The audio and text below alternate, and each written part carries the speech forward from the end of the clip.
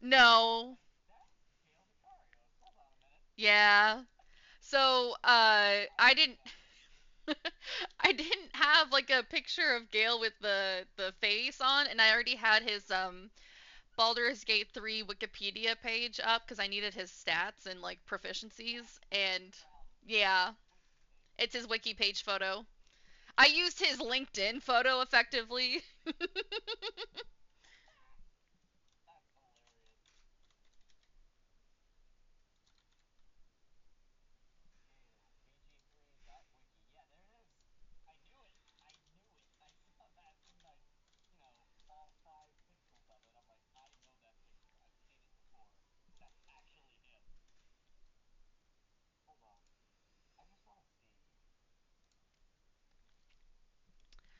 Okay.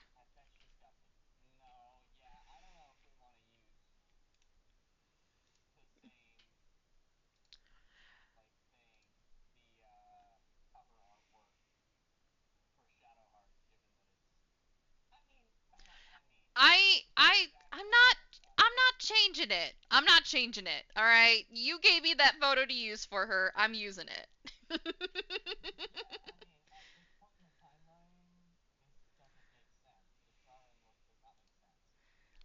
I don't really. I'm not really that worried about it. I'm not.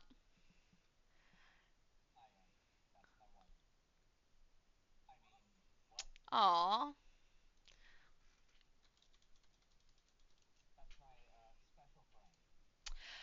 I was trying to convince Spitz to play, and I was like, "Do you want to play Gale, and then you can flirt with Trippy?" I've got him all ready to go.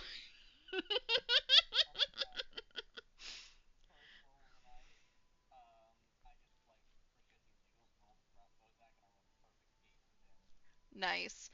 Um, and then Trippy, don't forget that I'm gonna need you to share your screen in Discord when we do get into like the map and stuff like that, so that way I can borrow yours effectively. Not that I don't trust you guys not to look at my stream, but at the same time, it's not as fun if everyone sees what's going on behind the curtain.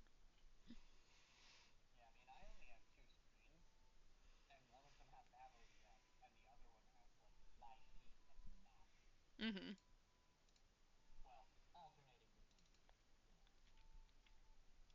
Oh, Trippy! I changed my little girl's outfit. You're gonna have to go look. I changed her outfit.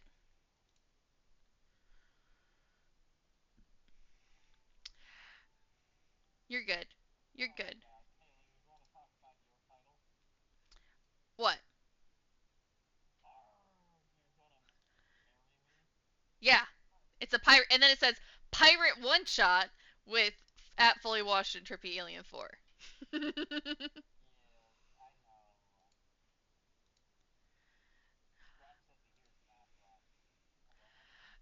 you guys want to do that? Did you guys want to do that like joint chat thing or okay? I don't remember how to do that. What?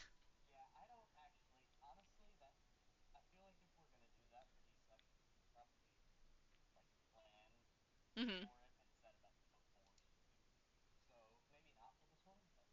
Okay.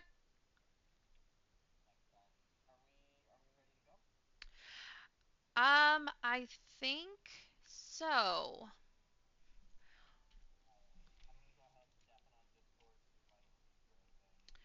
I can as well. See ya. Okay, I think we're ready to go. Hi, welcome to a very special, different little one shot stream that we're going to do. So, I am your humble dungeon master, Cryptid Crybaby. I will be playing as a couple different people, like 99% of everybody who's going to be mentioned today. Uh, with me, I'm going to have my two very good friends, Trippy Alien 4 and fully washed, so Spence and Trippy is what they usually go by. Feel free to hang out. Feel free to have ask questions if you have any. We're all here to have fun and to yeah, to play a special fun game. I have been playing Dungeons and Dragons for about I think it's now close to 8 years. I've been mostly a player. I have done a little bit of DMing prior to this, but I've mostly just tried to do one shots because campaigns are hard. But I super appreciate anyone who has any great, constructive criticism or ideas that they think that would help increase our fun with the game. As always, Dungeons and Dragons number one rule is most of the rules are guidelines and not necessarily built in stone. So if you don't agree with something that I say, you can air that, but maybe don't, come at me with pitchforks and torches and that kind of thing, because at the end of the day I'm going to make the decision that makes the most sense for my table and for my play style as well as for my players. Thank you, and I can't wait to get started.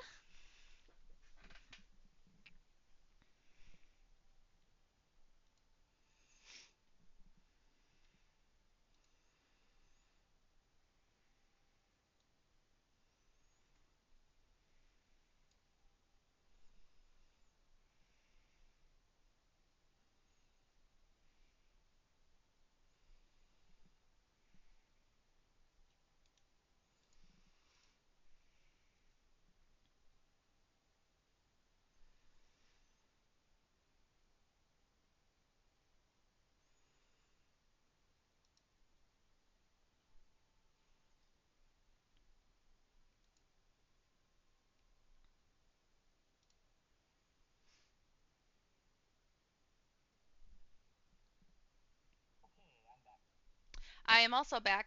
I don't see. Oh, there's Trippy. I was like, I don't see Trippy's stream up yet, so I was gonna give you a couple more minutes if needed. Do you need to do your intro?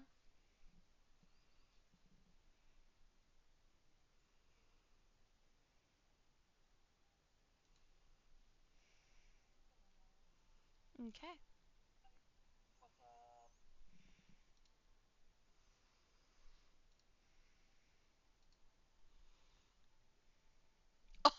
Oh, lady, nice.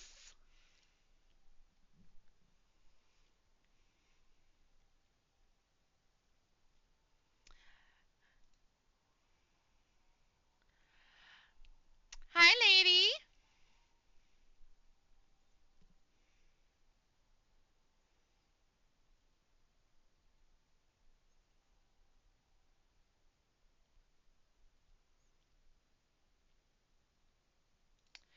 All right.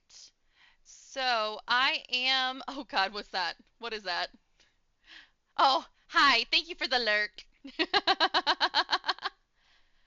All right. So I am gonna be borrowing.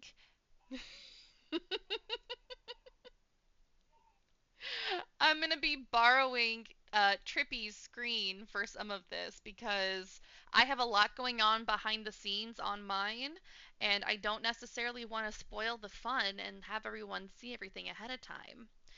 But without further ado, I think we'll go ahead and get started.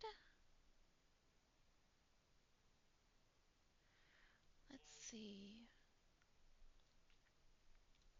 A reminder to anyone who is lurking in any of the streams that Twitch will not count you as a lurker unless you have at least 1% volume on. So make sure that you leave at least 1% of the volume going at all times. 1% of the volume is not usually enough in order to like really hear what's going on. So please, please, please try to be mindful of that. But yes, please keep arms and legs inside the vehicle at all times. Alrighty.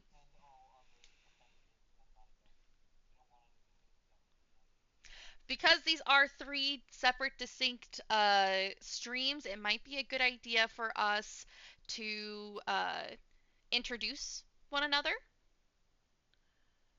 if we would like to do some introductions. So I can start. My name is Cryptid, also sometimes called Crypt, sometimes called Haley, sometimes called Hey You over there. I am the dungeon master, so I am the one who is primarily hiding all of the cards and revealing them one at a time. And with me are our intrepid heroes. Who wants to go first?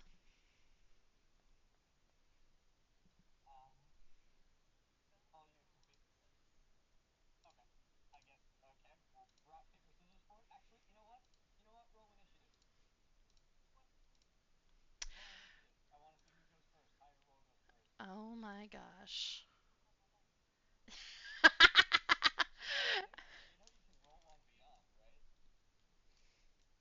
She might have forgotten. That's okay.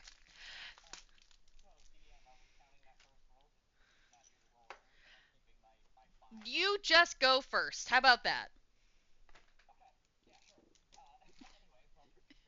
I just need you to introduce yourself. and and who are you and who are you playing?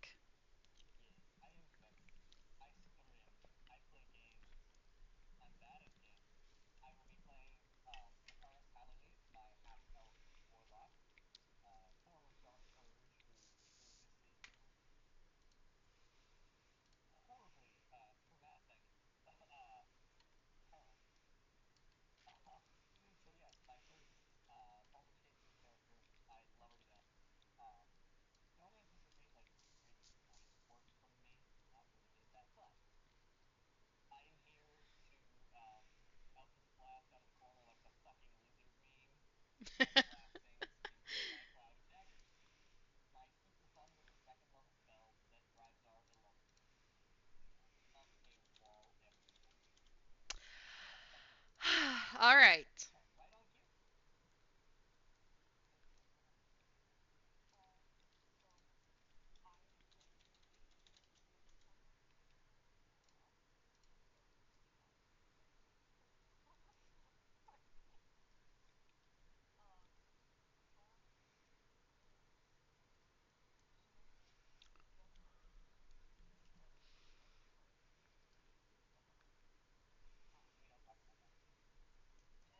Oh my gosh.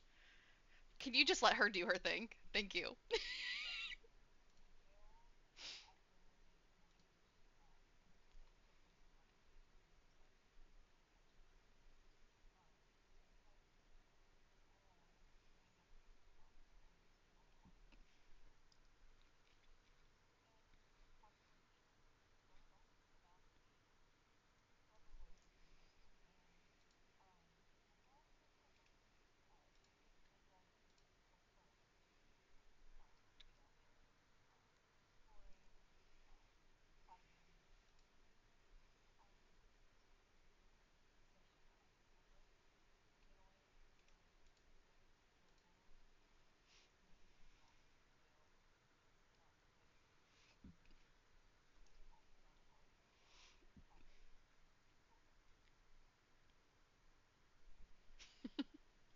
All right. Yeah, they really do. They really do like Clouded Daggers.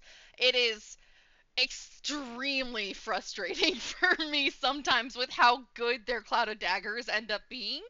But hey, such is life, and the dice tell the story in Dungeons and Dragons. But um, we are playing some characters that, as you might have heard, are coming out of the Baldur's Gate 3 universe into the 5e world.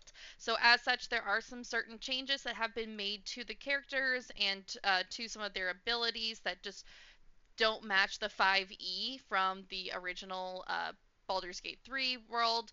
We're totally okay with that, though, correct? Everyone's still happy with the way that everything works? Yes, you have clouded daggers. Oh my goodness.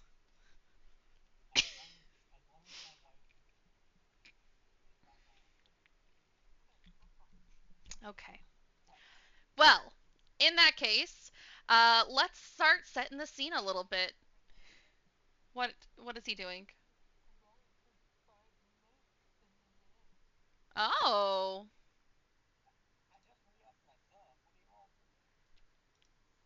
congratulations. Anyways, I am going to go ahead and start the session in the launcher. So if you would please go ahead and open up the maps, we can take a look at that. So, as we're going to say, it's been a couple of years since everything with Baldur's Gate happened. You have been happily settled with your counterparts, whether it be Shadowheart or Gale. Um, you have accepted a previous position, and some tales and reminders of your renown and abilities have come around, and people have noticed once again that, hey, these people are pretty badass, you know? And so, with that, you have been requested for a job.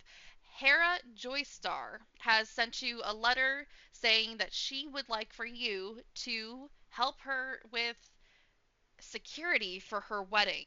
And of course, your original questions are going to be what kind of wedding needs security from people who've, you know, destroyed elder brains and things like that. And she had some pretty interesting things to say about that. So you decided to head down and talk with her, uh, accepted the job, and you also received what the invitation has written on it for you. So Hera Joystar and Taurus Alwis are banding together in matrimony and crew, uniting the Towering Tides and the Sea Tiger. Those are their two ships. It's going to be the 9th of Eliant, which is a fall month in Faerun on the Faerunian calendar, and at a place called the Corsair's Haven with an open bar. Because what else does a pirate require at a wedding besides an open bar? All right. So, once again, this is what the invite looks like. Make sure that you kind of look at it nicely because I am going to have you two potentially looking at something like that, or at least asking other characters about it.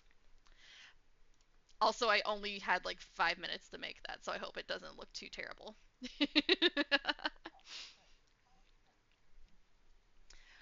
All right. So, you have risen early to reach this beachside tavern in time for the start of a very long shift, hired as guards by a bride and groom who insisted their venue be kept under close watch during the day of their wedding. You are coming around the corner, all right, and you happen to see further down by the shore Hera and Taurus talking with the proprietor.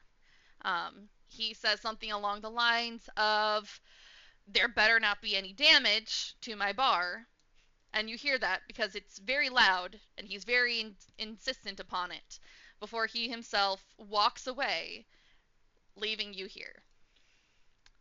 Would you like to do anything to start?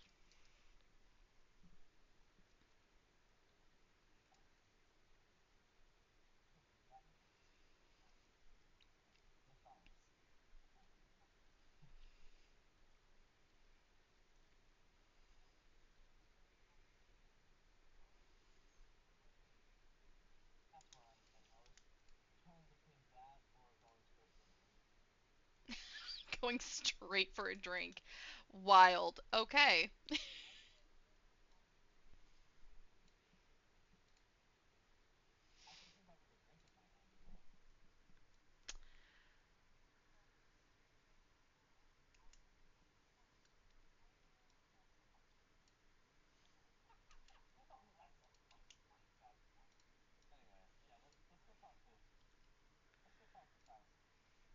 All right. So you go talk to the happy couple. Um, the two of them are conversing amongst themselves. They both look fairly excited for their impending nuptials. Um, And as the two of you are coming up, she mentioned Hera specifically mentions that she thinks that more than anything, she's worried about the guests who are coming to the wedding, because the guests tend to be a rowdy bunch.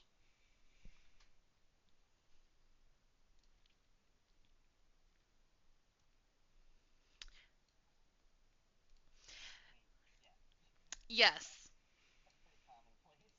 In looking at them, you can tell 90% of the people walking around and waiting to get into the venue seem to be of a pirate persuasion. Um, in that, she is also going to say, you know, thank you so much for coming out here, for helping us with making sure everything stays peaceful.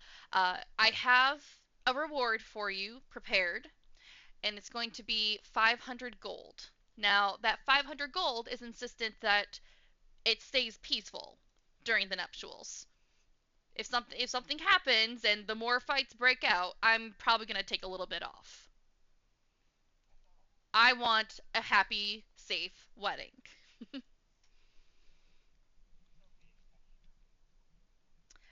Yes.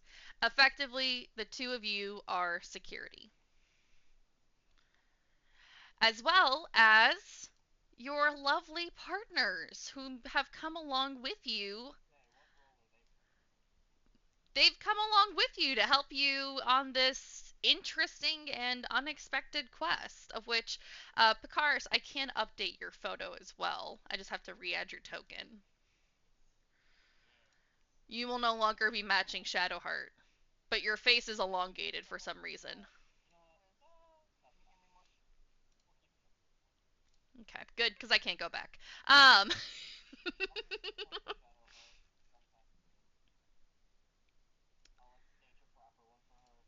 There you go. There you go.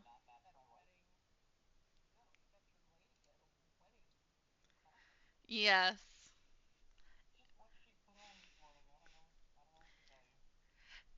You know, Nefaris, you do have the thought approach you of Pakaris knew that this was a wedding that you guys were coming to, so why is Shadowheart wearing clown makeup? Awful interesting.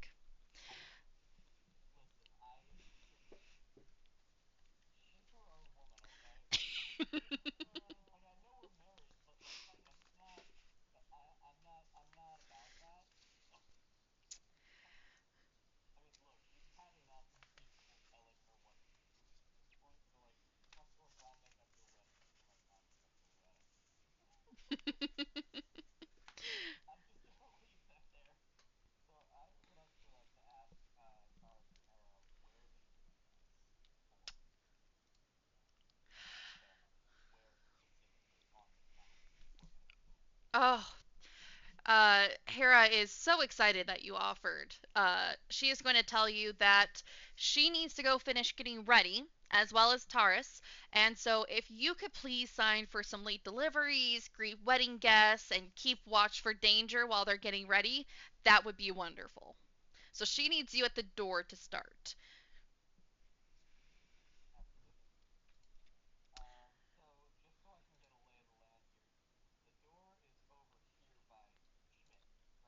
Yes. Yep, the door is right here. This is the front door. And by the door, you actually see three people approaching, and they've got some stuff in their hands. So I'm gonna go ahead and say that Taurus and Hera have headed off inside and upstairs to where their rooms are, where they can get ready. And you have some people to go talk to.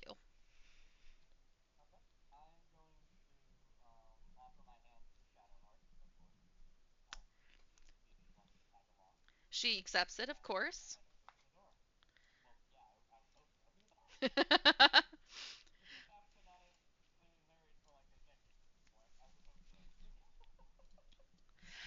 Trippy, are you also going to go help the crowd around the door?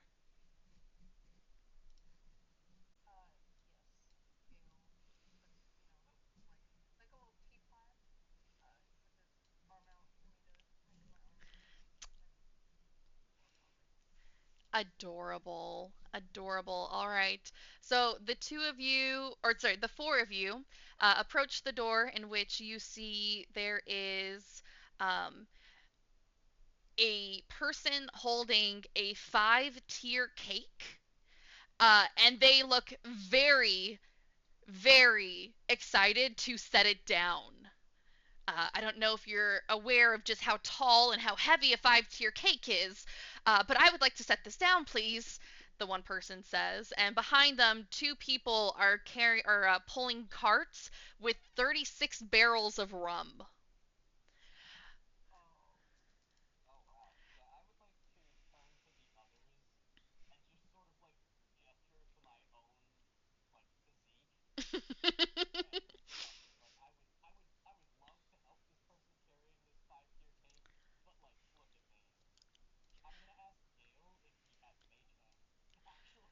uh, Gale does, in fact, have Mage Hand. However, he will also tell you that Mage Hand is only good for up to 5 pounds.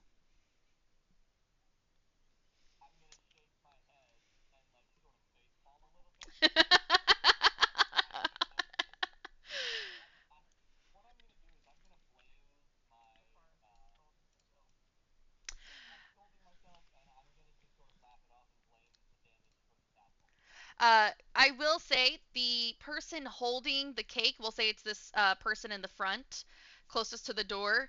Uh, they kind of lean around, kind of crane their neck around the cake so they can look at you and say, "If you could just open the door, I can get it inside. I can't open the door, please.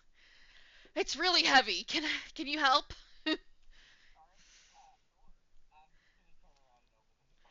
Wonderful.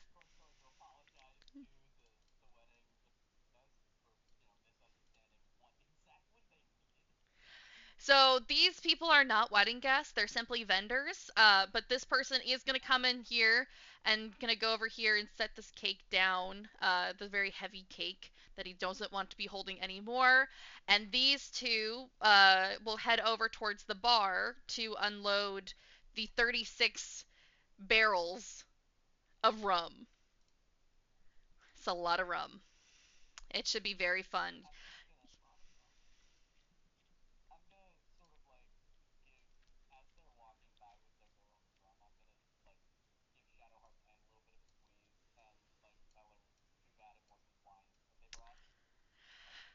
These guys are gonna have to make a couple trips.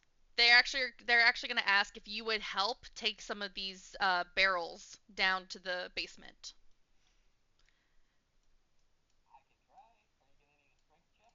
I will. I'm just going to need a 10 for one barrel.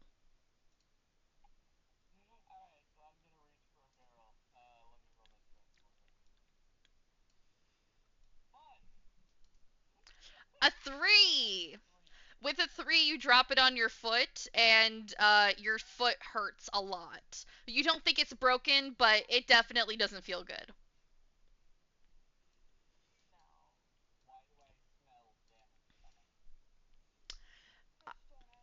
It's not any type of damage. No worries. Let's see. Gale actually is able to get a 13, and so he's helping carry the barrels, and he looks at you and he shakes his head.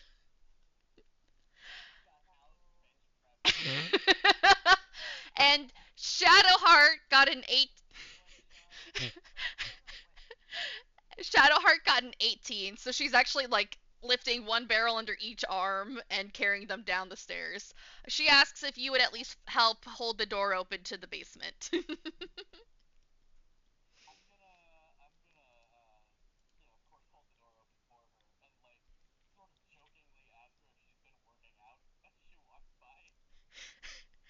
She flexes on you a little bit as she comes back up.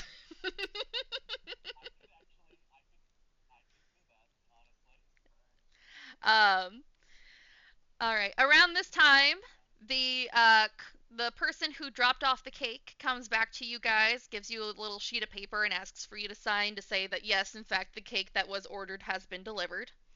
Um, which of you would like to sign?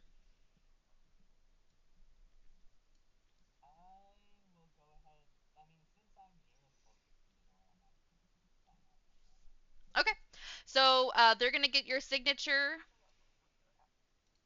and they're gonna head back to the bakery.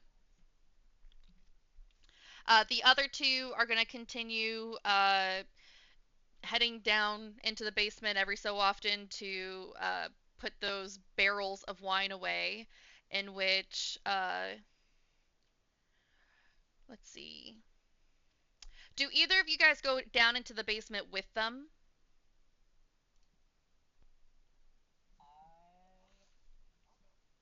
Okay. All right. So, Nefaris, when you're down in the basement, can you give me a perception check?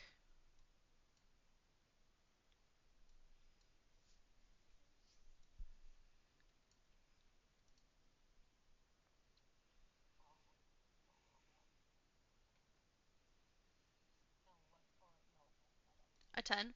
Okay. Um, for the most part, it seems like a lot of the stuff that's been in here has been in here for a while, but maybe they had like an extra delivery yesterday. There's some stuff that looks a little bit newer compared, not nearly as new as the barrels that are just now being delivered, but it doesn't make you necessarily think anything's out of the ordinary. All right.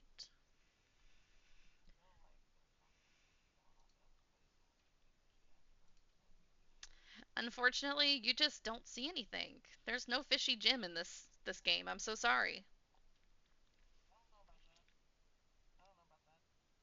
No, there is no fishy gem this time. I'm so sorry. I Fishy Jim didn't make sense. Fishy Jim made sense in the Sea Hag's lair when we had a Sea Hag, but we don't have a Sea Hag. We just have a basement, an upstairs, and a seaside bar where a wedding is happening. Yes,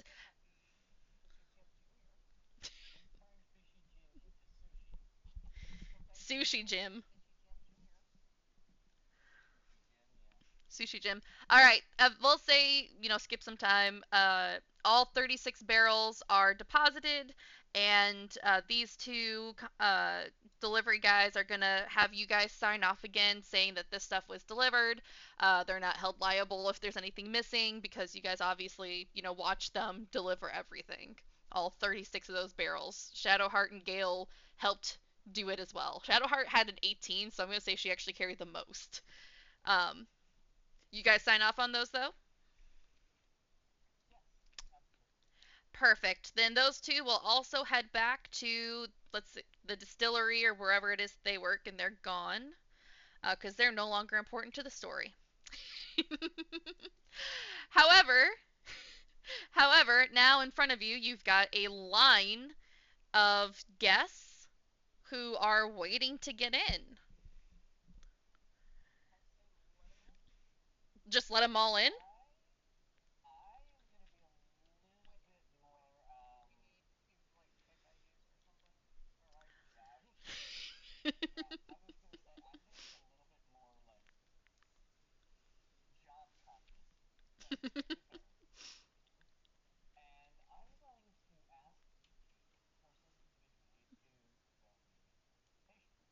Wonderful, wonderful. So, what I'll have you do then is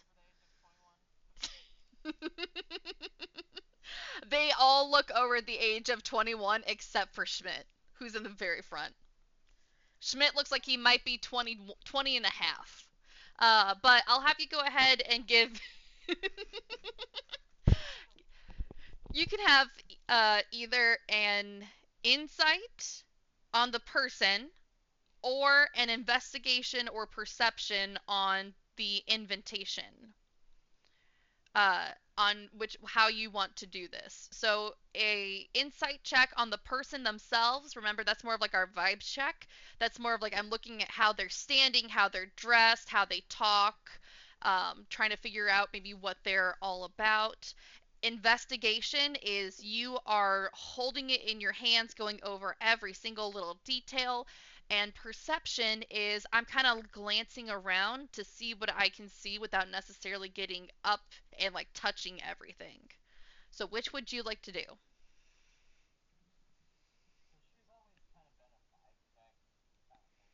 Mm-hmm. Okay.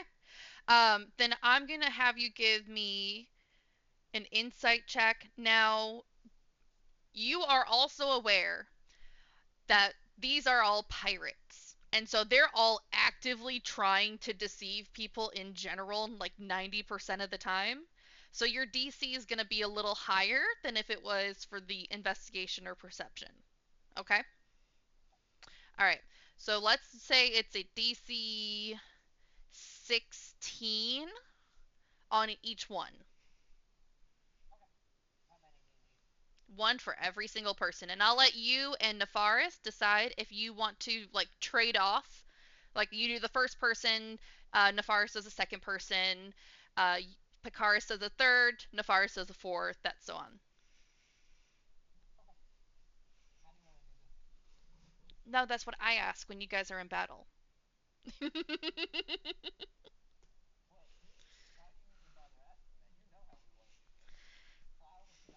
Oh my goodness.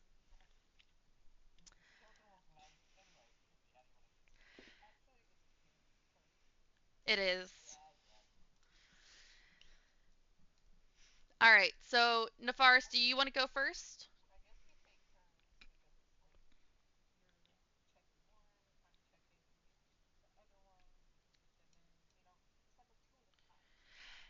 Nefaris, are you also doing insight checks or are you doing investigation or perception checks of the invites?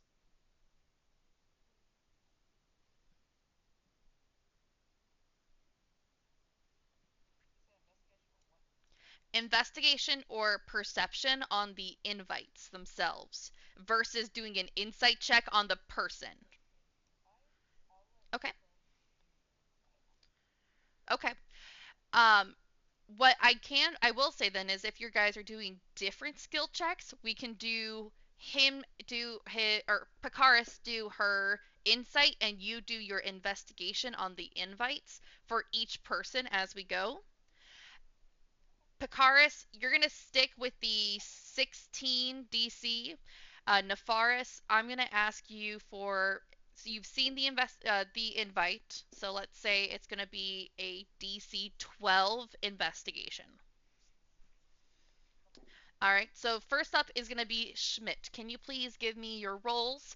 Spence, Insight, Nefar, or sorry, Pakaris, Insight, Nefaris, Investigation. Okay. Pakaris, you think he looks pretty shifty, and you're not sure if you should let him in the building. Nefaris, you decide that, yep, this looks like a legitimate invite. This looks almost exactly the same as the one that you guys have, except there's like a little bit of like a brown stain on it, like he was eating something when he was holding it, and then like got some of the like food grease or something on the paper.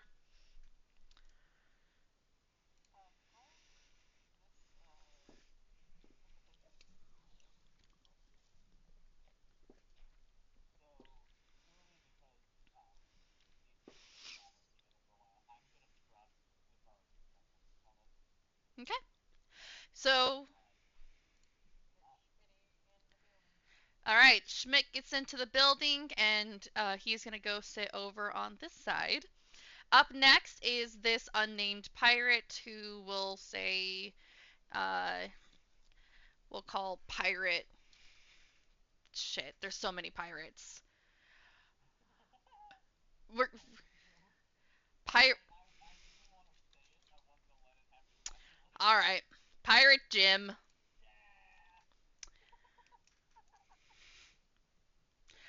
Pirate Jim comes up and gives you uh, his his invite and asks, can I get inside now? It's been waiting a while.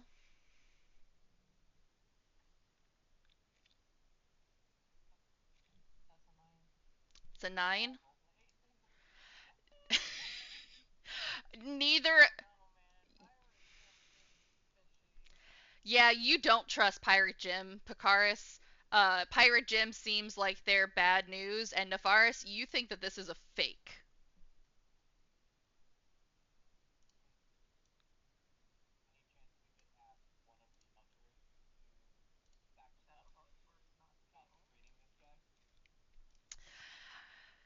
Um, Let's see. I will say, not Gale can mirror Trippy's uh, role, and not Shadowheart can mirror Picard or Nefaris's role, and not Shadowheart can mirror Picard's role. So not Shadowheart will roll an insight check of 12. So not Shadowheart does not believe that this is a good a person to let in. Not Gale rolls a 13 and will point out to you like, no, no, no, see over here, you missed this little detail, and this is actually a good invite.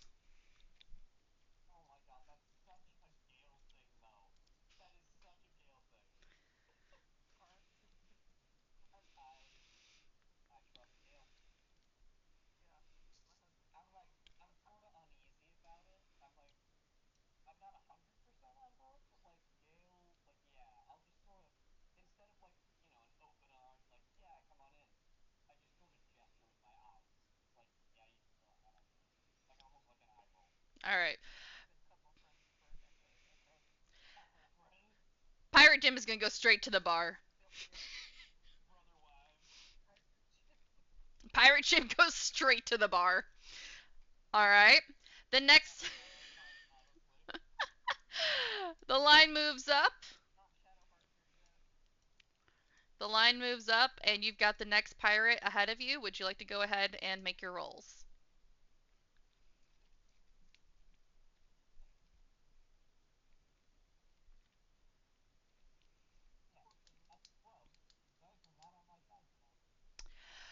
This one looks like it's a good invite. And you know what, Spence? Despite that it's a good invite, you just have this gut feeling of like, I really don't know. I think this pirate is trying to lie to me, but maybe pirates are not bad people. I don't know. It's so hard to tell.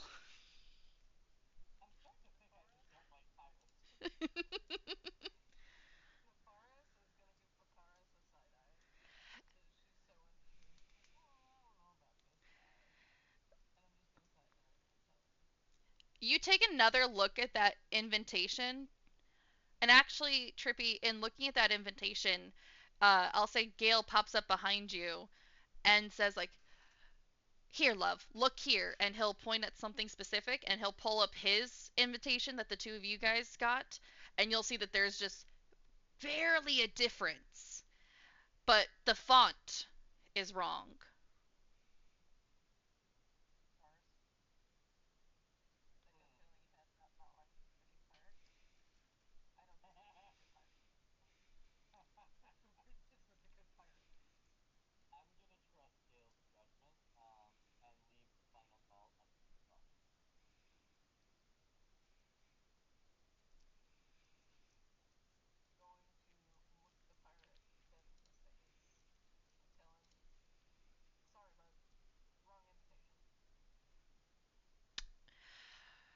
He is going to say, come on, man, just let me in.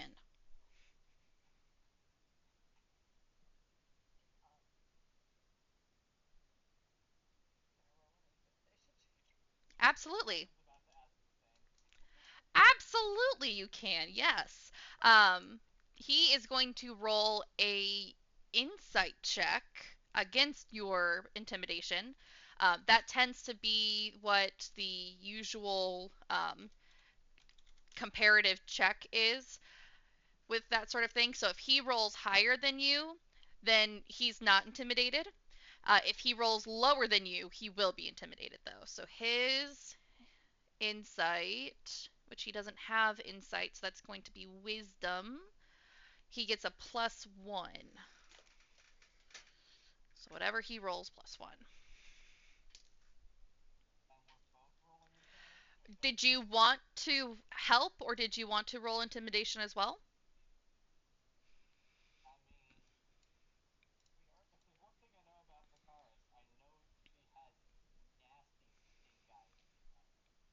So I will say this: if you want to also roll intimidation, you can.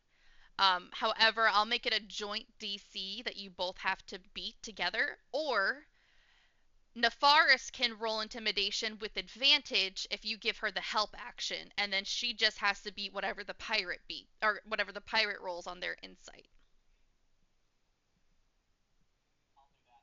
Okay. All right.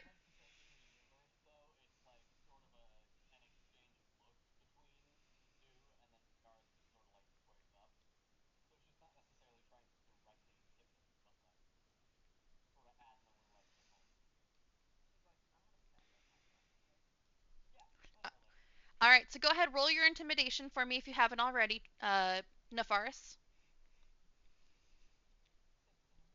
Okay. They rolled an 11, so you definitely win on that contested check. What's gonna happen though is he's a little freaked out. Definitely, he knows that the two of you mean business, but his goal was to get in there. He's gonna try to kick up a fuss a little bit and be like, I don't want any trouble. I don't want any trouble. I gotta get in there. Can, can I just get in there? Can I get in there? Can I get in there, please? He's not gonna fight you. Uh, sure. He's a pirate, so odds are yes, but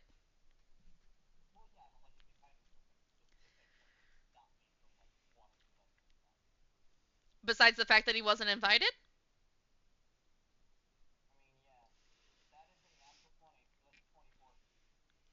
Okay. You get the idea that he was probably here to start some trouble. He doesn't seem to have any of the like colors or insignias or like tattoos or anything that all the other pirates that you know have worked with Hera and Taurus, and so you definitely think he's not part of their crews, and he's here to start some shit.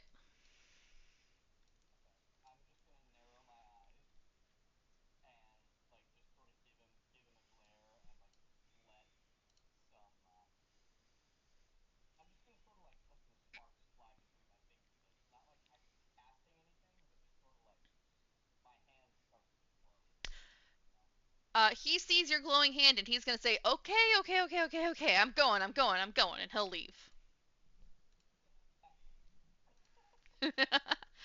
All right. Up next.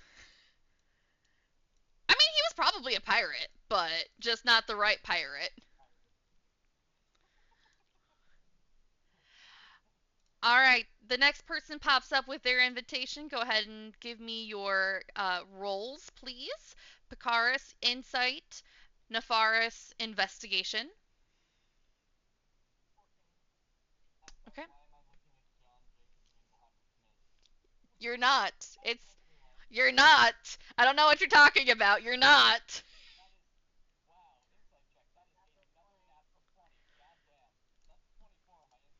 Okay. Uh, Yep.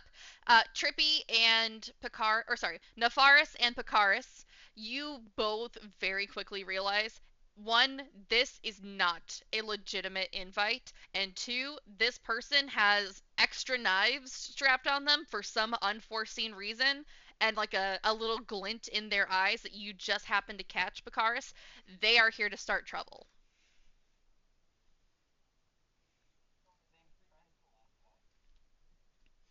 All right, you're gonna.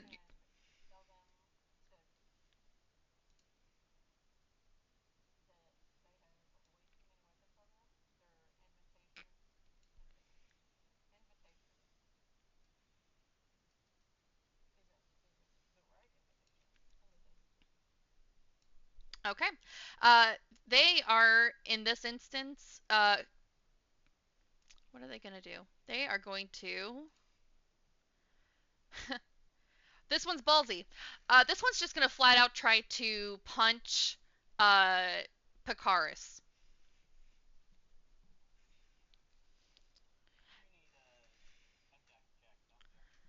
Nope. I just need to hit your AC. So that is a natural 20.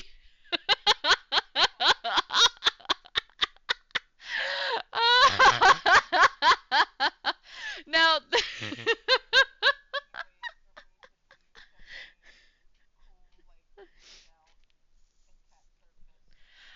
Um, let's see. Would you be able to? This is sort of like a surprise round, I would say, so probably not. Unless you wanted to try to roll for it, in which case I'd say you'd probably would have to beat my net 20, and you just can't. Not in this case.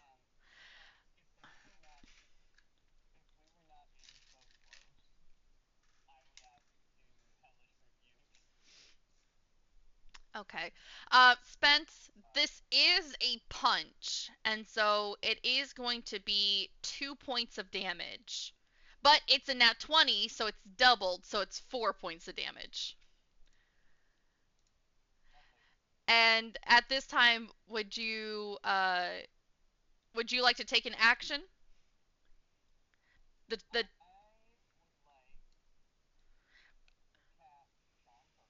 mm-hmm. Okay. Uh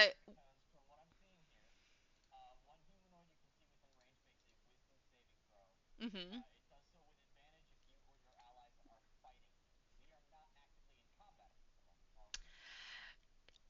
Pretty effectively, yes.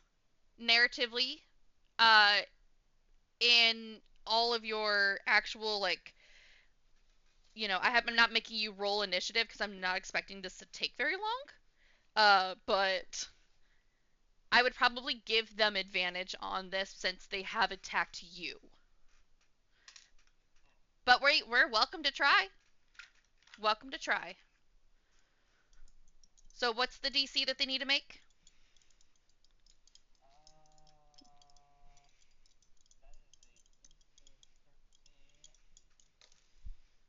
Okay.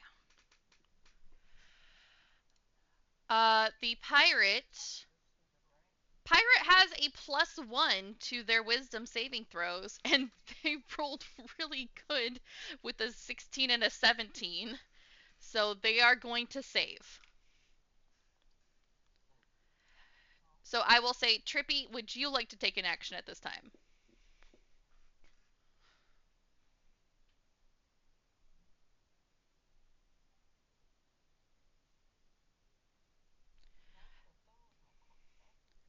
Yeah, you want to reach out and swing on him? Go for it.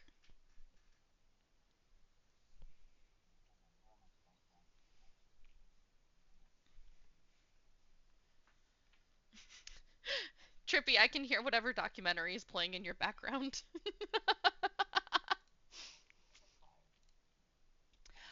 Okay. A 5 is not quite gonna hit their AC. Oh, you click damage. I need you to click the +4. Yeah, for the attack roll. Okay. Seven's also not quite going to do it. Um,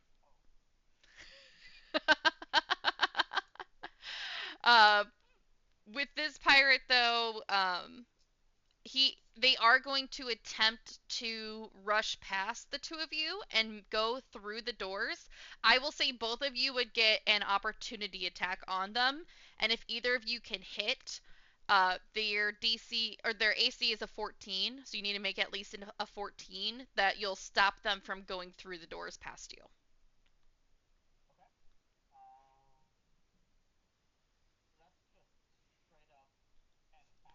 Yes. Yes, an attack roll with whatever you would like to attack with.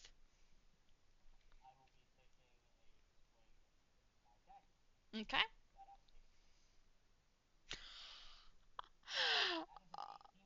Okay, so Pikaris, you swing out with your quarterstaff and you knock them flat on their face. They are on the ground, and good thing too, because Nefaris rolls a nat 1 and actually takes their quarterstaff back way too far and hits Gale with it. Can you please roll damage for Gale?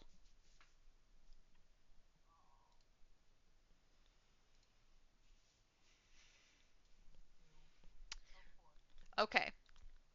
So Gale goes, ah! And like clutches the top of his head where you've now probably left a little lump. uh,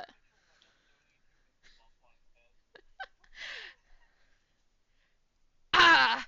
Maybe try aiming at the other person next time, love, he'll say.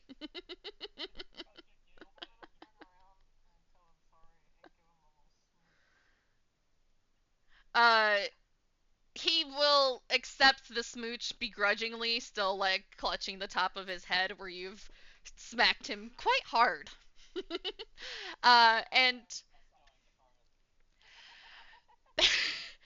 Pakaris, I'll say that you're able to grab this pirate by like the back of their shirt and effectively shove them off the deck away, and they are going to leave. They have been bested. They are not about to die trying to get into this wedding.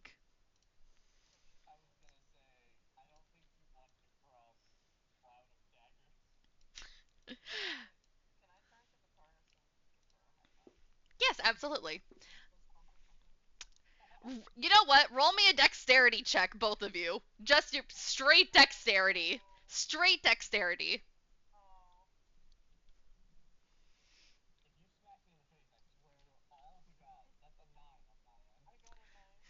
Perfect. Since you guys got the exact same thing, you hit right on the money. You're like staring at each other's elbows as you do it, because that's how you're supposed to get the best high five. There you go. All right. Up next, there's this very big guy who comes up. He gives you his invitation. Don't worry about it. Maybe he's just really pale. Maybe he has orcish family. Who knows? He's really big and he has an invitation. Will you please roll me your rolls? 18. All right. Trippy. Trippy, you're not sure about the invite. You didn't quite make the DC on that one. You think this might be a forgery? Do you want to ask Gale for his assistance? All right.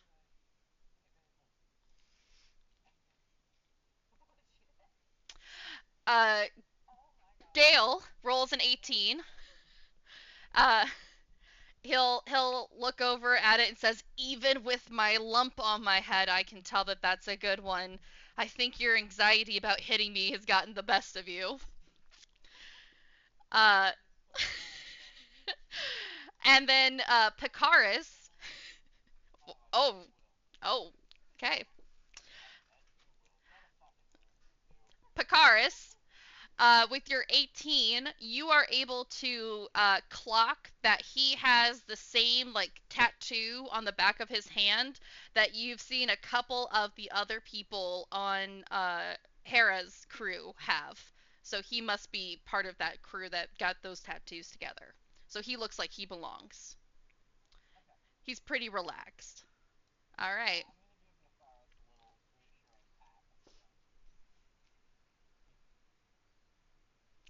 I did it. I did it. I na na na na na na na.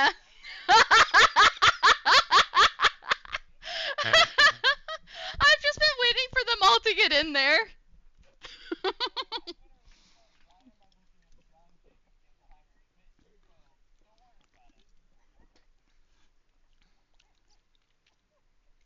Oh, it's great being the DM. All right. That's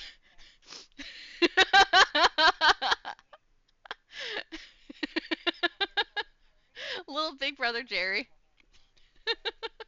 All right, the next pirate comes up. He gives you his invite.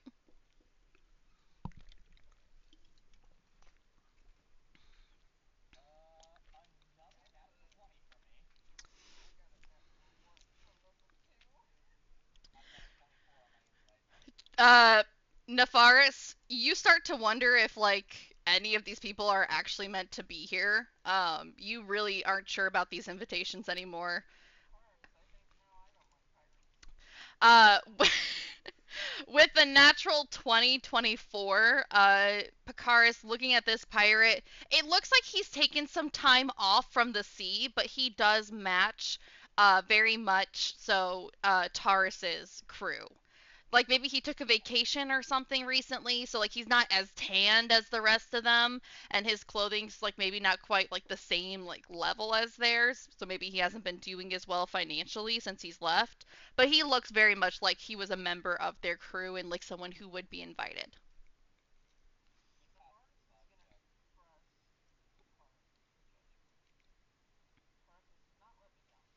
All right. You guys let him in?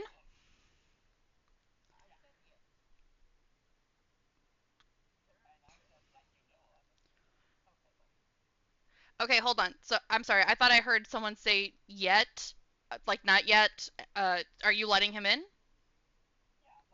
Okay.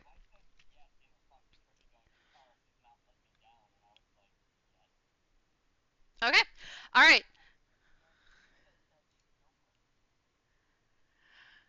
Okay. Um. So he's gonna come sit over here on this side, and the next pirate comes up. Go ahead and give me your rolls.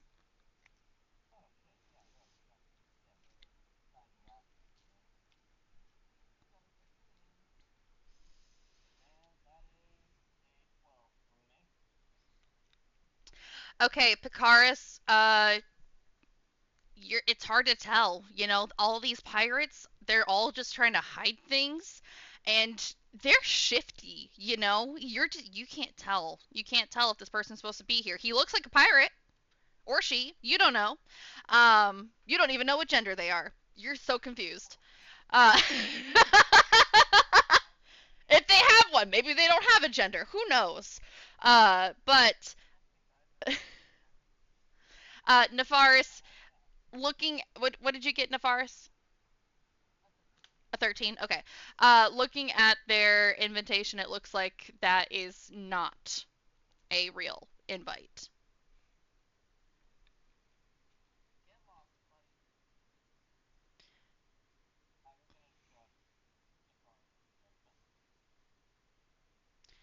All right. So Trippy, you say get lost, buddy, and this pirate is also ready to fight to get inside here, at least for now. They're gonna take out their dagger and they're gonna try to swing.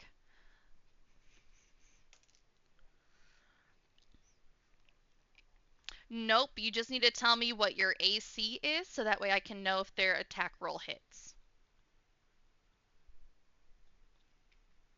So your armor class. Okay. So in that case, I'm going to guess and say a 22 hits you.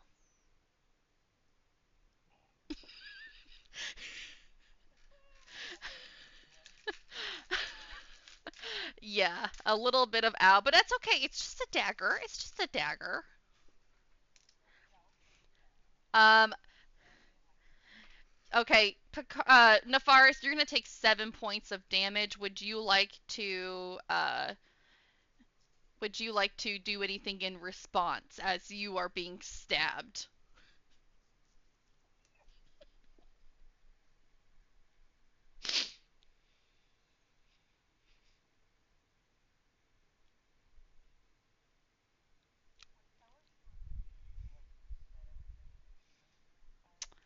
That is a great question. Let's take a look at the spell.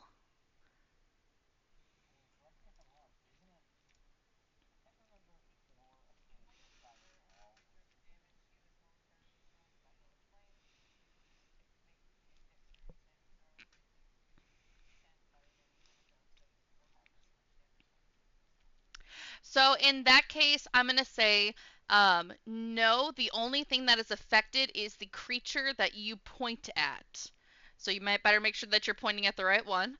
Um, Most spells, if they do like additional fire damage to other things, will specify like whatever is in the path catches fire, or anything in the vicinity that's not being worn or carried catches on fire, that kind of stuff.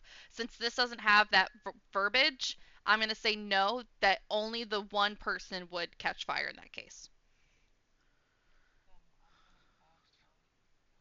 Okay. I need to make a saving throw, don't I? Okay. All right. What number am I shooting for?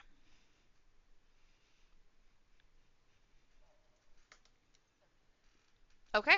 I rolled a 13 on the die, and they have a +5, so they save. They still take half damage, do they not? Okay. Go ahead and roll the damage, so that way we can take half.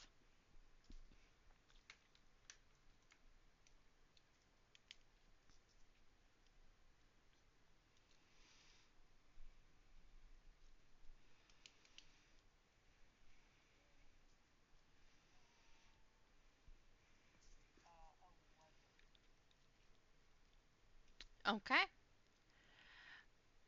Um, 11 damage. Halved, we round down, so they'll take 5.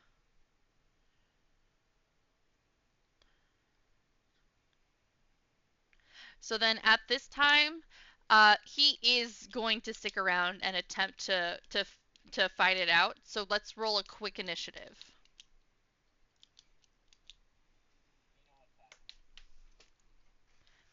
Shiny math rock time.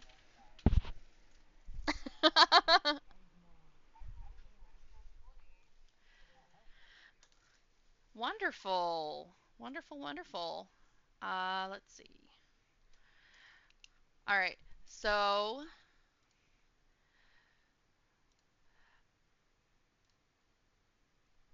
all right. Nefaris first, and then what was your total, Pakaris? 9. Okay. So then the pirate beat you. I'm gonna use pi for pirate, and then P for Pakaris. So that's just what it'll just be the three of you guys though. Not Shadowheart and not Gale are gonna stay back. They'll only act if needed, like absolutely necessary in this case. Yep, pretty much. So Trippy, or I sorry, Nefaris, you are up first. What would you like to do?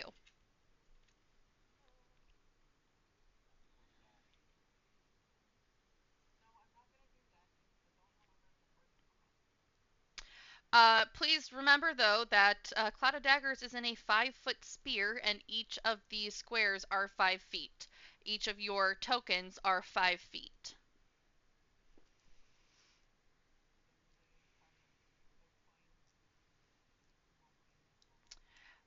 Pirate Bosun, because it's pronounced Bosun, would not be hit by a Cloud of Daggers. No. I also thought it was pronounced. I also thought it was pronounced boatswain for the longest time, and that bosun was spelled completely different. Nope, nope, it's not. They're one and the same. It's disgusting, and I hate it. But it is what it is. That's some language thing bullshit. But go ahead and what do I need to do for Cloud of Daggers?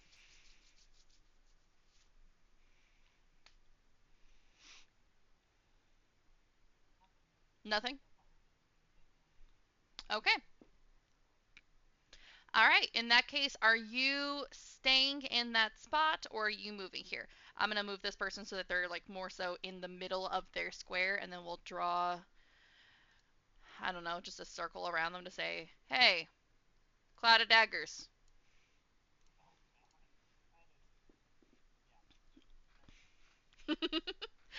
So you have movement and a bonus action if you have one that you can take.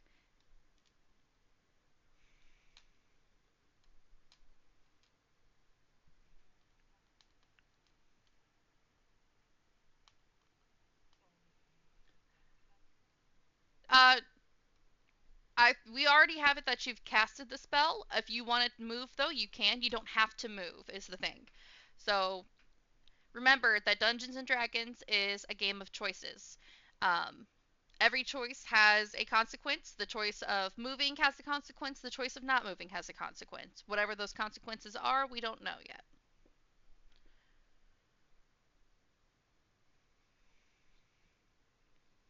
All right.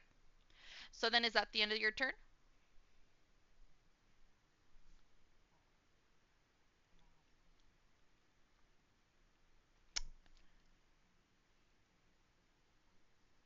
Well, that would be on their first turn. So it's still your turn. So we have to wait until their turn to do the damage.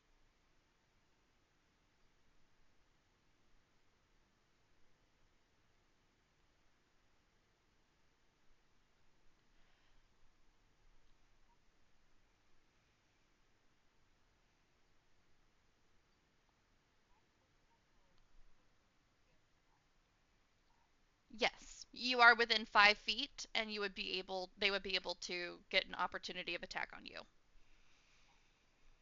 Okay.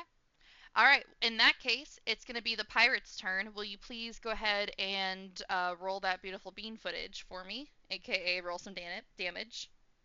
I don't know why I've got that like tagline from that bean commercial. All right, 12.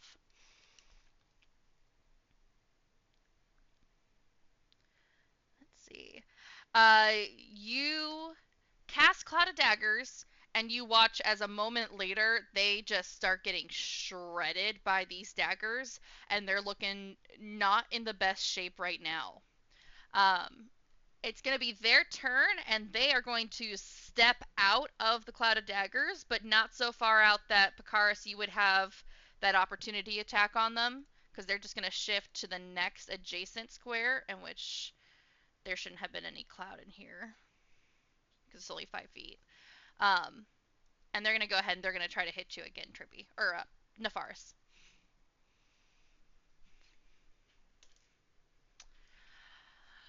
Uh, let's see. They rolled 7 plus 5 is going to be a 12. Does a 12 hit?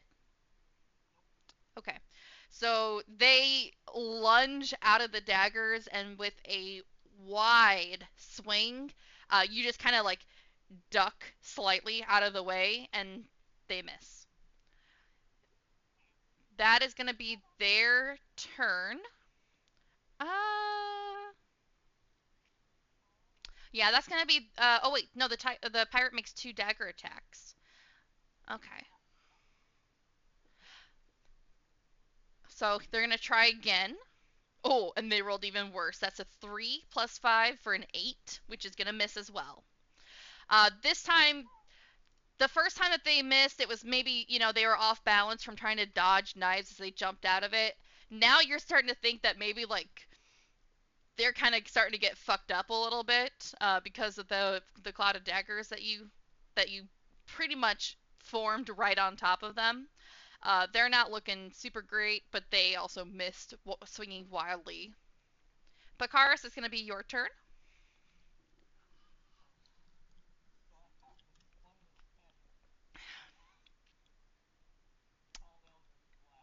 Okay. All right, go ahead and do so. 16 is going to hit.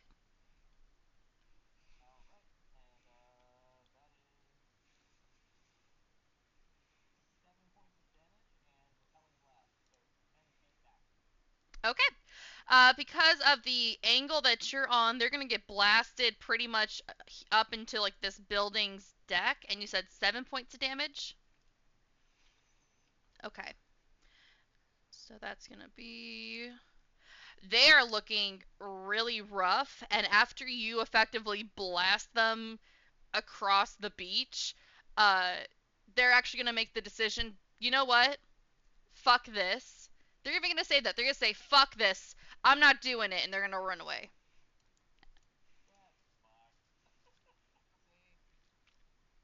All right. All right. The the the pirate bosun starts to approach, but then sees your cloud of daggers going and like stays back a little bit and laughs and says like, "Now that was some good fighting. Good way to get this party started." Yes, you can get rid of your cloud of daggers if you would like. You can stop focusing on it. It is a concentration spell, and so once you stop concentrating, it goes away. Uh, and after the daggers dematerialize, the pirate bosun's gonna approach and pass over their uh, invitation for your perusal, investigation, and insight checks, please. Okay. All right.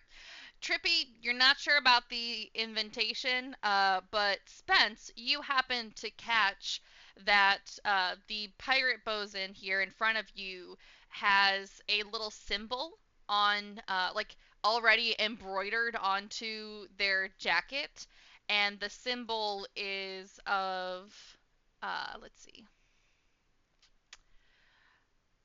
I don't think I have a picture of it, but I can describe it at the very least. Um, it is a tidal wave with a tiger like jumping through it. And the two of you would probably recognize that those are the symbols of the Sea Tiger, which is Taurus's ship, and the Towering Tides, which is Hera's ship.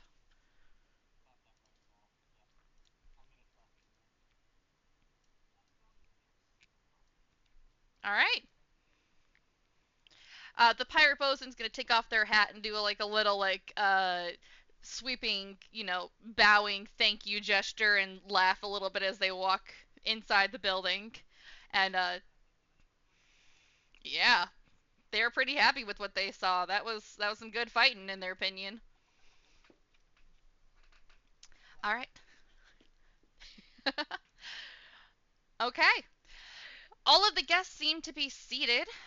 All of the vendors have been signed for and delivered all of their goodies, and it is time for the show to start, the real show to start. Yes, the four of you can go into the bar.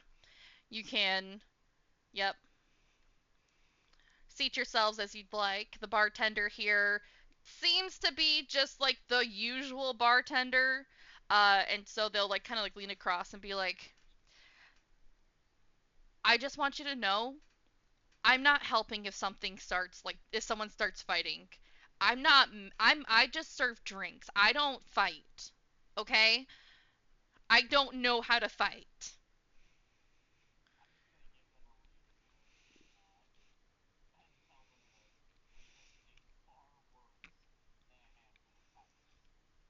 Okay.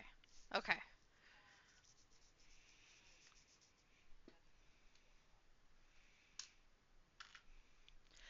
Yeah, and even just looking at this person, they don't look like somebody who would be able to fight. They look they're pretty. You know how people tend to equate like muscle with like hardness of like the skin and the muscle, right? Uh, they're a little soft looking. We'll put it that way. They're squishy. In more ways than just one, because they are a commoner, and so they have like canonically 7 to 10 hit points. Uh, yes, yes, soft and squishy is the best way for you to think about that. Um, alrighty. So, as the two of you are getting your drinks, you start to notice that the efficient over in the corner is puking.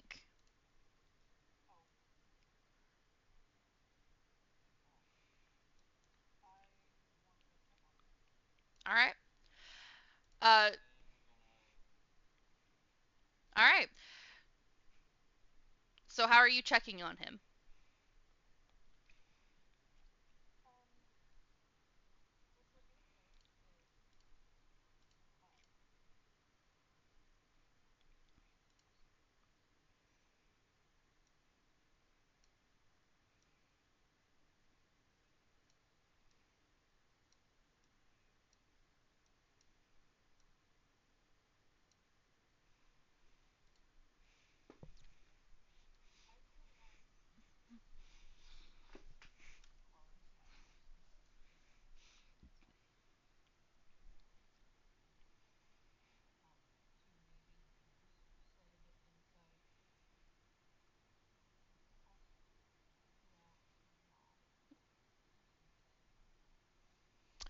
Okay.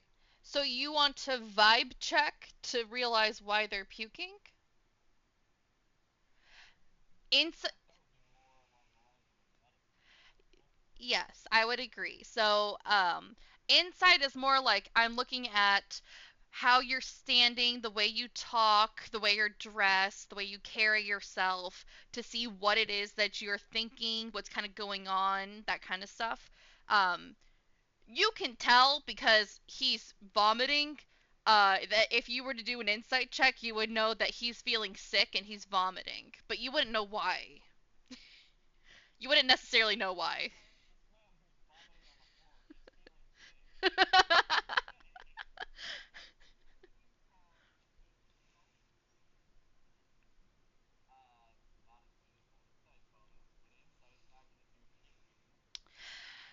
Here's what I'll say. Here's what I'll say. You could also, alternatively, make a perception check to see if there's anything around him or in the area that you're around that maybe could be causing that. Um, okay.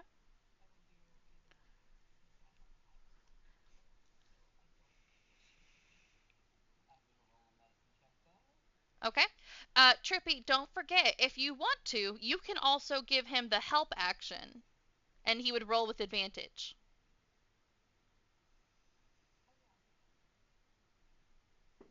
All right, so Spence rolled twice. Roll again, just to see. I think you rolled pretty good the first time, but maybe you'll get a nat 20 the second time. Okay.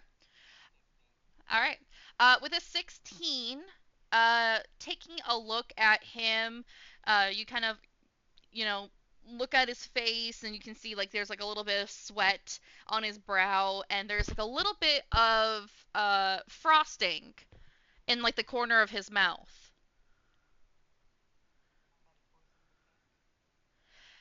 In fact, Nefaris, when you go and you look at the cake, you notice that there's a little section in the back that's missing.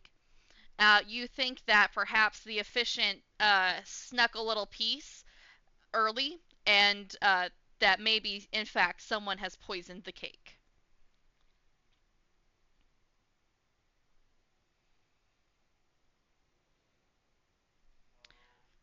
So the efficient is poisoned.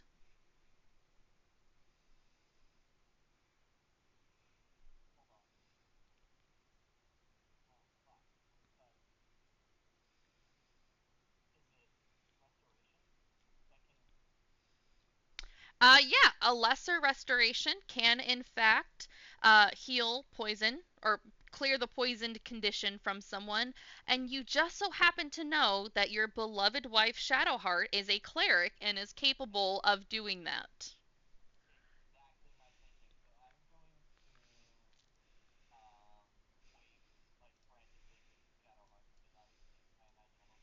Hmm.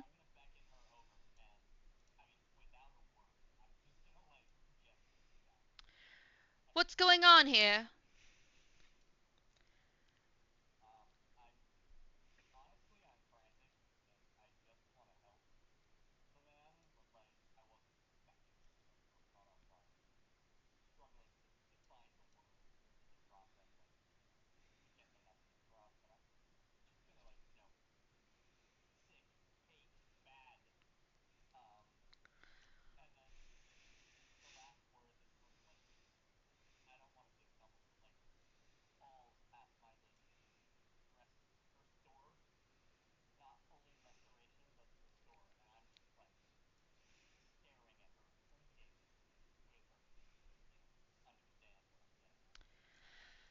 Oh, all right. Although it's not my fault if another one of these pirates gets a little too deep in their cups.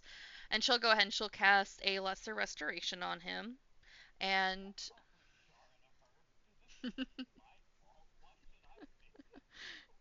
not her fault either. uh, yes.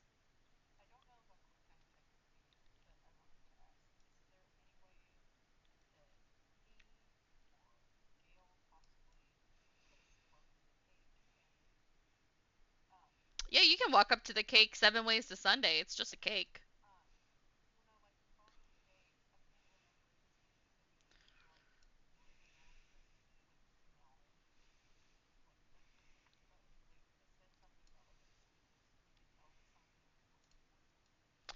Uh,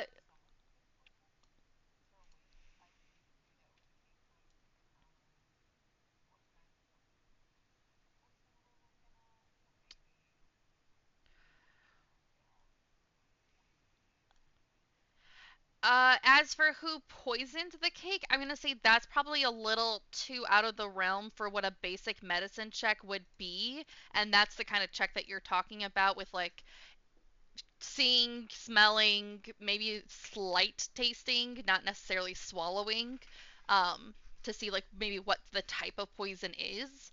Uh, but as to who poisoned the cake, that's probably out of the realm for that one. You'd have to most likely go to the bakery and talk to someone there.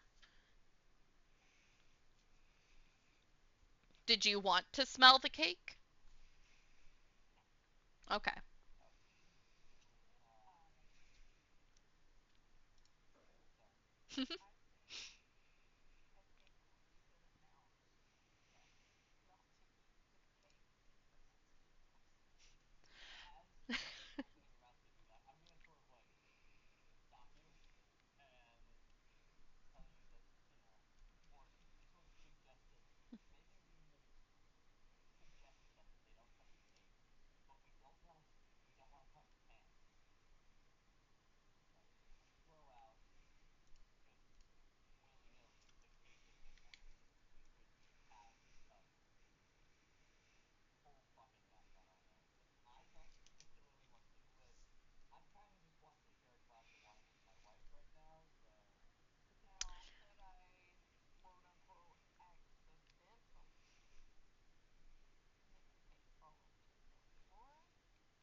I'd say give me a sleight of hand check if you want it to look like an accident. Um, Otherwise, I guess I'm not really sure if I really want you to roll to see if you can knock a cake off the table because you could probably do that pretty easy. But if you're wanting it to look like an accident, sleight of hand. All right. I'd say the people who are closest to you are the efficient who is still like trying to clean himself up after hurling, and obviously the three of you and the bartender who's not necessarily looking at you. No one else seems to notice that the cake was purposefully knocked over. There's a bit of a noise as like the pan clatters that it was sitting on, and some people look over, and Pirate Jim actually is gonna go, "Ah, the cake! The cake!"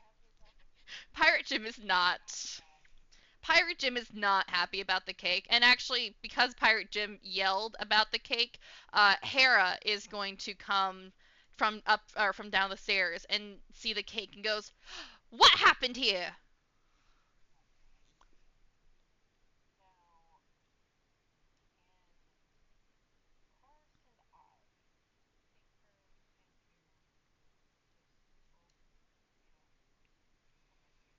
Take her back upstairs.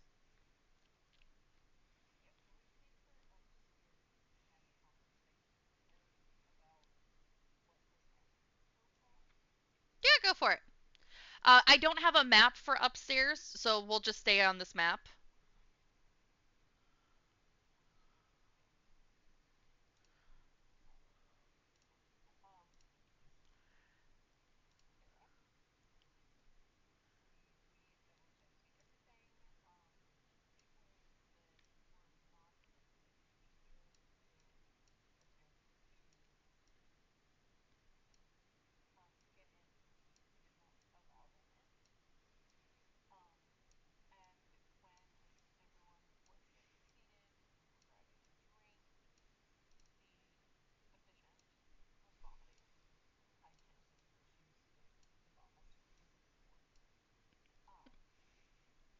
She'll kind of peek around the corner. Or she'll try to peek around the corner at the efficient. Like, is he okay?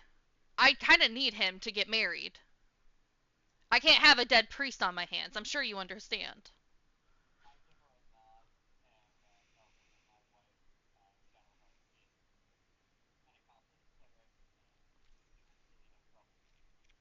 Thank the gods.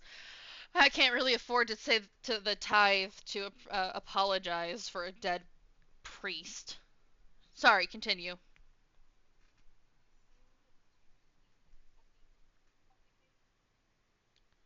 What do you mean sneak a peek at the cake? It wasn't covered.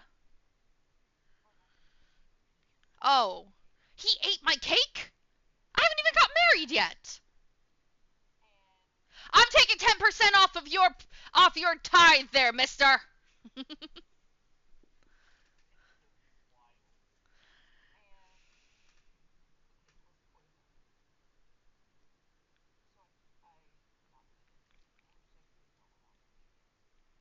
All right. Well, thank you for that. My crew and my soon-to-be husband's crew, uh, they're not always the cleanest people around, but they definitely aren't the type to eat poisoned cake off the floor. So we've got that going for us at least. I appreciate what you guys have done so far. You guys have been doing really good. I'm gonna go finish. Oh, thank you. I appreciate that. I think the bartender probably has some cleaning supplies. There's nothing upstairs though that I can grab for you, unfortunately.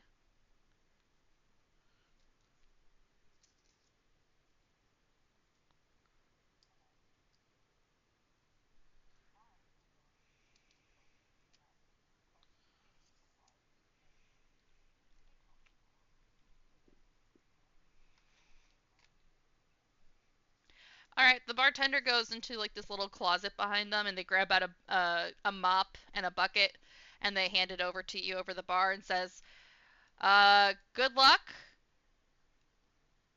I don't have any water, so you'll have to go outside and get some."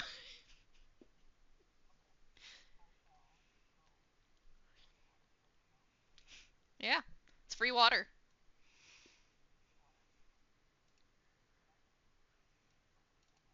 All right. So you clean up the mess. It takes you a couple minutes. Uh, in the meantime, Hera goes back upstairs in order to finish getting ready, and everything seems to be going smooth now that everyone's kind of settled.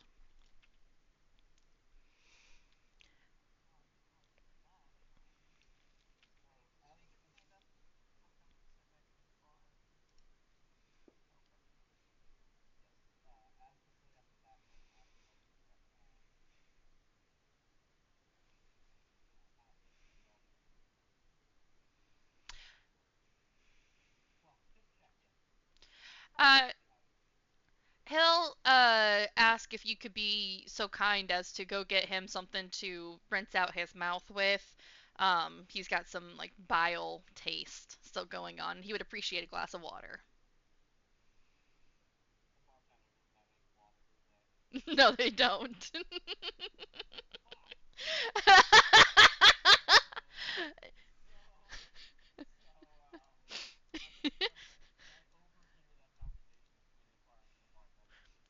Uh, give me a perception check. We'll say if you beat a 10, you distinctly heard the very odd phrase of "I don't have any water" from the bartender.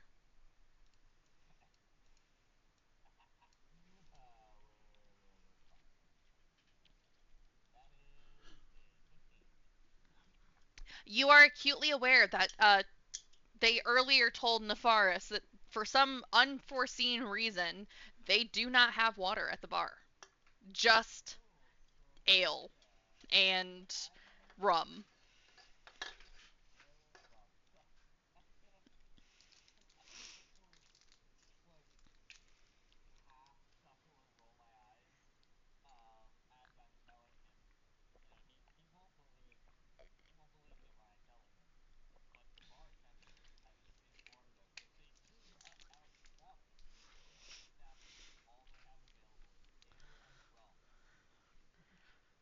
By the gods.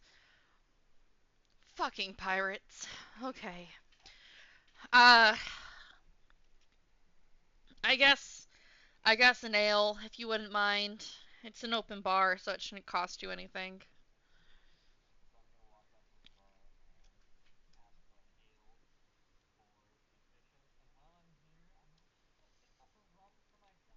All right. It is an open bar, so the bartender gives you both the rum and the ale that you asked for.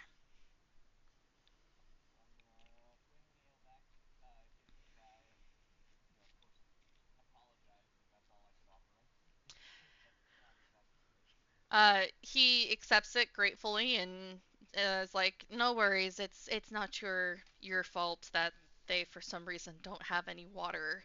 That's that's weird, right? That's weird.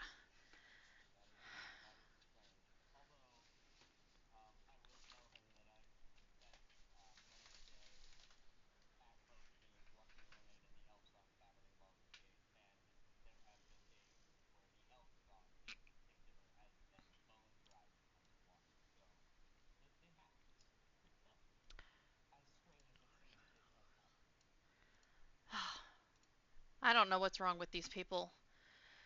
I just I don't know. I'm just here to do a job, you know.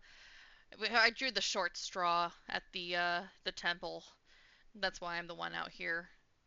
We literally drew straws, and mine was the shortest. It was embarrassing. I don't really want to be here. What are the chances that these guys get rowdy? I'm not a fighter. I'm just a priest. Uh, you get the feeling that both of the workers here, not necessarily here by choice, but by necessity, didn't necessarily want to be working a pirate wedding, but either needed the money or, were obligated by their job to attend.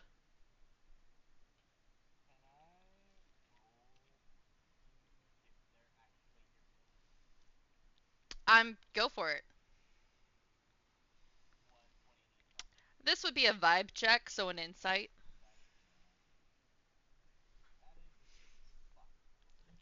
You actually are slightly concerned that you think that he was kidnapped and brought here. You and I will say this out of game, that is simply because you rolled low.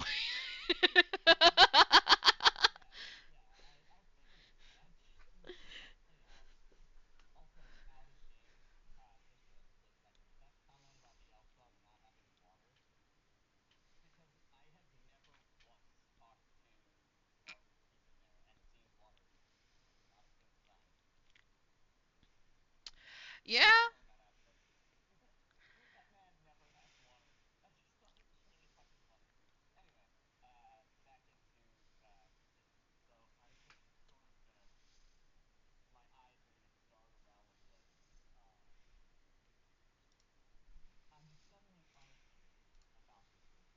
Okay. Um as you're feeling kind of uneasy about all of this, Shadowheart will, kind of lay a hand on your shoulder and say, "It's all right. He's fine. He's fine."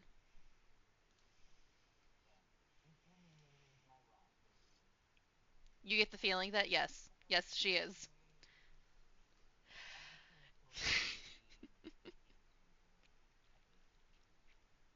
Okay. Uh, let's see. And actually, uh, should need be, Shadowheart lets the priest know. She could also officiate the ceremony if needed. He's going to decline for now, but say thank you for the offer. Shadowheart has a very special spell that is only accessible to clerics called Ceremony, and one of which is specifically Wedding. There's different ceremonies, so Atonement, Bless Water, Coming of Age, Dedication, and Funeral Rite, and Wedding. So she could officiate a wedding, but he's going to decline for now and thank her for the offer.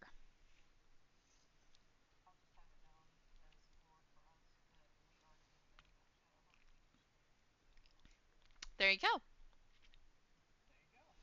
It's also It's also super fun because if you get married by a cleric for the wedding ceremony using the ceremony spell, the next 7 days that you are after you are married, you both get a +2 bonus to your AC when within 30 feet of each other. Yeah, so for the next week, well, 7 days, so not quite a week in D&D, but effectively you get +2 to your AC so long as you hang out next to your spouse after you get married. And you can only benefit from the wedding ceremony after you are widowed if it's already been cast on you. You cannot get divorced and get it over again. They have to die.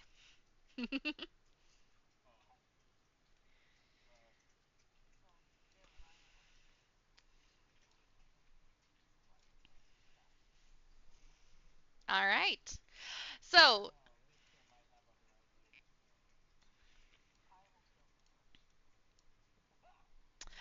good luck with that. I'm pretty sure Gil tries that in one of his bad endings. Alrighty.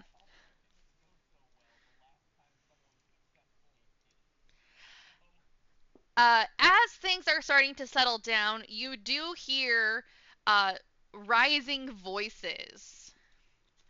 And as you look over, you see, let's call him.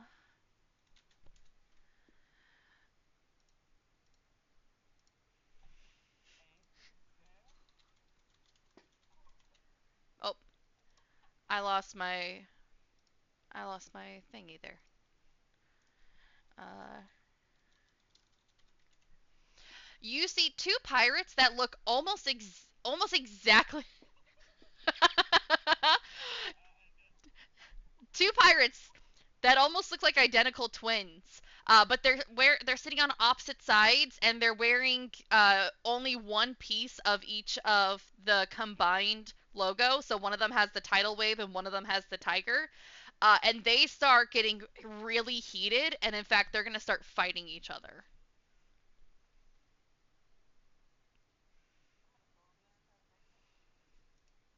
Okay, so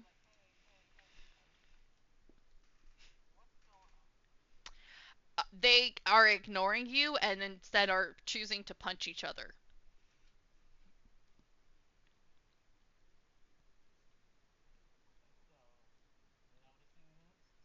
Hmm.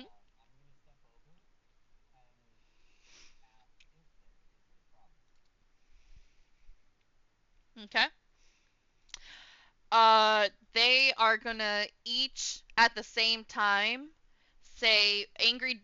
Sam is gonna say, "It's all Dean's fault. He serves on the wrong crew." And then angry Dean is gonna say, "It's all Sam's fault. He serves on the wrong crew." But they say it at the same time so that they're both like overlapping. And you get the idea that yeah, these two are definitely brothers, and they are definitely twins.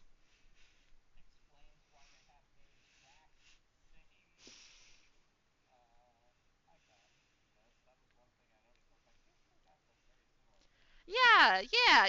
They're also the only version of those two. Had to do something.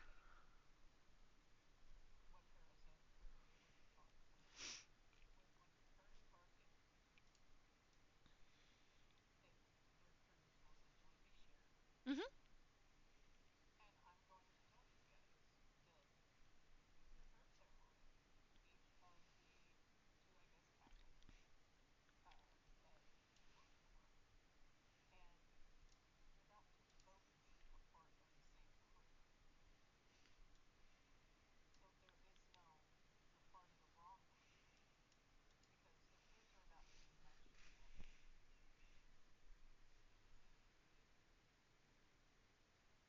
Okay.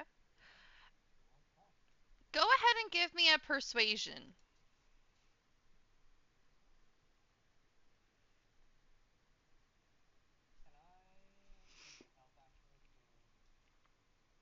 to give her advantage. Uh, yeah. Tell me how you plan to help her persuade. It's one thing to stand menacingly behind your friend as they attempt to intimidate. How do you plan to help her persuade these two to put aside their differences, whatever they be?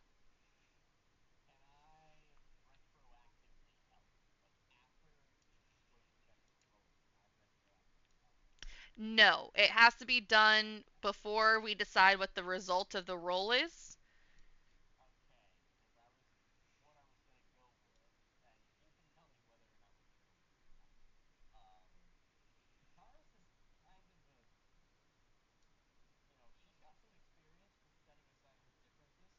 Mm-hmm.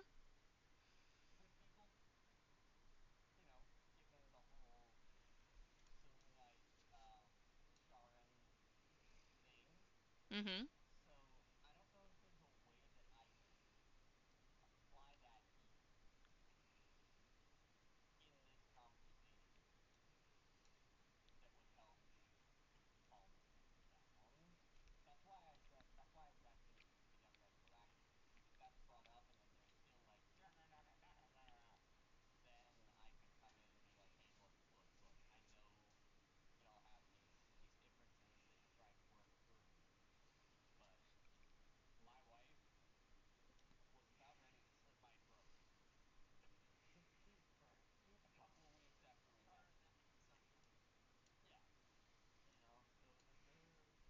I would al- so I would say that that would be like you saying something in addition to what Nefaris is saying, and so that could be considered a help action. I would allow you to either decide if you wanted to give Nefaris advantage or for you to roll your own separate persuasion check.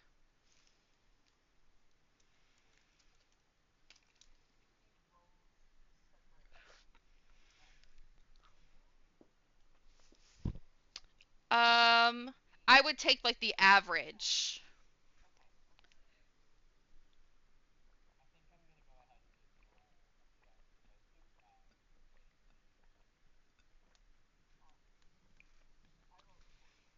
Okay.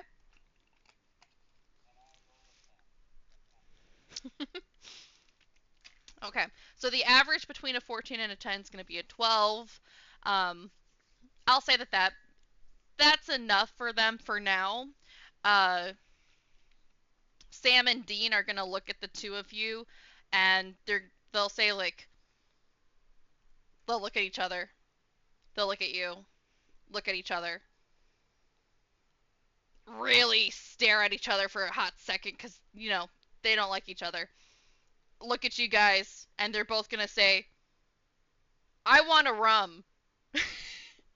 And you get the idea that if you give them a rum, they'll both sit down and be nice.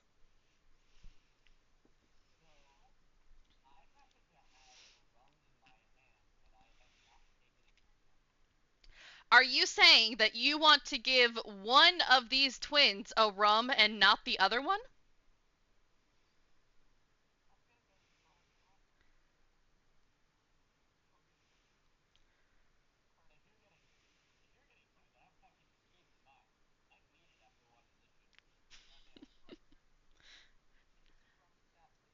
Bartender hands you two rums.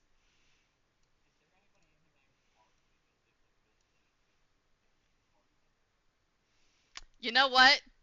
There is now. There is now.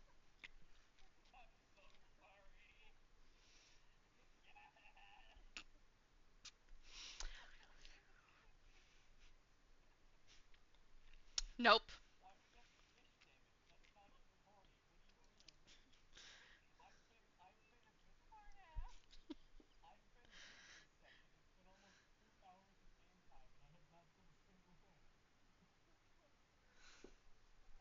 Hey, I'm okay with that one. That one's actually kind of funny. Uh, all right. Do you give them to them at the exact same time, like both hands out, so they can each grab them, or do you hand one to one and then one to the other? Okay. They each take the rum. They each like lift it in a show of like little like thanks, kind of almost a cheers. They each take a deep sip at the exact same time, and then at the exact same time they both sit down facing forward, and neither one of them look at the other. They are very much in sync, despite them not enjoying each other. All right, the bartender hands you a rum.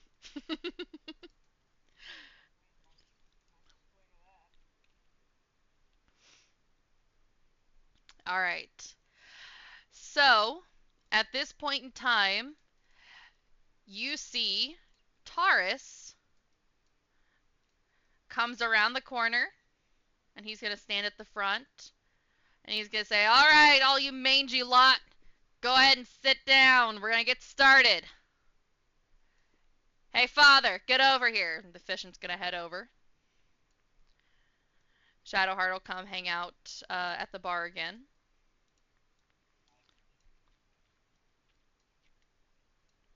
Okay. All right. Wow. Nice one.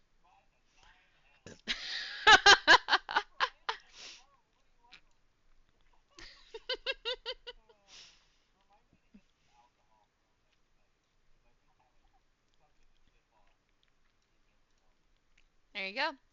Uh, they didn't have a musician, but instead, you Taurus is going to instruct all of the crew members to stomp in a beat, and you see Hera make her way to, well, switch them so that way they're looking at each other. You see Hera make her way over. Mm-hmm. Uh, Taurus and Hera are gonna do a little speech as they're beginning, you know, to talk about how they met, how both Taurus and Hera are captains of their own separate successful pirate vessels, how they deeply appreciate their crews for coming together and for uh, being willing to join this joint venture that they will all be sharing in together as one big family crew. How they met when Taurus attempted to board Hera's ship and ended up having to negotiate for a truce because Hera is actually a mastermind, and Taurus tends to, he tends to focus mostly on physical prowess and his ability to take down his enemies, but Hera outsmarted him. How they kept meeting at all these different ports as their relationship developed, and then how eventually they met at this very bar, and Hera proposed to Taurus, who accepted very happily. Yes. And how this place has a very beloved memory for the both of them now, and that they're so happy to share this moment with the people that they consider their family.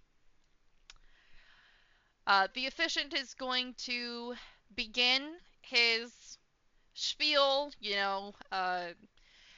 if there are anyone who, would deny these two to be wedded in matrimony, speak now or forever hold your peace. The four of you look around, and everyone sitting seems to be very happy and very enraptured by the moment. Some of them, you notice, John, Jacob, Jingleheimer, and Schmidt all seem to be crying a little, just of pure joy. And then you hear, and then you hear a crash, glass breaking as a pirate strides in through the window and announces that he, in fact, objects to this and he would like the whole ordeal to stop right there.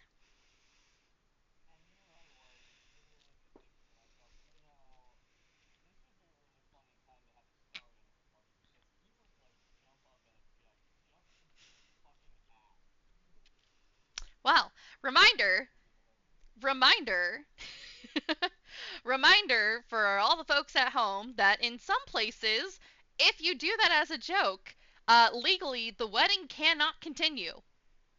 In some places, if you object at the wedding when they ask for objections, they legally cannot continue the wedding and they have to reschedule everything.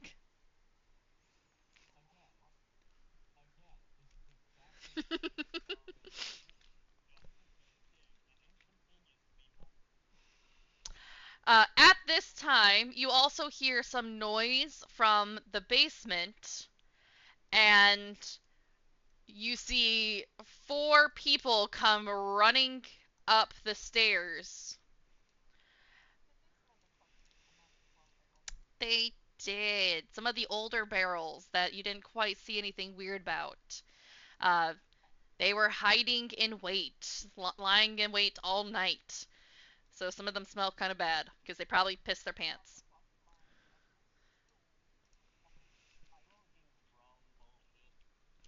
Uh, in the meantime, you'll see that most of the guests are unsure what to do, as both Hera and Taurus, but specifically Hera, has threatened to. How do I put this? Threatened to neuter anyone who fought at her wedding in front of her, and none of them brought weapons.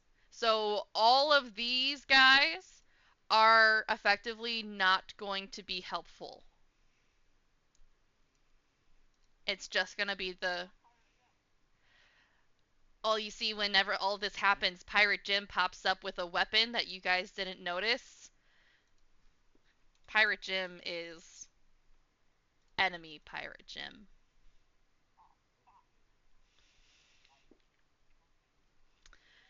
That's why he was really mad about you guys not eating the cake. Oh, but you don't know that, so whatever. We're not gonna talk about it. All right. At this time, it would. At this time, Riot's actually gonna look around and say, "Where's the cake? I made it special just for you."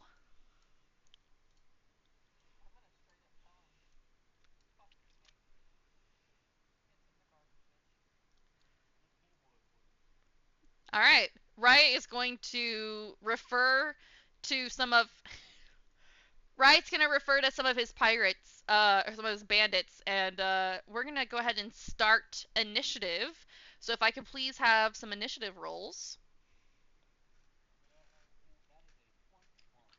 All right, that is a good initiative roll, Spence or Bakaris. You got an 11. Okay.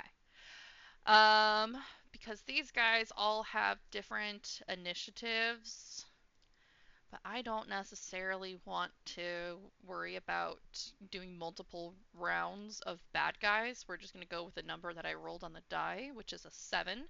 So Pikaris had a 21, Nefaris had an 11. I rolled an 11 as well, but I'm going to say Pikaris or Nefaris, you go first. So here's what I'm going to put here. We're going to go Pikaris, Nefaris, enemies,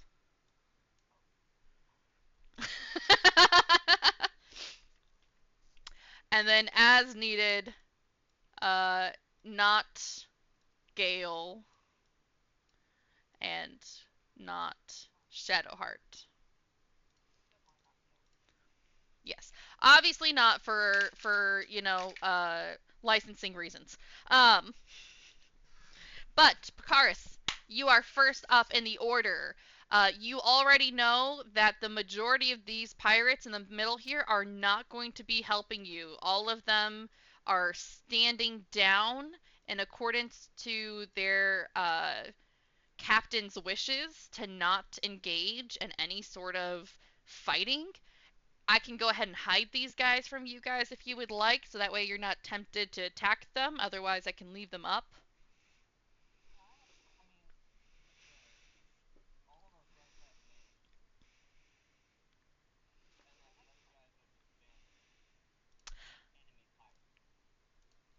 I mean, this guy is pirate and this guy's.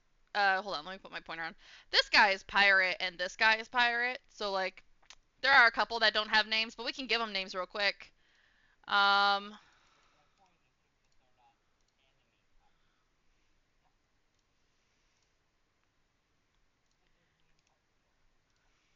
I did.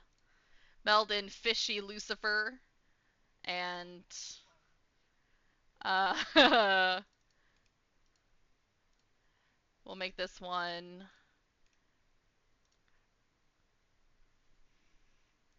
Magdalena Mad Eyes Karn.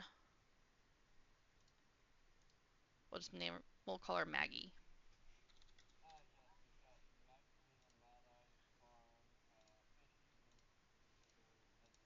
Meldon Fishy Lucifer. Okay. And then Bart.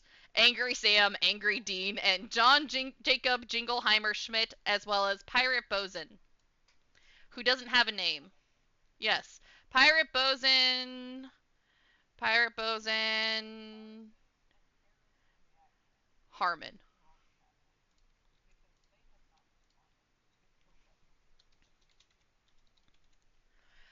Uh, Taurus is going to look at Hera. Hera is going to look at you and say, "This is what I hired you for. Let's go."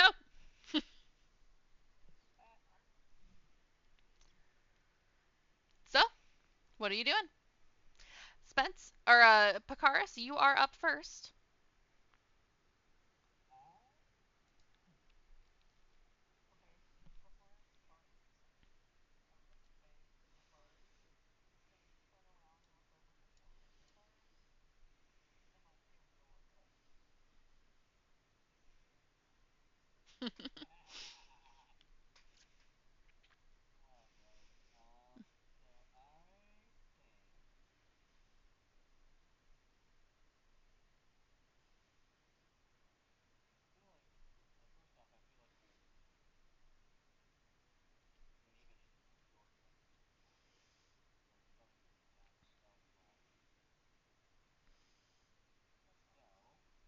There just hasn't been time for you guys to short rest. You've been on the job.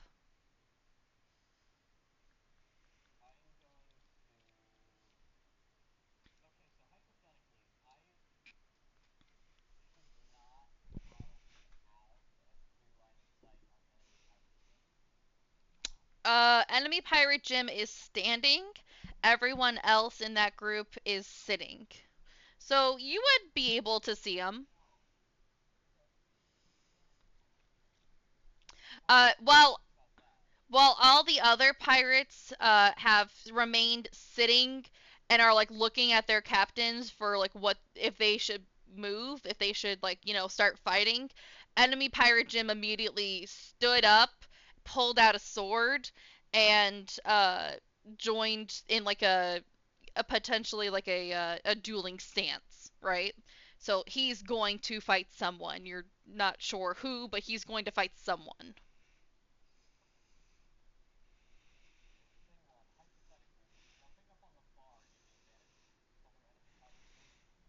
I'll ask for a dexterity check or acrobatics, uh, but it's only about 5 feet of elevation. It's not good, or not even, but so it won't be much. But I guess I might give it to you. Yeah, he would be able to. Yeah, he would be able to attack with a ranged spell or weapon and not have to worry about hitting someone unless he rolled a nat one, of course. In which case, I could do some collateral damage.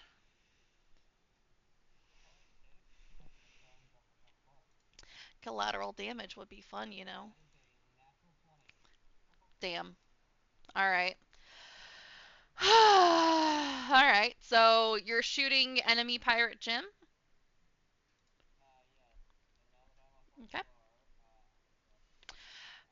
Alrighty.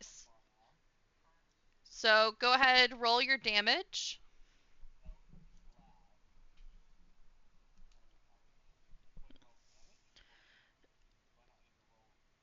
You said, oh, the nat 20 was to get up on the bar. Okay, okay. Sorry, I thought that was your attack roll. Okay, perfect. You do like the most to get up onto that bar, and it's like a standing front somersault that goes up way too high, but it makes it that like, you land on your feet perfectly in like a superhero 3 point landing. Uh, the bartender behind you just claps.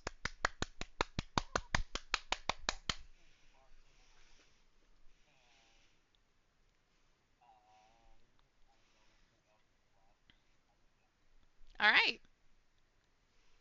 So go ahead and roll to hit.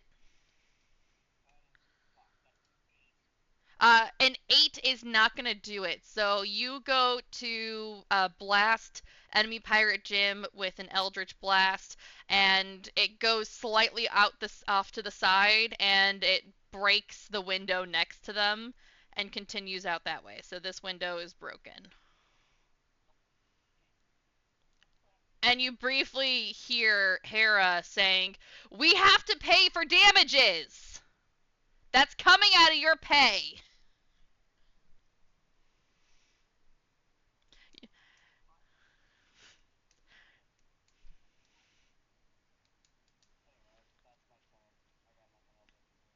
All right.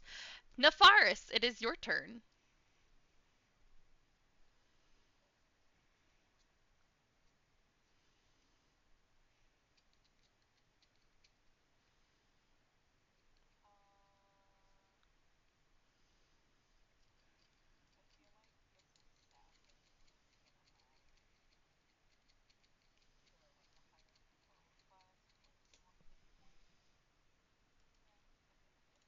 Hmm. I'm just saying to the thought process. I'm not confirming anything.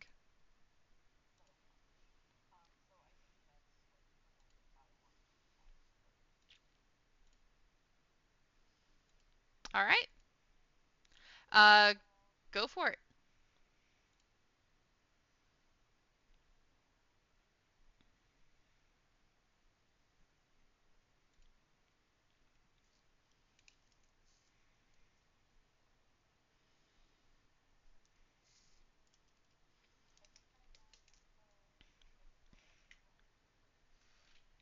All right. Go ahead and roll to hit.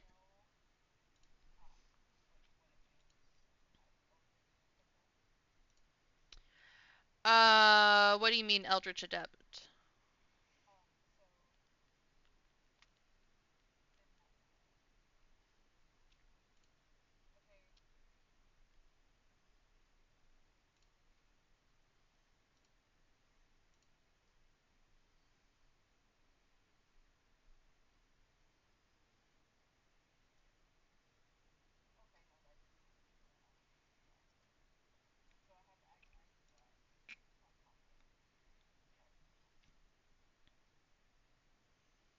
Okay, so then you'll just need to make sure that you're adding your charisma modifier to the damage that you roll, because I don't think that'll naturally be calculated in there.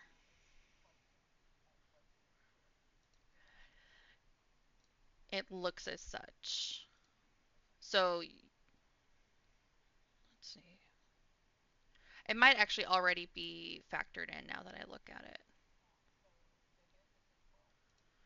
To hit the assassin, that is going to miss. So you take your eldritch uh how should we phrase this? You contact your patron and you feel that wellspring of magic through the contract that you've made with them. And as you take that energy and you form it into this lance of magic and you shoot it out towards the assassin, you realize that they are very quick. And the spot that they previously were in, you notice that they have like jumped out of the way, and as that Eldritch Lance hits, it lands and hits the ground. The assassin pops back down and is not injured at all. They are very much safe. Is there any movement you would like to take? Any bonus actions that you've got?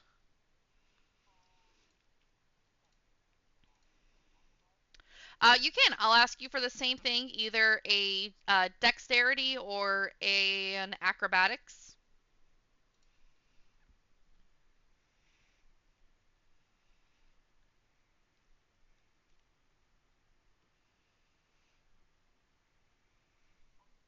All right. Dirty 20, still a very good roll. You don't do quite as much as Pakaris did in order to get up onto the bar, but you also just very deftly get up there. Maybe you're using like the stool, like you just like hop onto the stool, hop onto the bar, but you are now also on the bar. All right. Is there anything else you would like to do with your turn? Okay. On the enemy's turns, bandits 1 and 2 are. Bandit 2 is going to come over, or Bandit 1 is going to come over here. Bandit 2 is going to come over here. And they are flanking you, Nefaris, and so they are going to get advantage on their attempts to hit. Because you are sandwiched in between. So Bandit 1 is. No, I don't think Notgale would like standing directly next to the bad guys, anyways. Because Notgale can't wear armor. He is a wizard. All right. Oh wow. And with that advantage, Bandit 1 hits a nat 20 to so he takes out his scimitar and he is going to hit you for, let's see.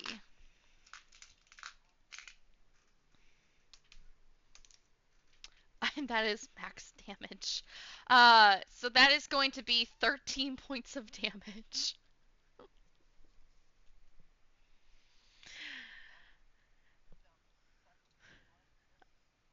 Okay. You are noticing, Pikaris, that your friend Nefaris is looking very hurt, bleeding badly. Bandit 2 is going to take his turn, and I have to put this dice away. How did I get a nat 20 twice in a row? Let's try that again.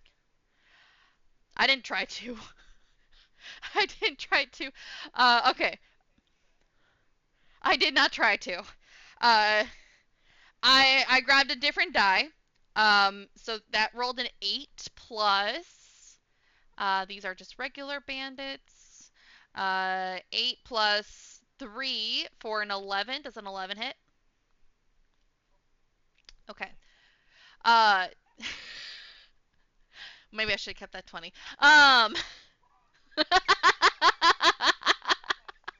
Mine.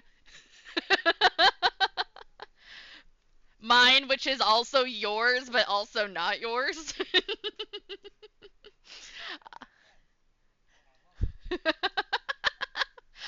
uh, let's say that the Bandit 1, he got you really good, and you are now bleeding, like, outwardly, and some of it sprays out towards Bandit 2, and it like gets on his face a little bit, and so he's like, ew, and like his eyes are closed as he swings and misses completely.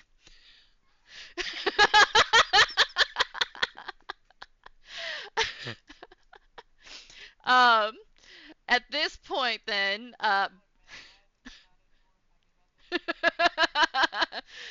don't bleed on me.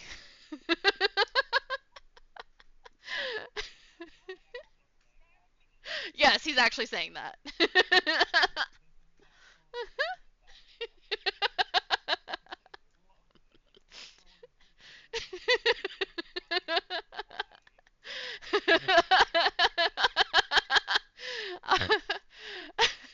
uh,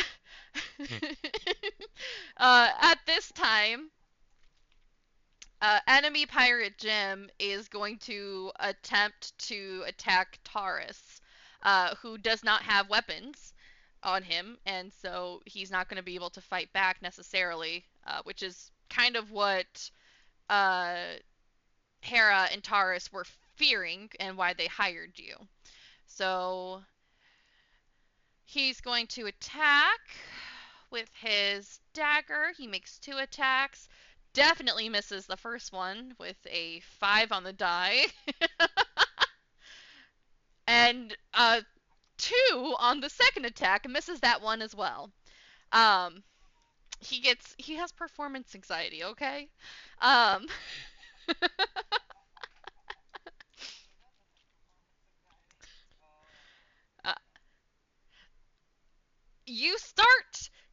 to hear a crackling outside as a random thunderstorm comes in, and there's a very heavy thwunk on the ceiling as you notice that fish are falling out of the sky and would have hit you. Would have hit would have hit you. You didn't have to. You didn't have to. Yes, we do. She didn't take it yet. Yet. The fish have not gotten inside the building. But just wait. Maybe. Hera's gonna look out the window and say, okay, this is an act of the gods. We don't have to pay for that damage. Alright. Up next. Up next, the bandit captain's gonna come over and he's gonna attempt to hit Gale. Uh, so. So, bandit captain. Ooh. Okay. 16 on the die plus 5, so a 21 to hit Gale is going to hit. And he gets 2 attacks. That one is an 11, which Gale has a 12 armor class, so that actually misses. He gets 1 hit and 1 miss. So that scimitar damage is going to be 1d6 plus 3. And that is a 4 for 7 damage. No, it's a 7, sorry. It's 4 on the die plus 3. Gale is not looking super hot either, but he still looks much better than Pakaris. And he's going to go, ow! As he's stabbed with a scimitar. Sorry, better than Nefaris. My bad. I said the wrong Aris. Apologies.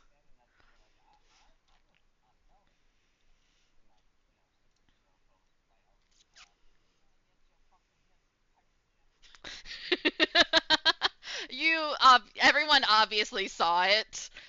Hera did call attention to you breaking the window as well, so everyone knows that you did it.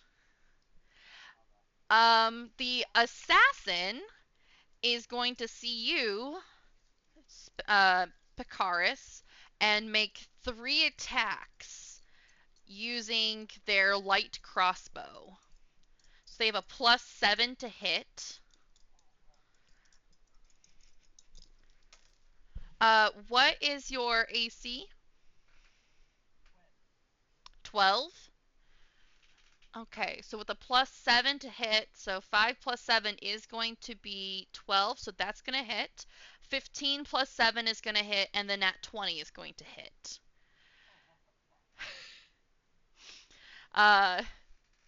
So let's roll some damage. 2. You guys were too good at the last one. You were due a little struggle. I'm not trying to kill you. It's not my fault that you guys aren't doing good. It's not the dice tell the story. I don't know what you want me to say. The dice tell the story. Spence, Pakaris, you are going to take 10 piercing damage. And you're also going to take 5 poison damage. So 15 damage total.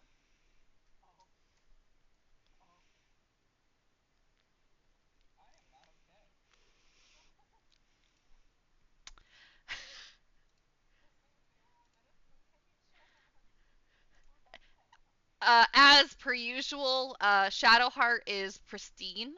Not a drop of blood got on her as all of this was happening. Um, she looks fine. She's absolutely fine. She looks great. However, Riot is going to head over to the efficient because he wants to stop this wedding. And he's going to take out his short sword. And he's going to make 3 attacks because he also is using the assassin stat block. And with a 15, a 14, he's going to hit twice. The 4 is not going to hit. Just because he has. Reminder that NPCs have about 10 hit points.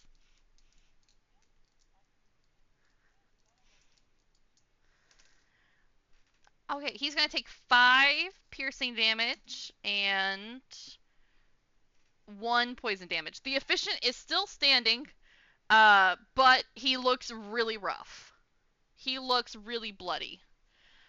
He's not meant for this type of thing.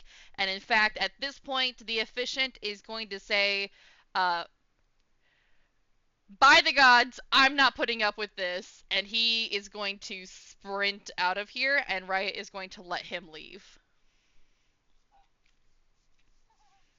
Because now the wedding can't happen, as far as Riot knows. As far as Riot knows. Yep.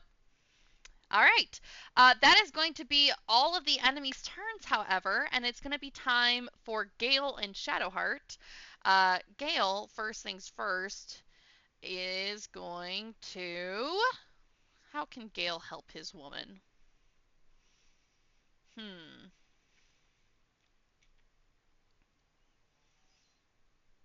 Be careful. Be careful.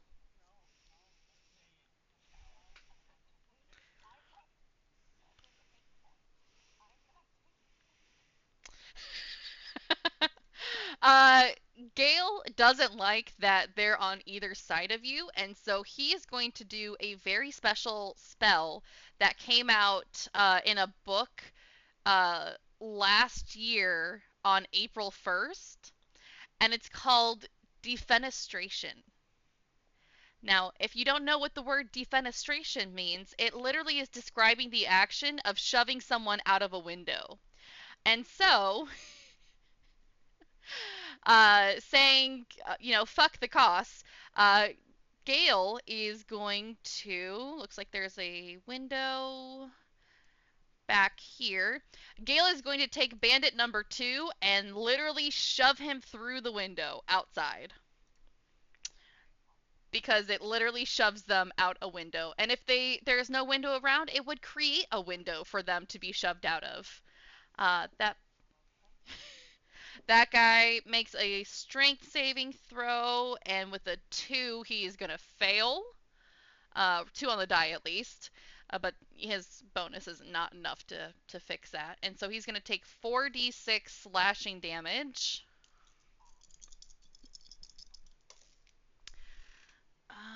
Okay. Not necessarily the best rolls, because there's a 1 and 2 twos. But that's going to be 4 and 4. He's going to take 8 damage. And that's 8 damage to Bandit 2.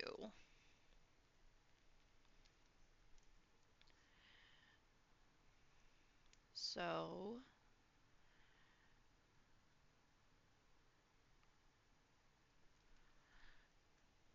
all right, and he's also knocked prone, which I don't think I have status conditions on here. So I'll just have to remember. Um, but at the very least, you are no longer surrounded, and bandit number 1 will not have advantage against you on his next turn. Uh, let's see.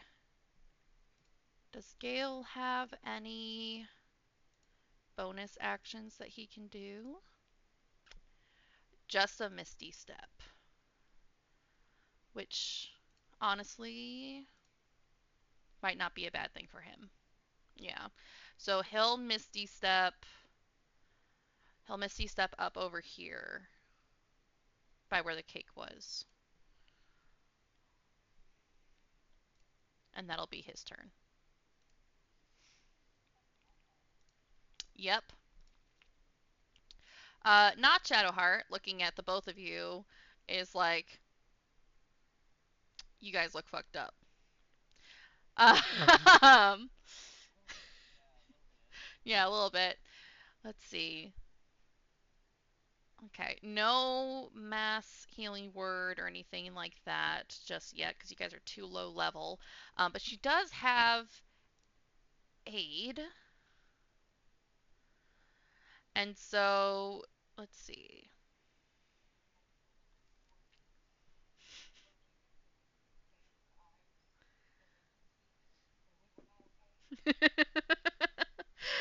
um,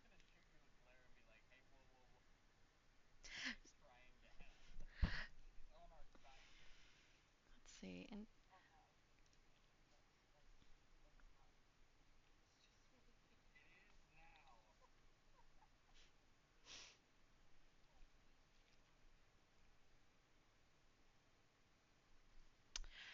let's see.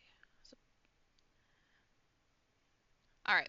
So she will cast aid on the two of you. So what you can go ahead and do is go ahead and mark 5 temporary hit points, and your max HP is increased by 5 as well.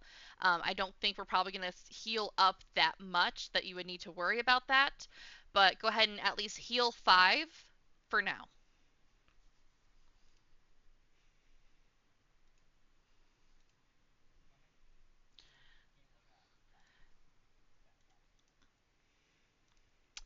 Uh, yes. So as temp hit points usually go, you would have, 5 extra hit points in this case that you would use first.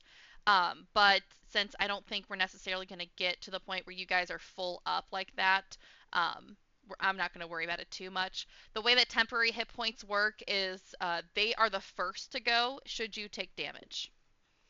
So if you were to mark damage anyways, uh, they would be the first ones to go. Okay, perfect. That's fine. That's all good. And then let's see.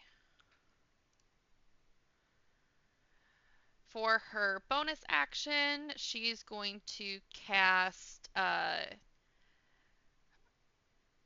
let's see. Yeah, she's going to cast a spiritual weapon. And that'll be her last second level spell slot for the day. And she's going to cast that spiritual weapon. We'll say we'll say over here by Riot.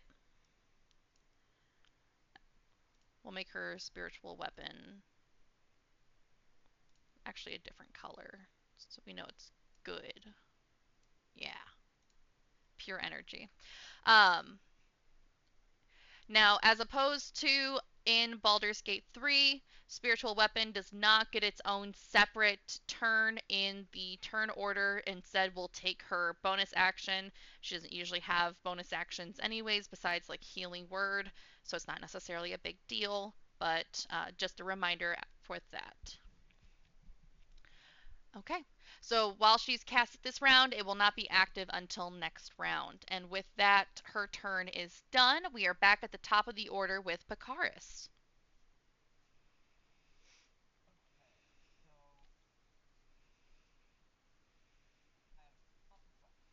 Mm-hmm.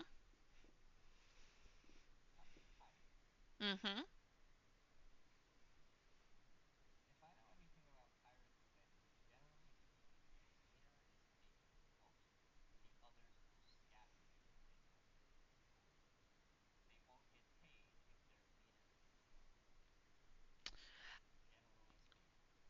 I would say I usually might probably ask for like a history check for something like that.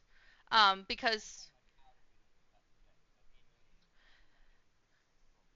yeah, I'll take a history check to see what you know about pirates and if in fact your theory is correct in this universe. Or if you know that theory is correct at least. I will give it to you for free. But that is a good question because sometimes doing certain checks in uh, while in combat do take your action. With a 10, I mean, it's not terribly hard to think about what motivates most pirates and bandits. It's usually a financial motivation. And if the head of that order were to be taken out, similar to like Nine Fingers Keen, who you've met and have fought with, um, you get the idea that should the leader be taken out, that likely the rest would scramble and not being sure of what's going to happen probably would not continue with the fight. It wouldn't seem out of the realm, at least, for you to have that thought process.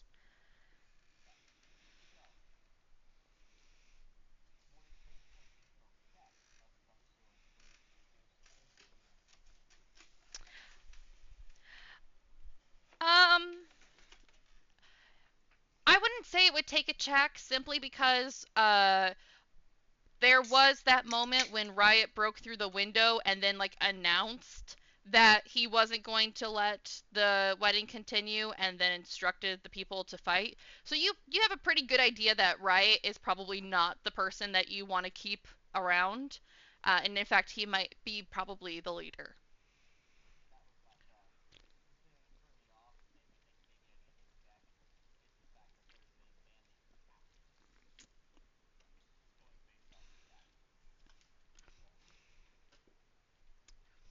Maybe he's a subcontractor. Maybe he's a subcontractor. You don't know.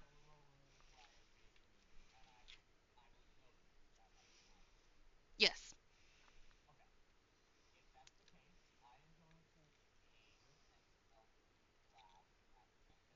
Okay.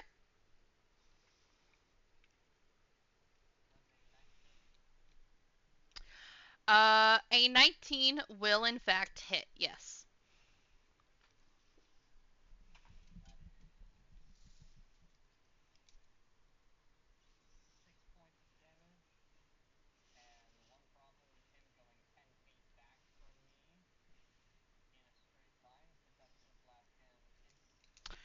Directly behind him is a wall.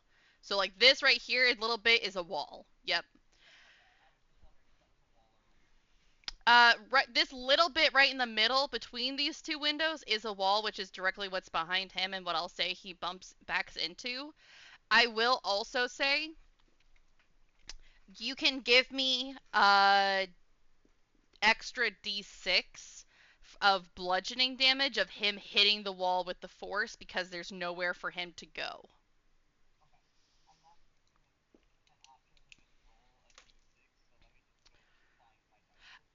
So actually, in the bottom left corner of your character sheet, there should be a little D20 symbol. If you click that, it'll have all the different dice.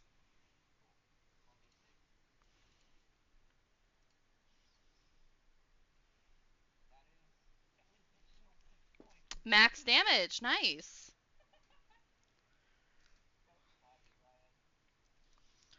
All right, so you hit him, you smash him into the wall. You contact your patron, your fiendish patron, if I can remember correctly. You smash him into the wall, and he looks a little out of breath, like he's had the wind knocked out of him. But he doesn't look bad by any means. He's obviously still standing and he's prepared to go after the next person closest to him.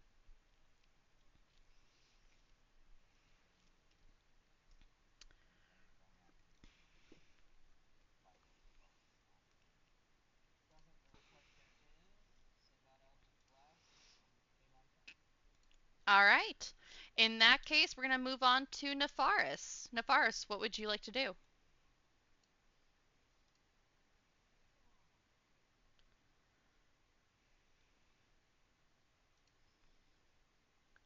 I will also say that we didn't mark these down before, I don't believe.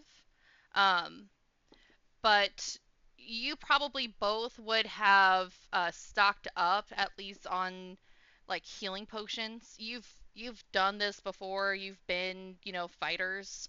Uh, and so you would each have at least one health potion in your inventories. So I'll go in and I'll add one into each of your inventories if you want to refresh your pages in just a second, so I can get those in there.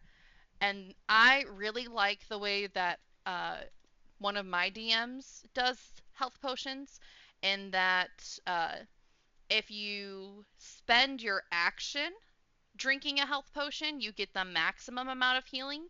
If you use your bonus action to drink the health potion, you have to roll for it.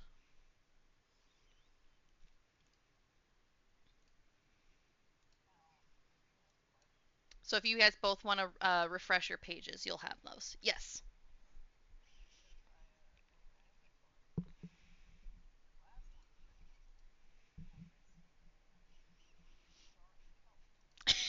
Okay. Oh,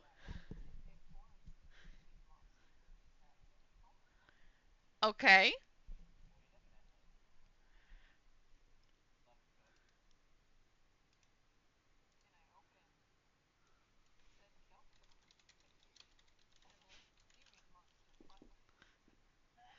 Hold on.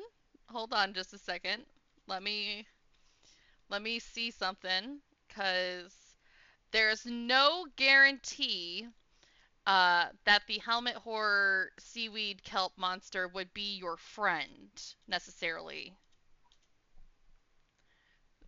So let's you could be. You could be. You could be. I got to take a look. I got to take a look. So, let's see. Neutral.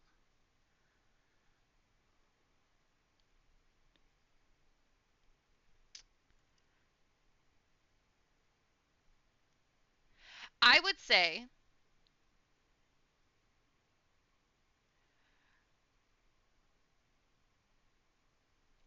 so one of the purposes of, and I put it in incorrectly, it should be helmed horror, not helmet horror. Uh, that the helmed horror is very much, while it's a lesser suit than an animated armor, they are loyal and intelligent, and they are also considered true neutral constructs, meaning they're not evil, they're not good, they're not lawful, they're not chaotic, but they could be persuaded, in my opinion.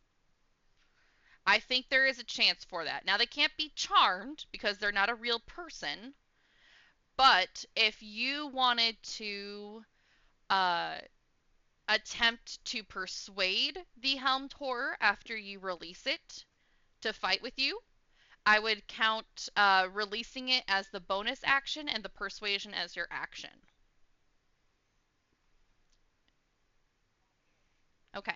The Helmed Horror does understand the language of its creator. I'll just say that the creator spoke common because it makes the most sense, in my opinion. Uh, so that is a language that you all know how to speak. I would say go ahead. We'll say that you open up the kelp jar. I forgot about that. Nope. Okay. So you open up the jar of kelp. Uh, the helmed whore appears in front of you. What do you say to convince the helmed whore to fight with you?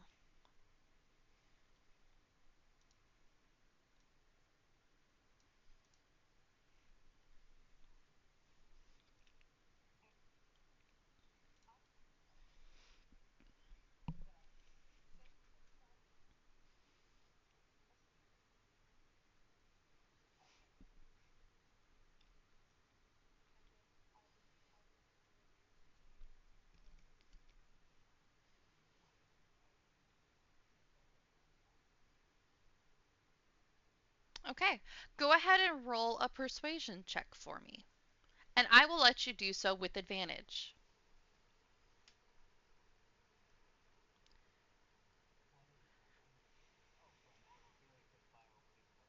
Okay?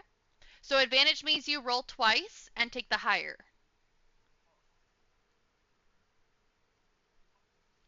All right, I will say on a 22, the helmed horror.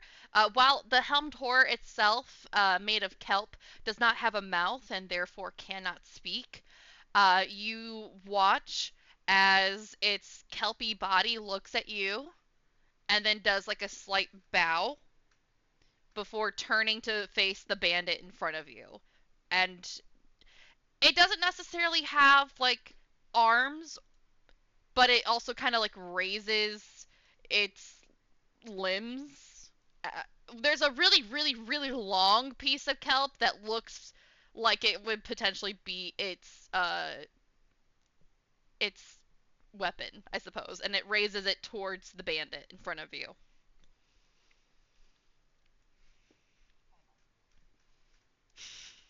Now I have to add the helm door.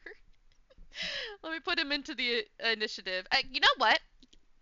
You are in charge of telling the helmed horror who and what to attack. I will send you the page, and you are in charge of attacking for it. So I'm going to send you that link on Discord. Because this is now your pet kelp.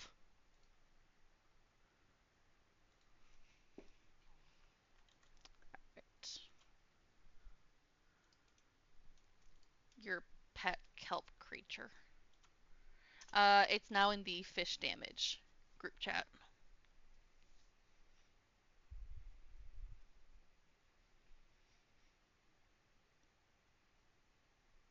At least it should open. If not, let me know.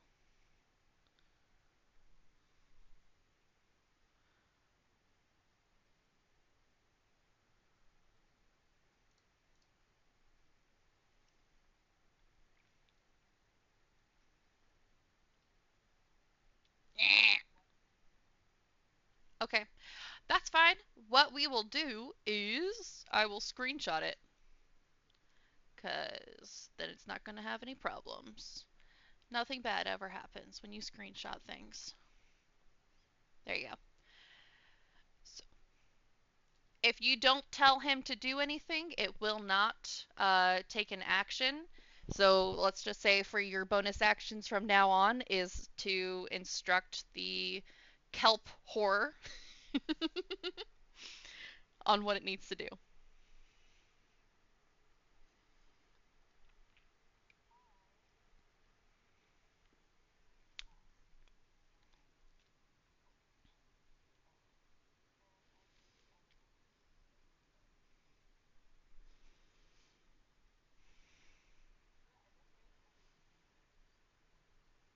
Okay. Well, remember that we said your bonus action this round was going to be opening the jar, like pulling out the jar and opening it to let the helmed horror out. And then your action was persuading it to fight with you. But I will give it to you this time because you did just literally tell it to help you. So we'll say that you gesture towards Bandit 1. And then go ahead and have the helmed horror. We'll simply take one attack instead of, I think it has two. Yeah. So usually it makes two attacks, and following turns it'll do the two attacks, but for this one we'll say it's just one. Well, you have convinced a helmed horror made of kelp to fight with you. Well, Nefaris did.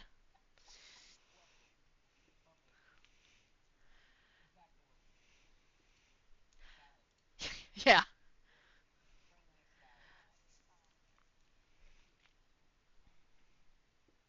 So I'm gonna have you roll a d20, and then you're gonna add six to it. So you can either roll an actual die, or in the bottom left corner of your character sheet, there is online dice that you can use. Bottom left of the entire page. Yeah, yeah. So you can roll if you press that. It'll pop open all these different dice.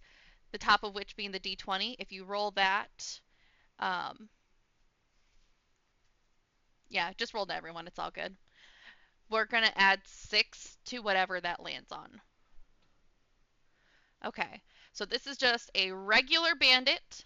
16 is going to hit. So now you're going to need to roll the damage. So it's going to be 1d8 plus 4.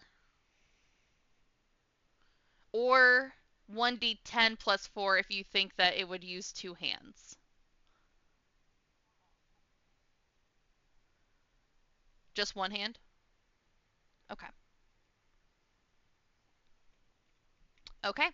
And then plus 4, so bandit number 1 is going to take 10 damage. Bandit number 1 reels backwards from that hit. That was a pretty bad hit for him. He's looking he's looking pretty bloody now. Um, he's not he's looking like he needs some little TLC, some little tender love and care.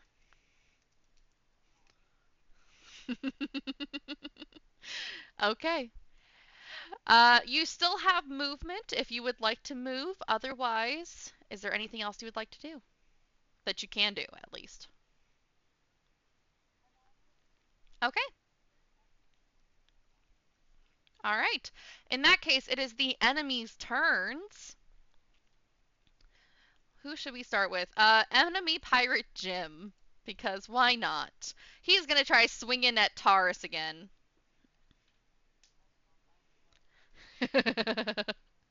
He's he rolls a 5. He's got a plus 5, so that's a 10, and that misses. And the next, he has a multi attack, and he rolls a 3, so he misses. He misses twice again. Oh. Riot looks over at him. He's like, "What did I hire you for?" And he starts crying a little bit.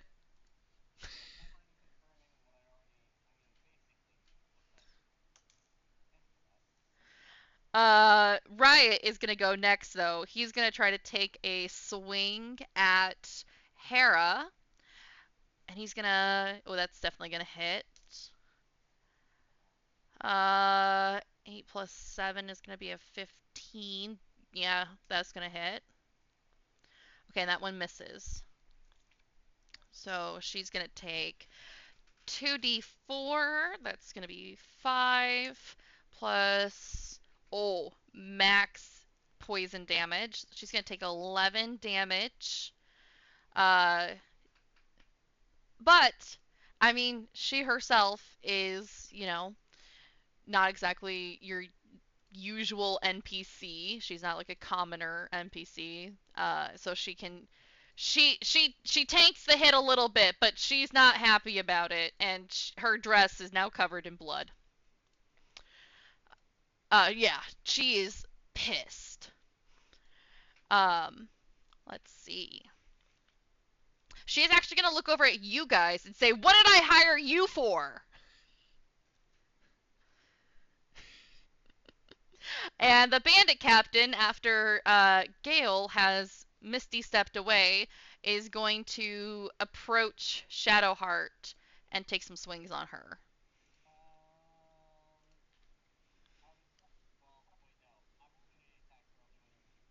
Yup. We're playing 2014. Technically, Nefaris was not close enough because he was over here. So, yep. Yep, he was in the rows there. All right, that is a 9 plus 5. So that is going to hit him. And he does have 2 attacks. So let's do another one. That's a 5. So that one's going to miss. So Gale is only going to take another 2 slashing damage. Sorry, Shadowheart's only going to take 2 slashing damage. Sorry, I forgot who is attacking. Uh, I'm not trying. I'm succeeding. I'm succeeding. Uh, all right. Shadowheart takes the 2 damage. Actually, let me double check that those would both hit her. Now that I think about it. No, those would not have hit her. Okay. Her armor class is too high. She takes no damage.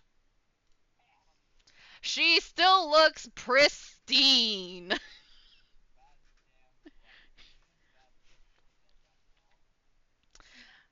Alrighty. With that, Bandit 1 is going to take a couple more swings at Nefaris.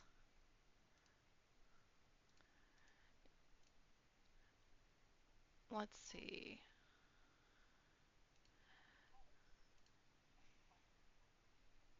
Mm-hmm.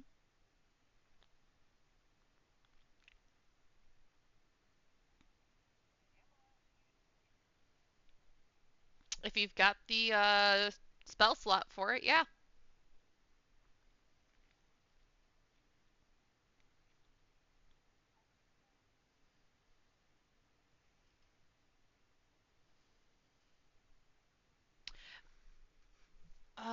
If you go to your spells, okay, you've got 2 spell slots for second level spells.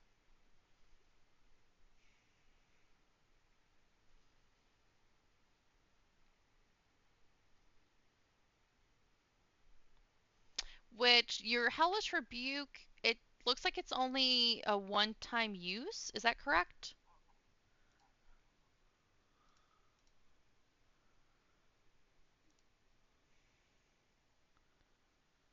Once per long rest. Yep. Which actually, I don't think you did that correctly last time. Because you use a second level spell slot when you cast it, so you should have done 3d10 fire damage. I think you only did 2d10 fire damage before. So you should have outright killed that guy outside. But that's okay. That's okay. He's long gone. He said, "Fuck this shit, I'm out." just just one less body you have to worry about. Alrighty. So this bandit is going to do. He gets 1 attack on, and he does not have advantage. He rolls a 10. Will a 10 hit you? Okay, then he misses. Um, he's not sure what's going on with that kelp man, and frankly, you bled a lot, and so he like slips a little bit on some of your blood. Uh, he doesn't fall, but he misses. He wildly misses. Um, didn't even get a chance to fire really, but yep. Bandit number 2 is going to stand up from outside, which is going to take half of his movement, and then he's going to have to try to climb back in through the window. So I'll say that he can get this far in. Um, and does he have a ranged weapon? He does. He has a light crossbow. So he's going to attempt to hit, we'll say, Pakaris, because he doesn't see Gale. Will an 8 hit you? Alright. So, Pakaris, the crossbow bolt flies wildly above your head, like a good 6 or 7 feet too high. It lodges in the ceiling, and you just look at it and look at him, and he just like hangs his head a little bit as he knows that that was a terrible shot.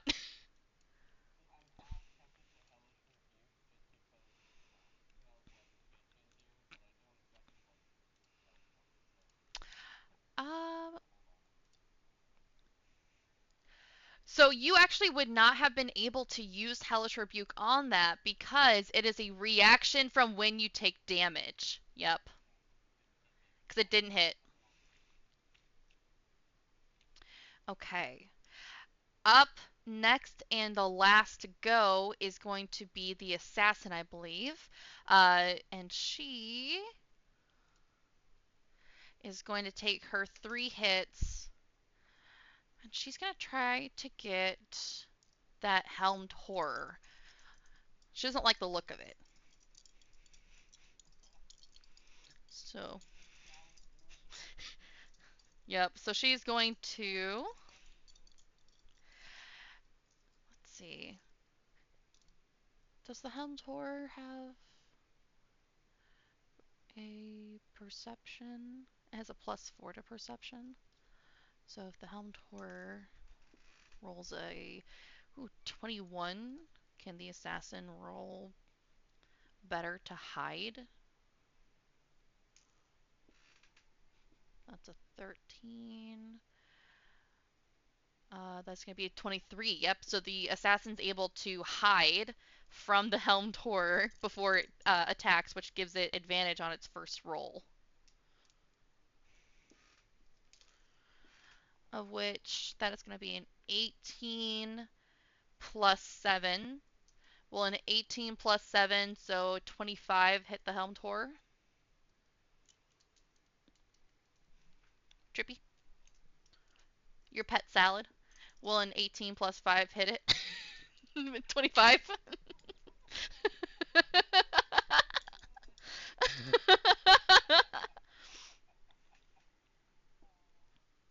25 for the armor class. Okay. The other two are going to be a 19, and this one's probably not going to hit because it's a 4 on the die, so that's going to be an 11. Okay, so just the one hits. And then is it immune? It's immune to poison, so there'll be no poison damage. And it's resistant to piercing, so this will be half damage. My poor girl. My poor girl. She just wants to kill, and this thing won't let her.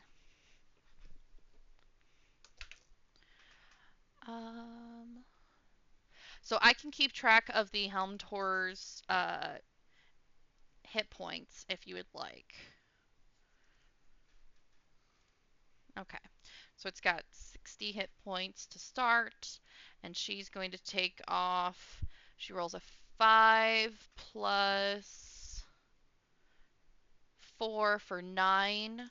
You round down when you round half, so that's going to be 4 points of damage. So now it has 56 hit points.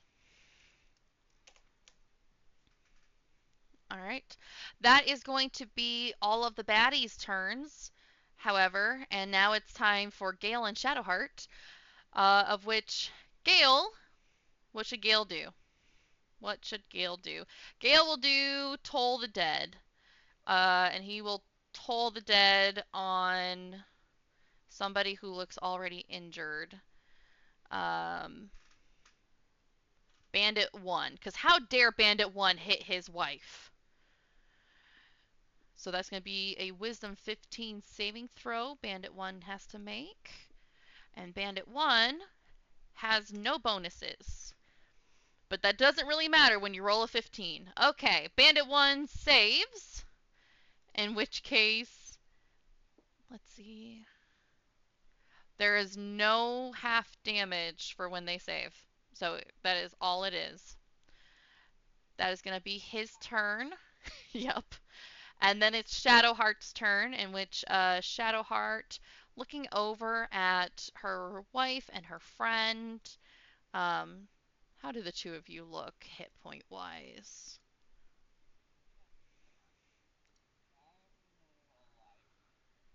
Yeah, you're fine. Uh, she'll go ahead instead cast Sacred Flame on Riot. So this is going to be a Dex 14 saving throw that he'll have to make. For his saves, he gets a +7. So if he rolls a 7 or higher on the d20, he saves. So you want a 3, a 2, or sorry, a 6 or lower. In which he rolls an 8. So he does save, which means that he let's see. There is no half damage on this one either. So that is simply her action. For her bonus action, she'll have her spiritual weapon reach out and try to hit. Schmack, indeed. So spiritual weapon gets a +6 to hit. And that is a 15 on the die, so a 21 is going to hit. And it rolled max damage. Why does the spiritual weapon get max damage? Okay. That'll be 12 damage to Riot. Okay. All right. Riot is still very much up, however. And that is going to be Shadowheart's turn. It is back up to Pikaris. Pikaris, you are standing on the bar. You are being attacked by a bandit. Your wife just missed hitting the riot, but her spiritual weapon made of pure uh, magic did not miss. Your friend Nefaris almost bled out on the bar next to you, but now she has a friend made of salad. You don't know why or where it came from. Uh, what do you do next? Yes. Mm-hmm.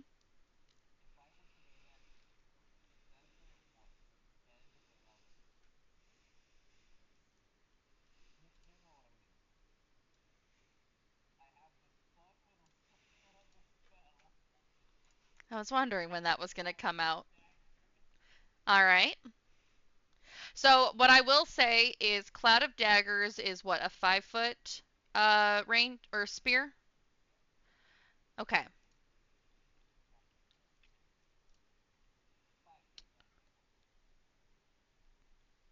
A cube of 5 feet. Okay. So what that would do is then in that case, a single one of these squares on the grid would be covered in daggers and just that square. So like this would be your cloud of daggers.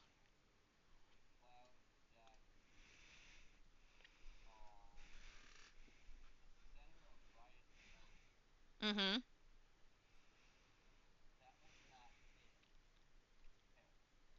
It would not. Nope.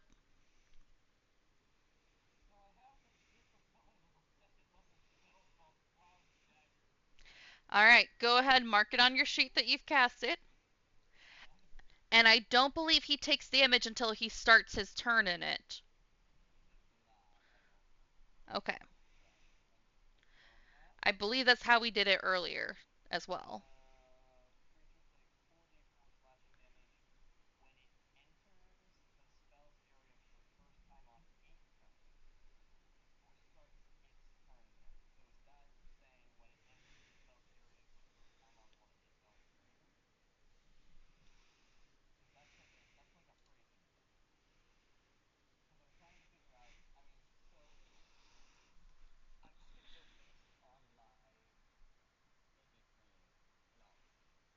Mm-hmm.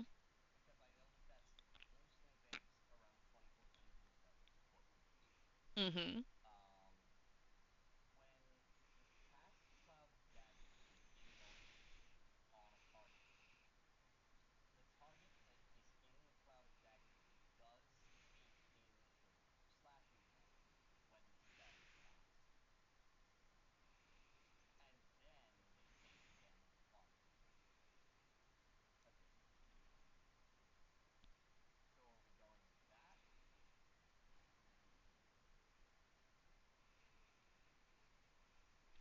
I'll say the verbiage is vague enough that I'll allow it.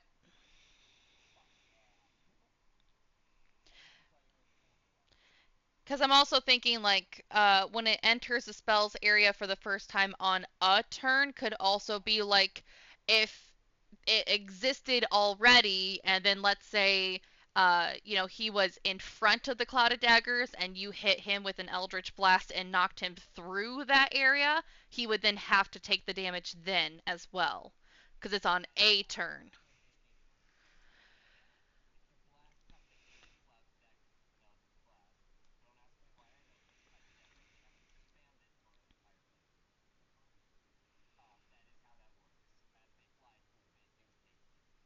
All right, I'll allow it.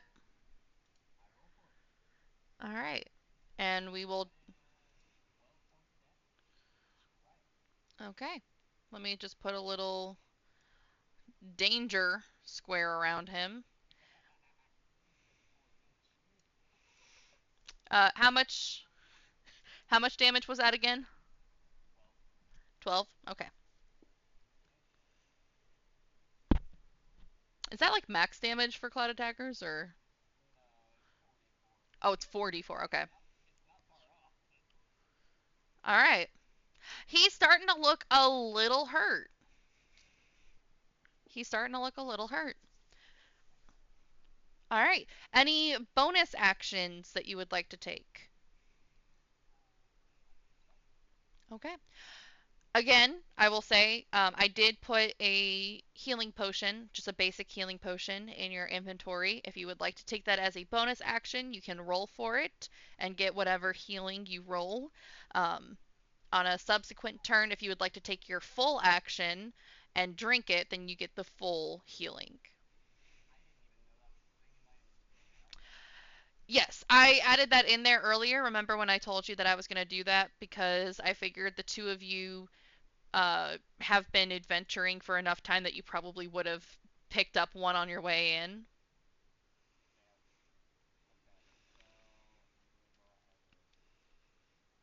Okay. So it's in your inventory. It's called Potion of Healing. You're gonna, if you, perfect, perfect. You can roll the 2d4 plus 2 on the little descriptive text if you'd like, and then go ahead and apply whatever healing you get there to your hit points.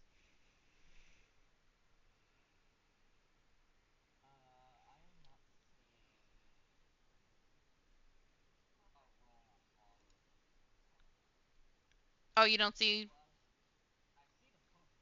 Mm-hmm. So when you click on the potion and it pops up that little text box on the right side, have you done that? Okay.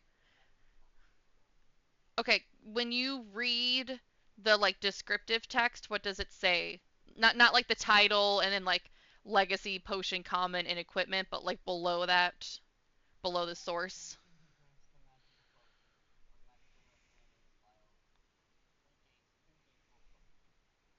Okay. But that's not a button for you guys? Interesting. Mine's a button. Yeah. Yep. So I would just then in the bottom left corner open up that D20, click the D4 twice, so it's 2, and then add 2 to whatever you roll.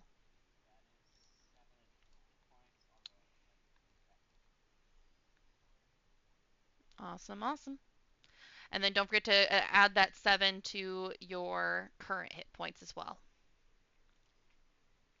All right. And then did you plan on moving? All right. In that case, we're going to move on to Nefaris. It is your turn. What would you like to do?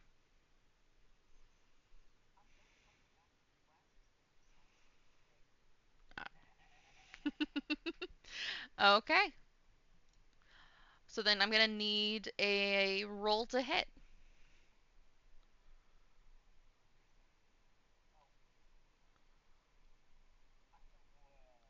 What did you roll?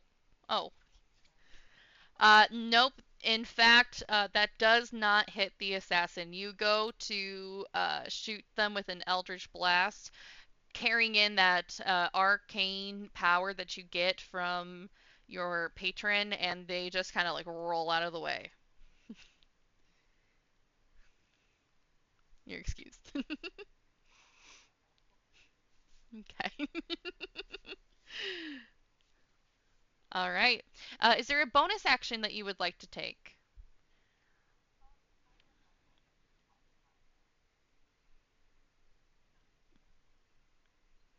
Okay. Now, because you're choosing to take your potion of healing, you can't use your bonus action to tell the helmed horror to attack this turn, so it's not going to do anything. Okay. Okay. Okay. We'll retcon it then. We'll say that instead you're telling the helmed horror to attack. Who are you telling it to attack?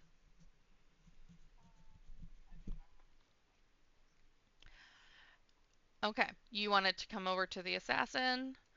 The bandit's gonna let it go. He doesn't care about it. He knows that he probably isn't gonna be able to take down the salad. Go ahead. Go ahead and roll two attacks. So it's going to be a d20 and then another d20, because if you roll them at once, it's going to add them, or both of them at once, it'll add them together. And then we're going to add 6 to whatever. All right, that is going to hit. Roll another d20.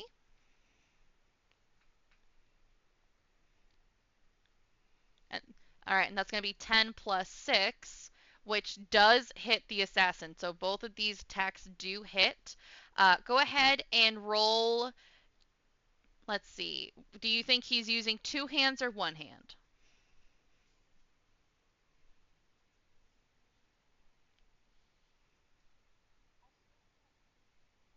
All right. All right. Then go ahead and roll 2d8.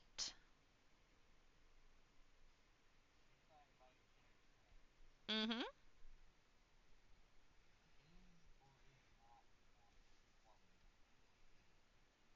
That is a d6, not a d8. It is, which is why I was going to multiply the damage of one of the dice.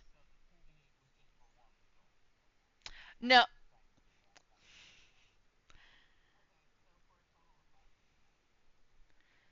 Okay. So the 2 and the 3 will multiply the 3 by 2 because it was a critical. So that'll be a 6 and a 2. So that'll be 8 damage. Plus, he has the bonus damage that's done via his strength modifier of an additional 8. So it's going to be 16 damage to the assassin.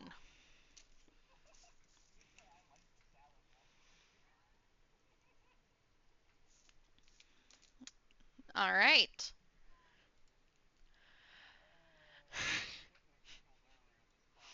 Alrighty. Navaris, would you like to take any movement? You've now taken an action and a bonus action. All right, then your turn is over.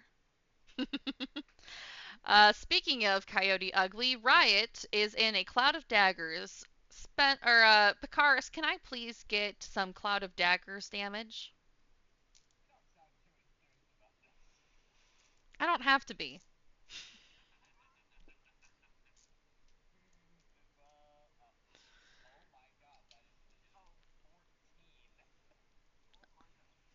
Okay. He's starting to look pretty rough in this cloud of daggers. So, as the intelligent creature he is, he's going to step out of the cloud of daggers, staying within staying within range of Hera to avoid any opportunity attacks, and is going to take his attack actually on Hera next.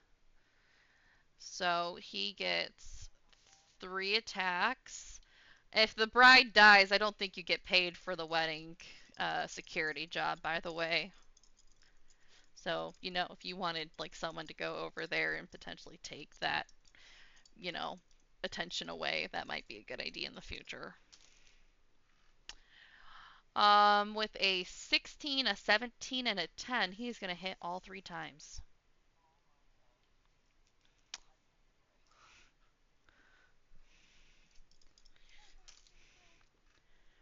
Oh, oh, max poison damage on it too. She is really rough. Um, she is holding her wounds together. Let's put it that way. Mm-hmm.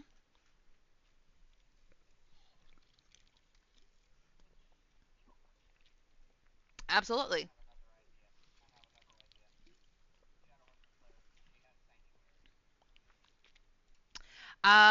Not prepared. Not prepared. But she does have ceremony, so she can do funeral rites if needed.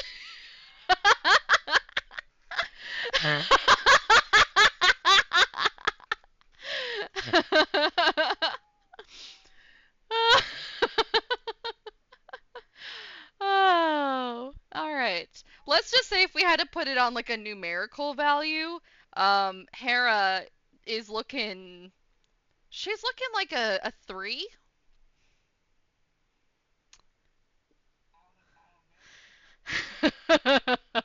She took a lot of damage there, buddy.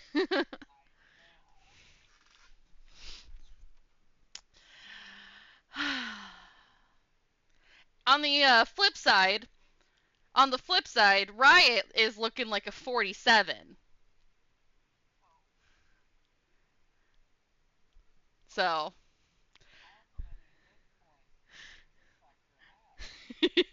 he had a lot. But he hasn't taken nearly as much damage because he's wearing his armor and Hera is not because she's wearing her wedding dress. The perils of not wearing armor. Shadowheart definitely could. But Enemy Pirate Jim is up next. Look, if you guys want to start playing your spouses, you're more than welcome to. Great. You want to play Shadowheart or you want to play Gale?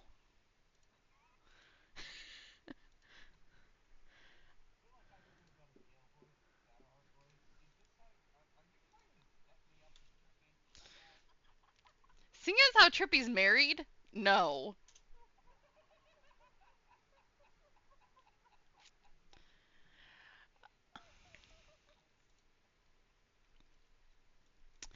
All right. Enemy Pirate Jim is going to attempt another attack.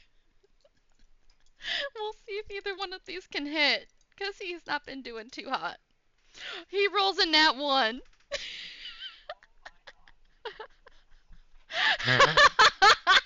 Okay.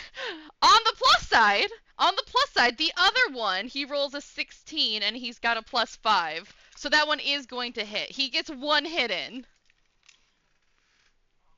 This entire fight. Oh my god, he rolls a 1 for damage. Minimum damage.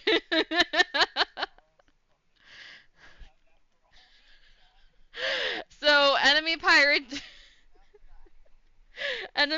Jim swings back and he attempts to swing at Taurus, and his first Taurus does like a little like little tap dance, little like clogging motion, and he just the sweep he completely misses, and then the tip of what? Oh, okay, yeah, sure. I wasn't sure where you're going with that. Yes. Enemy Enemy Pirate Jim on the second one swings out with his dagger, and like you see like the slightest catch on Taurus's beard as like 2 hairs get a little trim. Yikes.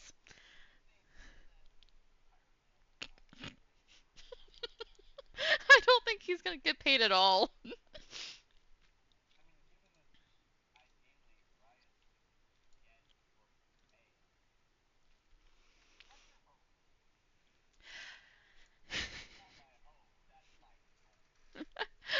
All right. Bandit 2 is going to attempt to attack the salad and gets a nat 20. Actually, it's great because he and Assassin are now flanking, so they both get advantage on attacking. And Bandit 2 on no. It's great. Hold on. Let me tell the story. I rolled, and I can take a picture of this right now if you would like, and send it to the group chat. I rolled and a nat 20.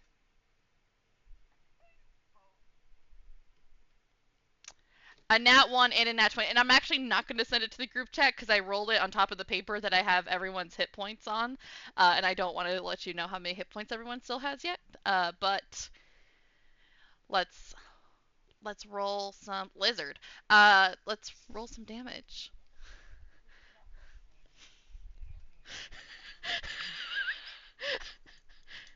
Don't worry about it. Don't worry about it, buddy. Okay, so that's yeah, pretty much. Yep. Yep. So 5 plus 4 plus 1 is 10 times 2. That's going to be 20 points of damage to the helmed horror.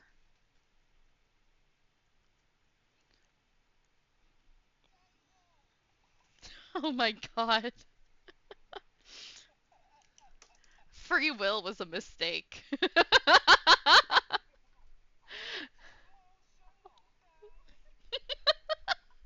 All right, the assassin's gonna go next. Also attacking the helmed horror. They get 3 attacks, all of which have advantage. 2 14s plus 7 for 21. That'll hit. A 4 and a 1. That's gonna be an 11 total. That's gonna miss.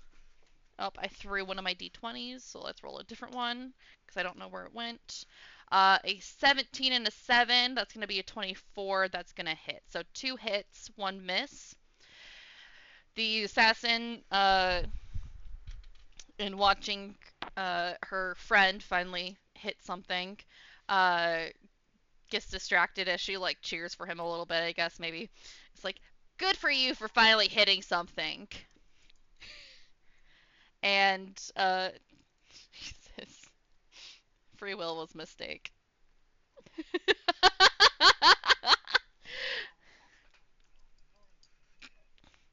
Oh my god. All right. None of those were nat 20s, I don't think, right? Not on this one. Not on this one. I can't remember what I rolled already. I rolled so much. Haha. Okay. It's gonna be 8 and 9. He's immune to poison damage, so he doesn't take any poison damage. And he's actually resistant to slashing damage. You forgot to remind me of that. So that 20 earlier was actually a 10 because you have the damage that's done to them.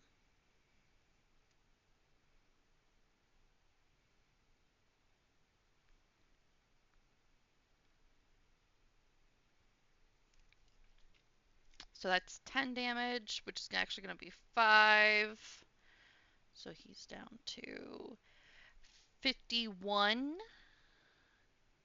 No. So he was down to 36, and then he got 10 back. So that was 46 minus 5. So 41. Your helmed horror is at 41 out of 60 hit points, just so you know. Nefaris. So all in all, he's now missing 19 after having 2 hits. Not bad. 3 hits, I think.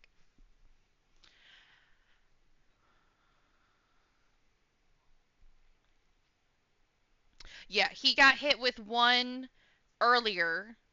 That was only that would have been 8 damage, halved to 4, and then he got hit with the assassin's last round, which was a nat 20, so would have been double damage for the 20. However, I forgot that it has resistance to any piercing or like physical damage unless it's an adamantine weapon. And so, because I'm just going based on helmed horror, I'm not going to make this difficult on myself and try to figure out what kelp is resistant to. Uh, and so it actually would have halved that damage anyway, so it would have been just regular damage. So it got 10 hit points back, and then just took a couple hit points now. Yep. What is kelp resistant to? Who knows? I don't care enough. I care. I'm not at this moment. Bandit Captain is going to attempt to he doesn't like that you've been messing with his boss, Bakaris. He's gonna swing on you. So he's a multi-attack. And he's gonna use his scimitar. He's gonna make 2 attacks on you with that. I got a 15 and a 17, and they're both +5, so a 20 and a 23.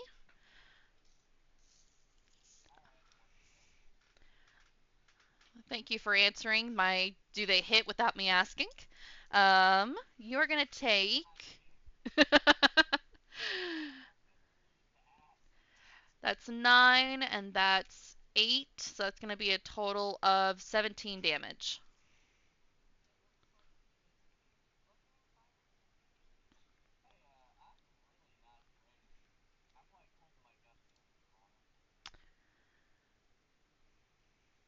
It's immune to. Okay, okay. Resistant, it just takes half damage. Then immunities, it would take no damage. But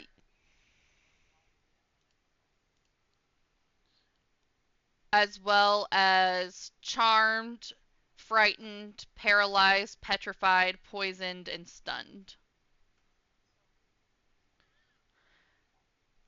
Yes. So this is a construct. It is pure magic. Um, it is meant. Okay.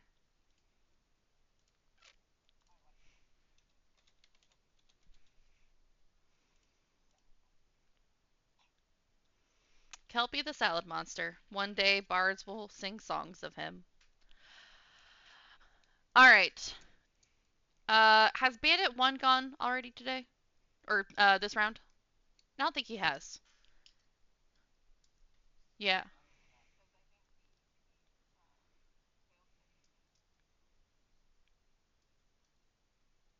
All right, I'll go with you because I think these guys are taking too much time.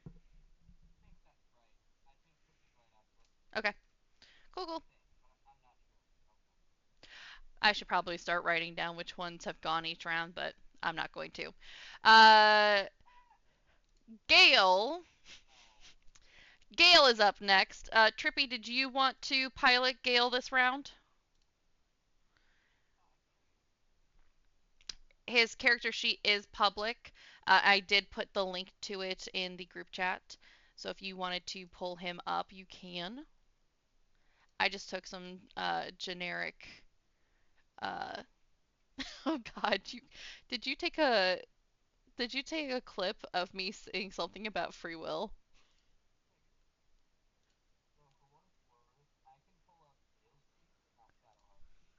Okay, let me take a look at Shadowheart's sheet permissions, and that would be it. I didn't click the button that said that people could view it. All right, go ahead and refresh that page, and you should be able to pull up Shadowheart.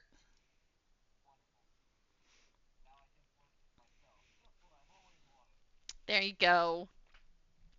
There you go.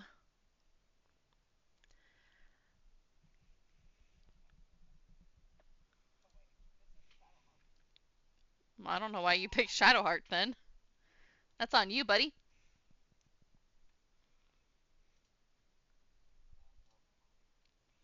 Oh, Trippy, did you see my little girl's new outfit?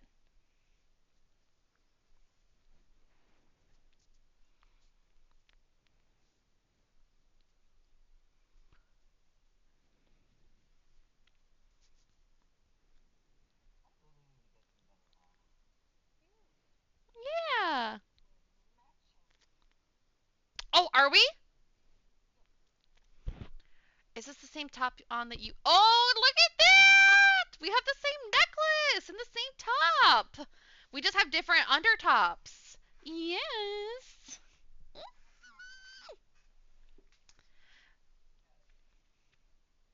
This is why we're married. I don't know. Trippy and I are married.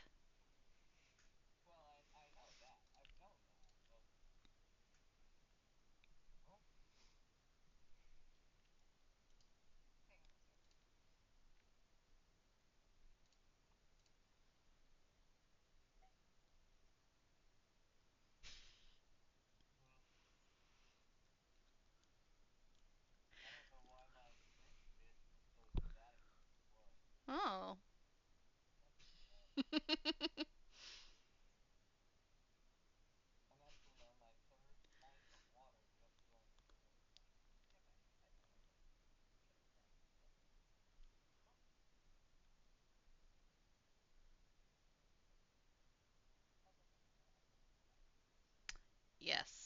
Drink water.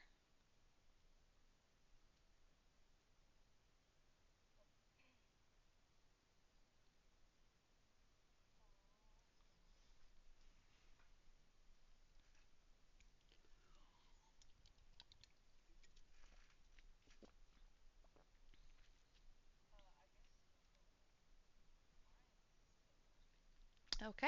And who are is Gale mind slivering?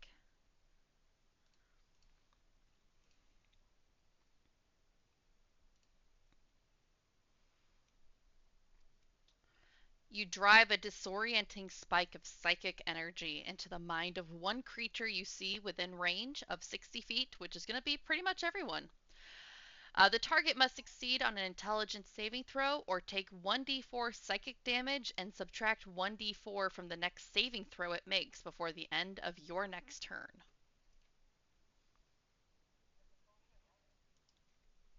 You want to hit Riot? All right. So Riot has to make an intelligence saving throw, not not the usual saving throw that most people make. And Riot is actually very smart. He gets a +6 to his intelligence save. He rolls a 10 for a total of 16. So, unfortunately, okay. Would Gale like to take any bonus actions? His only bonus action looks to be Misty Step, so most likely no. But he could also take his movement and walk. No? All right. Okay. In that case, it is Shadowheart's turn. It is Shadowheart's turn. Uh, Spence, would you like to pilot her this round? Okay. What is Shadowheart doing? Yes.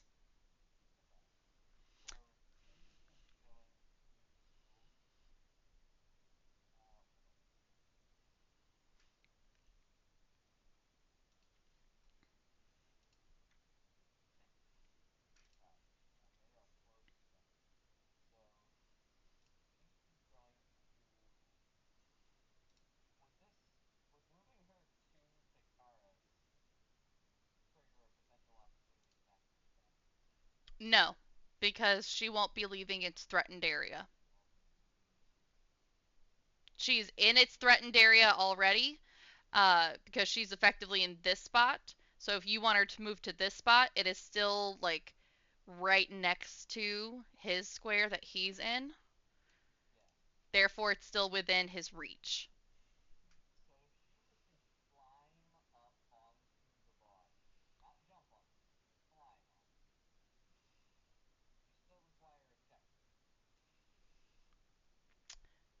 She's in medium armor, I think, right?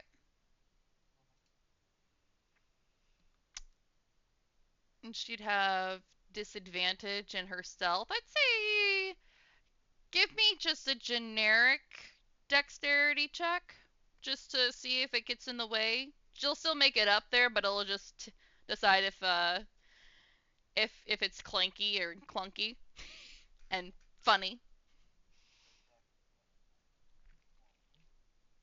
So if you uh, look at her like abilities on her dexterity, it's got that +2. If you click that +2, you should be able to roll it.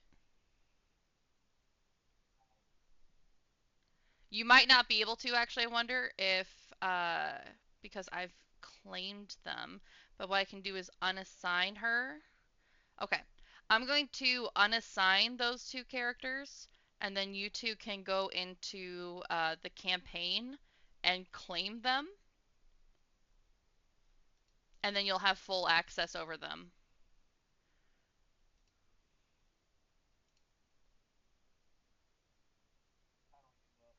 So what you'll need to do is go to the campaign page. So the page where it has like all the characters who are in the campaign. And Trippy, you should do this too for Gale.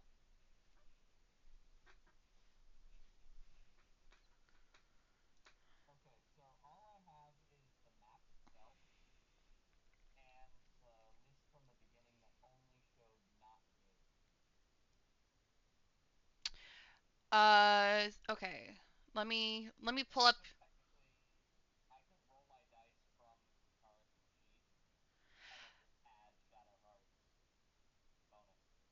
Okay. So that's not quite the page that I need you to go on. So if you go to collections up at the top and you go to campaigns, my campaigns, click on that. Also, apologies, I'm watching your stream, so there's a bit of a delay. So then view campaign,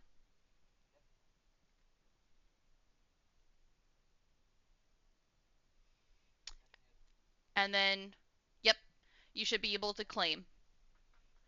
Confirm. Yep, perfect.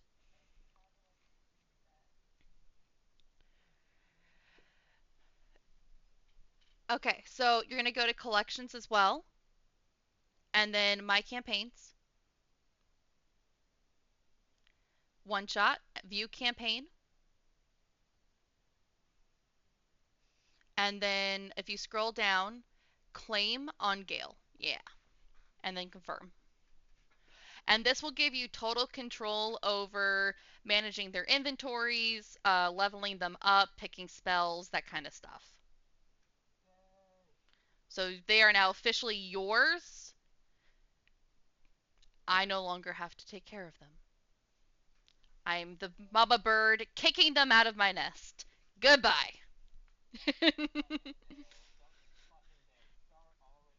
Yeet! Yeet! Yeet! You hear fish hitting the ceiling of the building. Maybe. You don't know. The gods.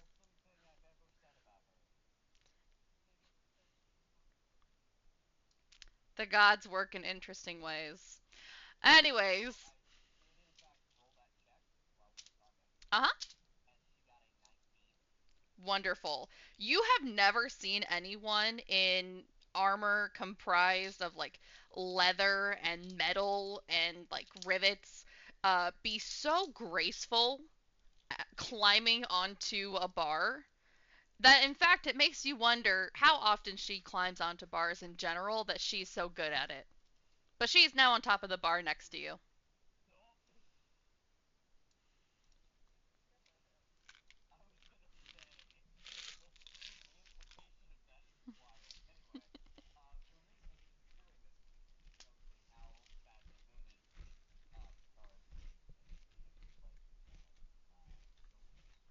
Okay.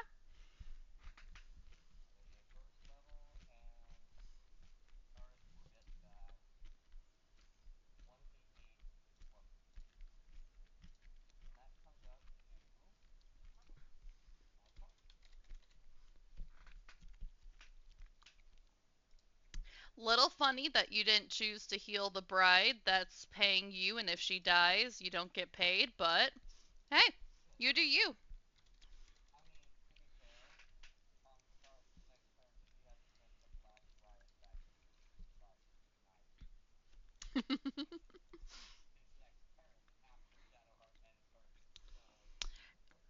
All right.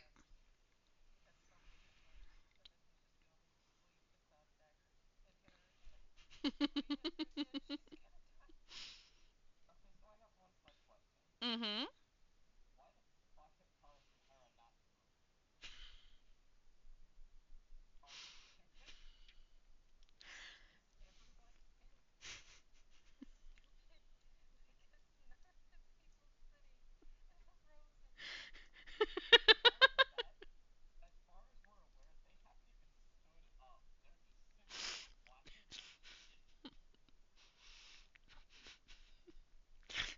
Look, these guys don't move until the captain tells them to do so, and they haven't told them to do shit. Taurus and Hera, I don't fucking know. I guess I haven't been thinking about having them move. But even if they were to move, they would just get opportunity attacks anyways.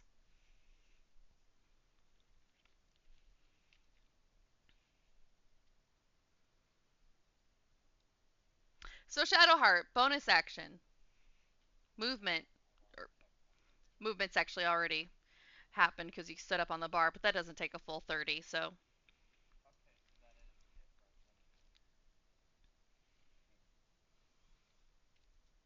what is?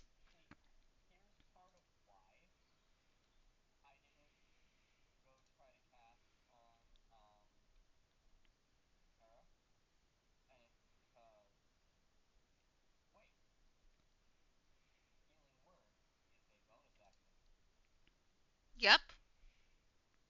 Also, you forgot to take the spell. Actually, let me refresh my page because maybe you did. The spell slot. Okay, good.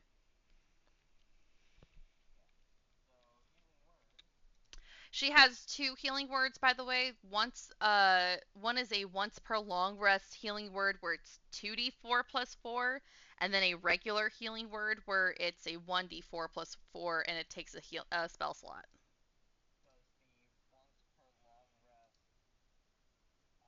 Take a. It is. It just doesn't take a spell slot, and it's only once a day. Okay. Okay.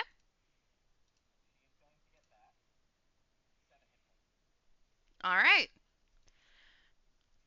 Hera is happy for some magic healing.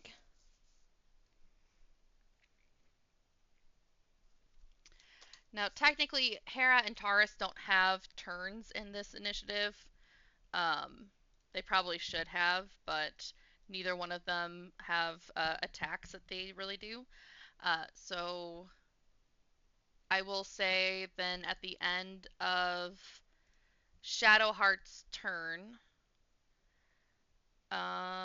Taurus, who is a fighter, is effectively going to like cover Hera. He's gonna be a meat shield. Enemy pirate Jim's gonna get an opportunity attack. Enemy pirate Jim rolls a 1. The enemy pirate Jim just can't hit.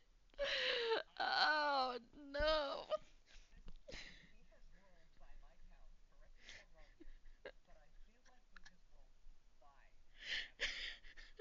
I don't know what to tell you, man.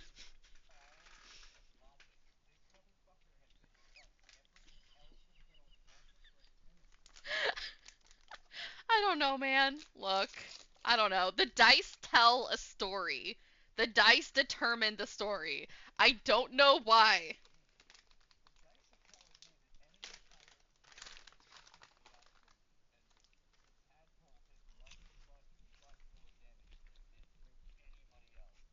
You know what? Enemy pirate Jim has to make a wisdom saving throw. I'm gonna say. Morale. If he rolls low, he leaves the fight. He gets a +1 to whatever he rolls. He rolls a 15. He stays in the fight. He's determined.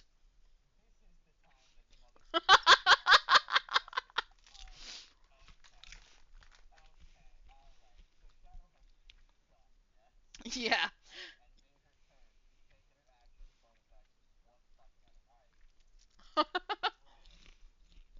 mm, I'm actually gonna.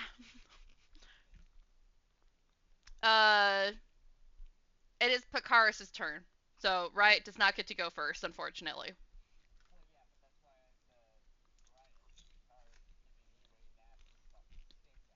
Okay.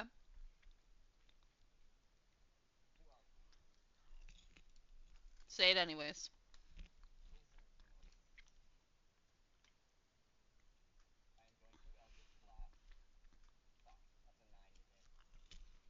9 total will not hit.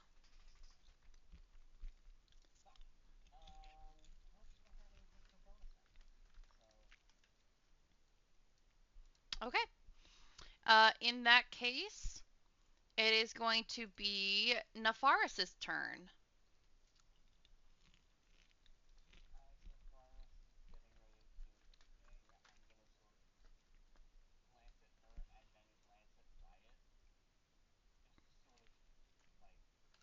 You can say it.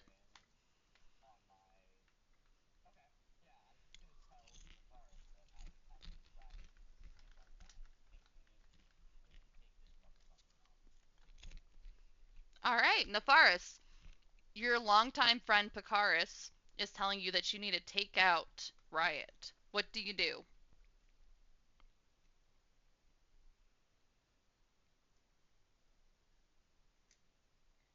Trippy?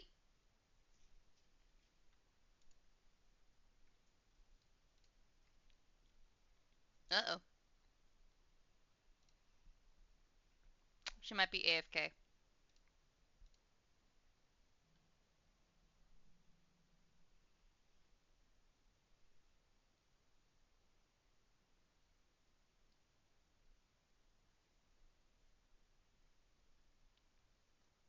Okay. Well, I guess we will skip her for now in that case.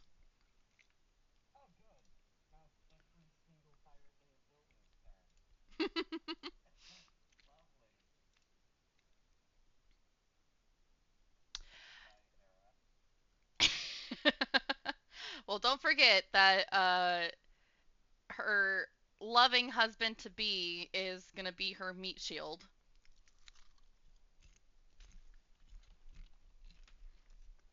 So let's do 3 attacks.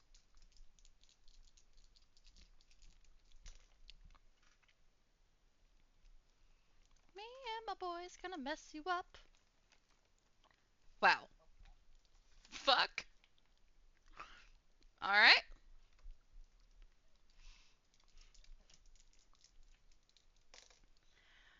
Oh my god, you're kidding. Okay.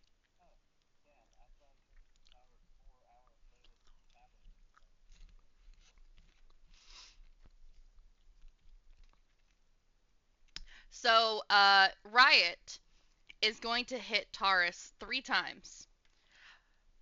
However, on the 3 damage rolls, he rolls a 1, a 1, and a 1.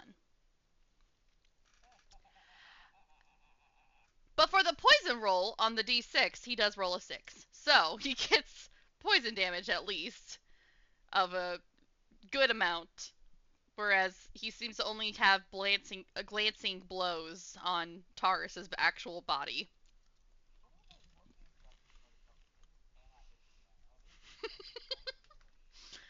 I don't know. Enemy Pirate Jim is going to attempt. And he hits! That is a 15 on the die. And that's gonna be that's gonna be 4 points of damage. Okay. Hera wishes that she had these damage rolls against her. Alright. The other assassin, the official, is going to go against the helmed horror. 19 plus 7 is going to hit.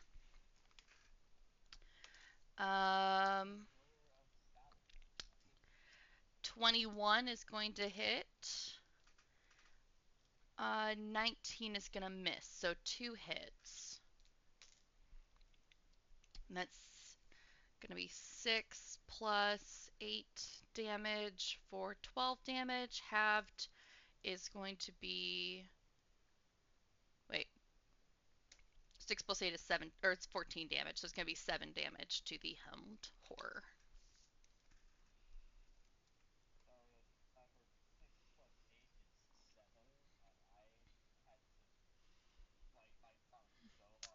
Shut up. It's hard to do math. Mm-hmm. All right. Bandit number 2 is going to go against the helmed horror as well. He also gets advantage on his 1 attack. due to flanking. And that is going to be an 18, so that is going to miss because the Helmed Horror has a 20 AC.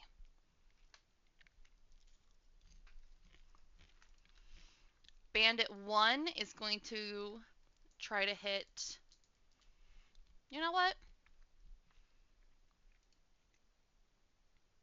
He saw that you got some healing from Shadowheart, so he's going to shove the bartender aside and he's going to try to heal, and he's going to try to hit her. He sees that as not a good thing. And that is a 17 plus 3 for a dirty 20 to hit. Okay. Oh my fucking god. She's gonna take 2 slashing damage. Yep. Nice. Alright. The bandit captain is going to leave your threatened area and go over here to flank Shadowheart. Alright, so it's gotta be a melee attack for opportunity attacks. Okay, go ahead.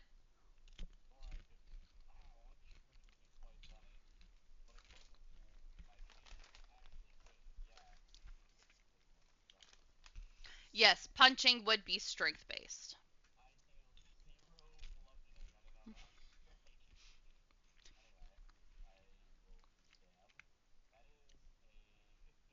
That just hits. Go ahead and roll damage.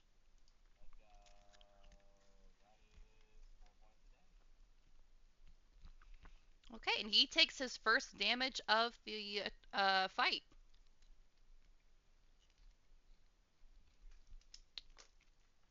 Nobody had hit him prior to this.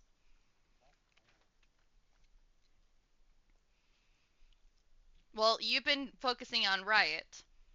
Nefaris was focusing on the 2 bandits that were on her. Shadowheart has been kind of all over the board, and Gale got hit by him, so he Misty stepped away.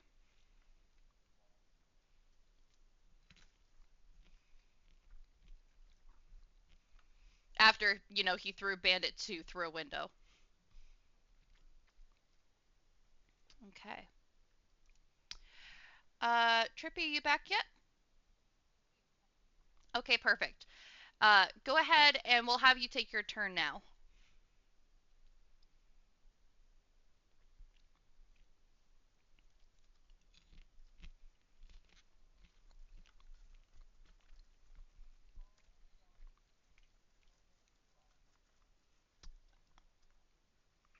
Okay. Go ahead and roll to hit.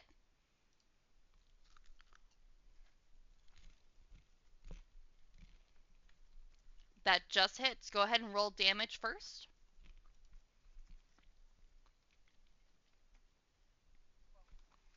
Okay. So 12 damage from the Eldritch Blast. And then, Spence, I'm going to need your Cloud of Daggers damage. Okay. So he's looking pretty rough. He's looking pretty rough now. And you know what? There really wasn't there really wasn't enough room to throw him. You have agonizing blast, correct? Agonizing blast is supposed to throw them 10 feet. Oh, sorry. Sorry. Oh, repelling is add 3 damage to the damage it deals. Okay.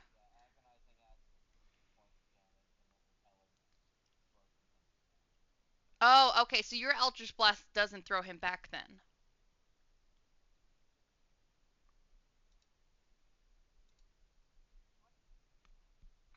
You don't have the repelling blast, right?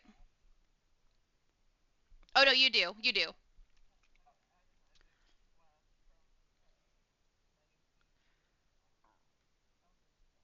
Okay, okay, okay. Yes, she does. I'm seeing it now.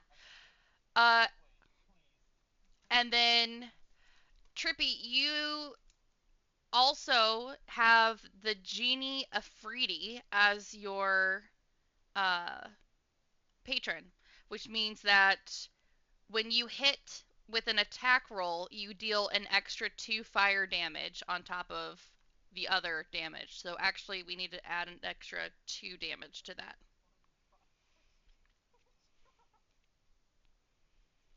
Okay.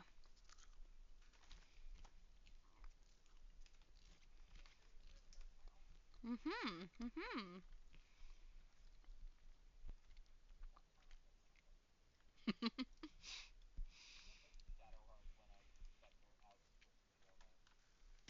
Oh, but don't you know in 5e you don't really do that. There's really no respecking. Uh unless you really want to beg the DM and go through whatever trials they come up with.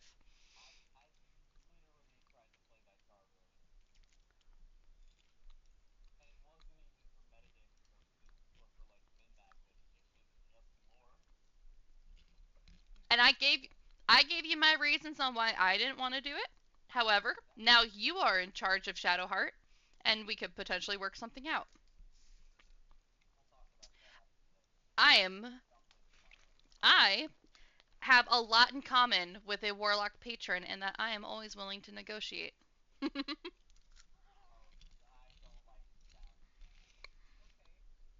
All right. Hmm. Nice. So, Trippy, bonus action movement. Sorry, Nefaris, bonus action movement.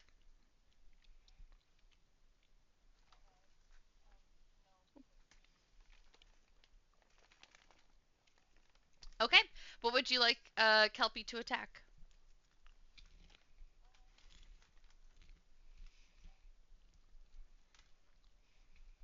Okay. All right. Go ahead and roll uh 2 attacks for the Helmed Horror, Kelpie.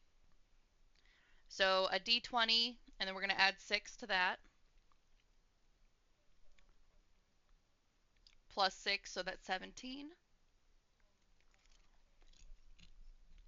Okay. The first one will hit, the second one misses.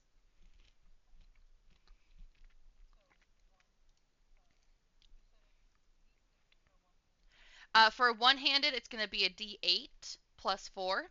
For two handed, it's a d10 plus 4.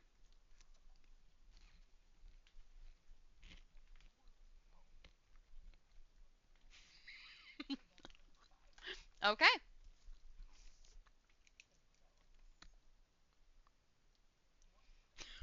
Hey, you figure it's at least some damage. Some damage is better than none.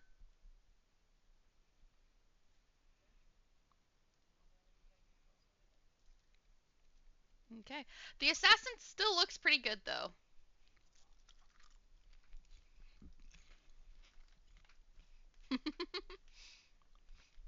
They don't like you either. Okay. Wow, Spence, your robot impression was so good.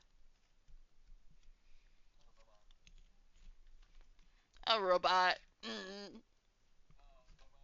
Oh, I went robot. Mm.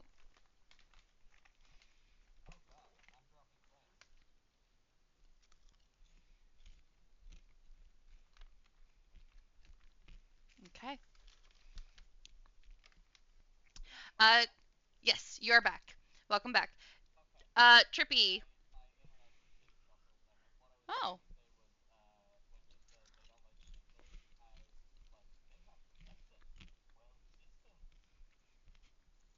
Oh.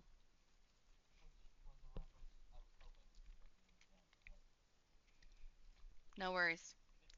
It. Okay. Star Wars.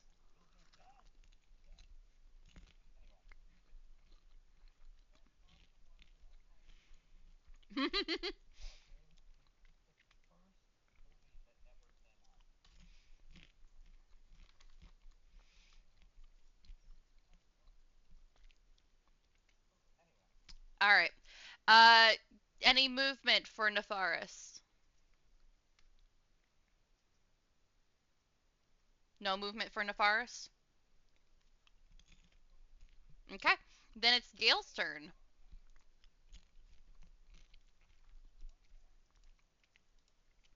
So what is Gale doing?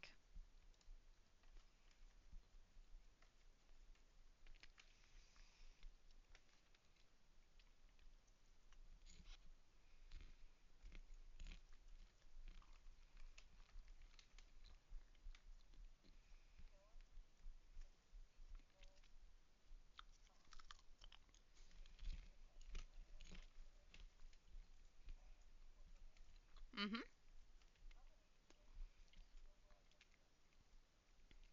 Okay. What is needed for a target of Ray of Sickness? Is it just an attack roll against them? Is it a saving throw? Okay. So who is taking the spell? Is it Riot or is it the assassin?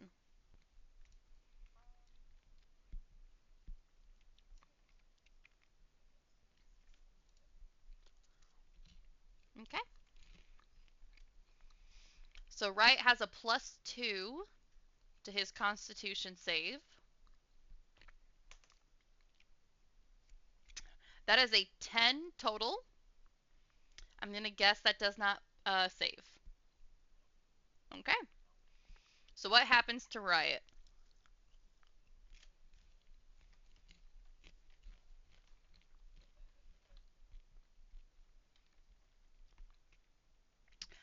Ooh, that does not hit actually.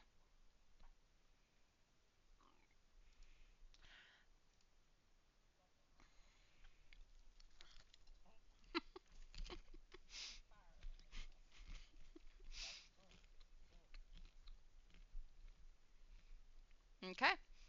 Shadowheart.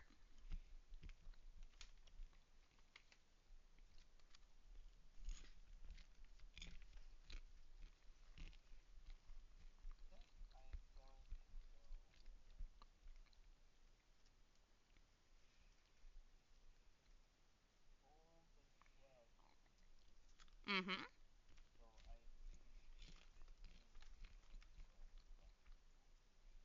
Okay.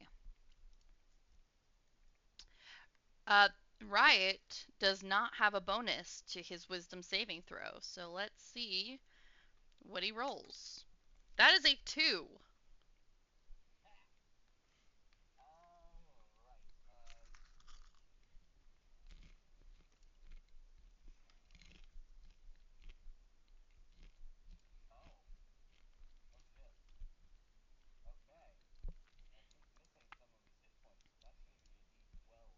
Okay.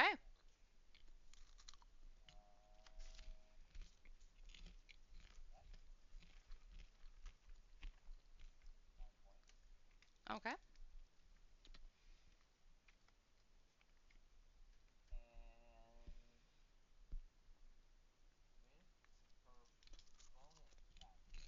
Mm-hmm.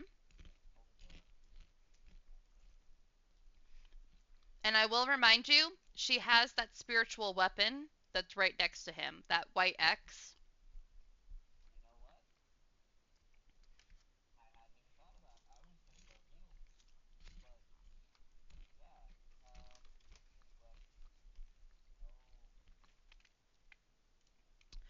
It is a second level spell, so it's at the bottom of the spell list. But because she's already cast it, she can still have it continue to hit. Mm-hmm.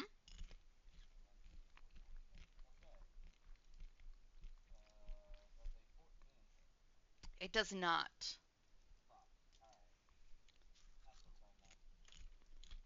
Okay.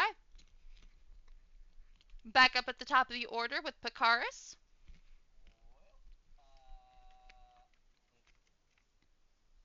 Lizard.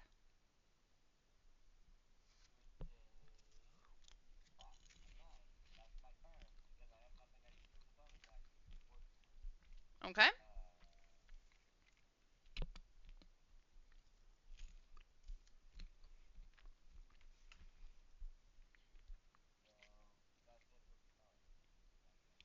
All right, back to Nefaris.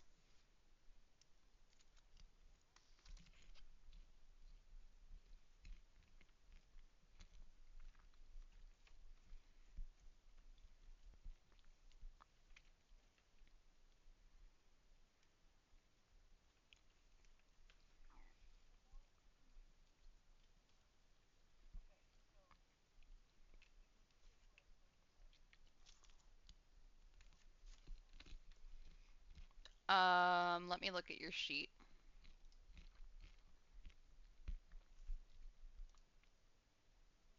So you do in fact have one second level spell slot left. Yes.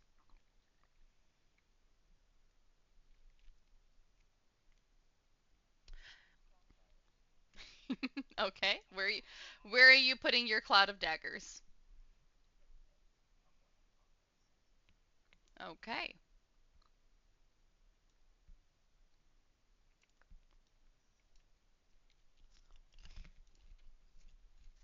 Okay. Go ahead and roll cloud of dagger damage for the initial cloud of daggers casting. Okay.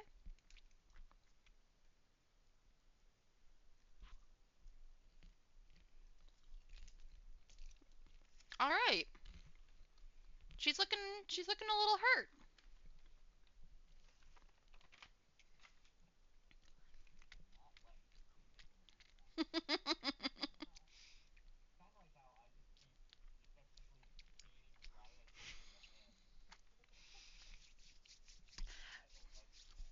You want to know what's great? Riot also uses the assassin stat block. They have all the same abilities. Just letting you know that in the future, should you remember, anything that they are really good at or really bad at and that kind of stuff.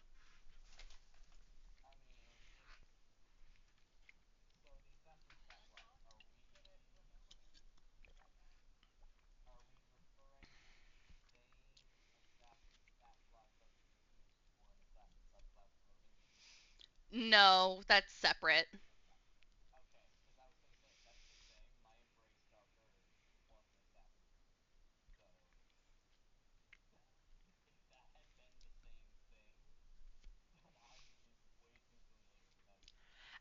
I mean, they have similarities because like it is like a form of rogue, but NPCs are generally not the same because they don't get like a lot of the same sort of like abilities. I'd say they tend to be their stat blocks tend to be pretty simple. Yep. All right, Nefaris. Bonus action movement.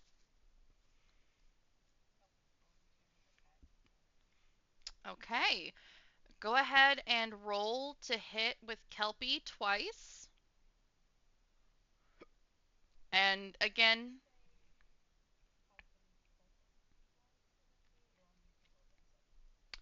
so you could press it twice to do it, but just know that it's going to add them up automatically, and you'll just have to look at the individual rolls themselves.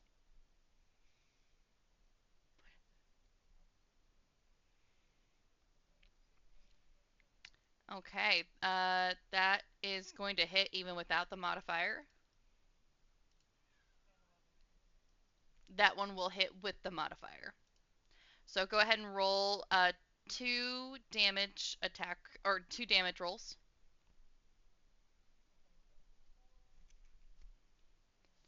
And the damage can be done together, by the way. Okay, plus another 8, because it does get the strength modifier bonus to it. And it's plus 4 for each one, so 4 plus 4 is 8. So 12 plus 8 is going to be 20 damage. All right. And that's to Bandit 2. Bandit 2, how would Kelpie like to do this?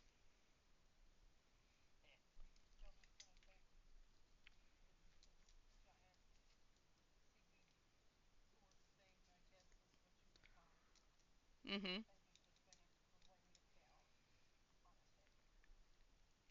And Bandit 2 is split in two as he has -6 hit points.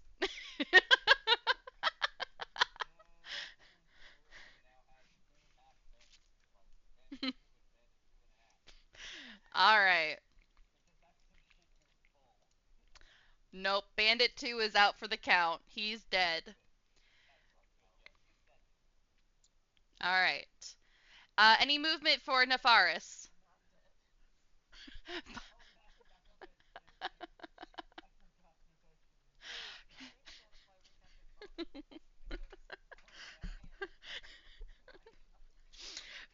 Trippy, I will have you know that when you were AFK for a second there, Jim took his turn, rolled a nat 1, and then I made him roll a like morale check to see if he would give up after rolling like 5 nat 1s so far in this battle, and he rolled a 15. So he can't hit, but he believes in himself really hard.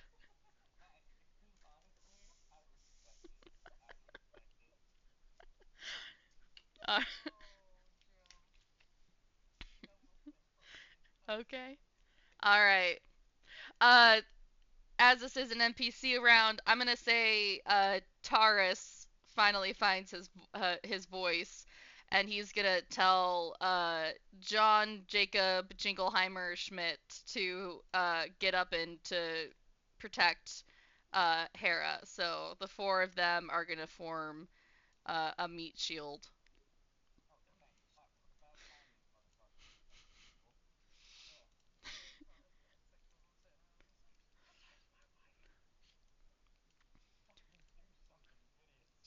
like just practically on death's door.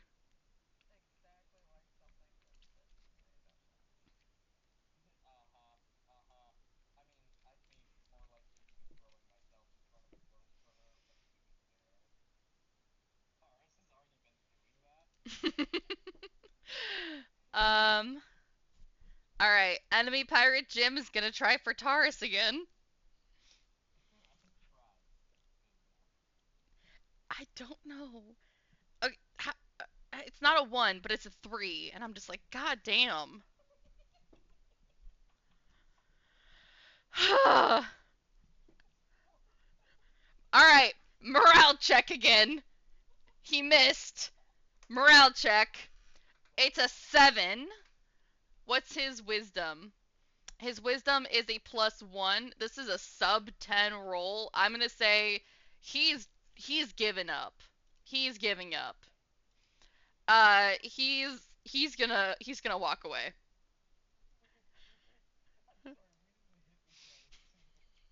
He he has all of his hit points. Nobody has hit him.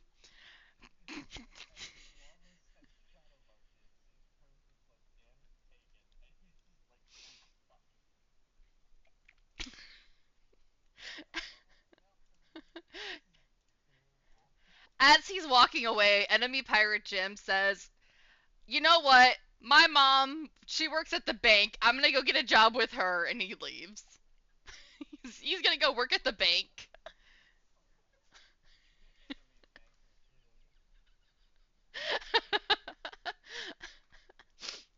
uh, okay.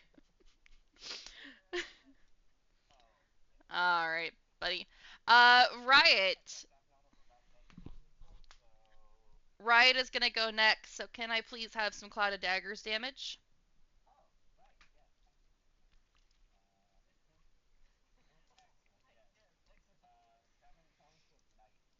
7 points of knife. Okay.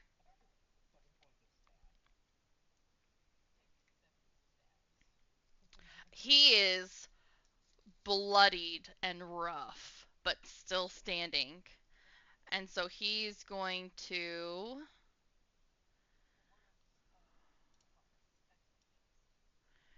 He can't get to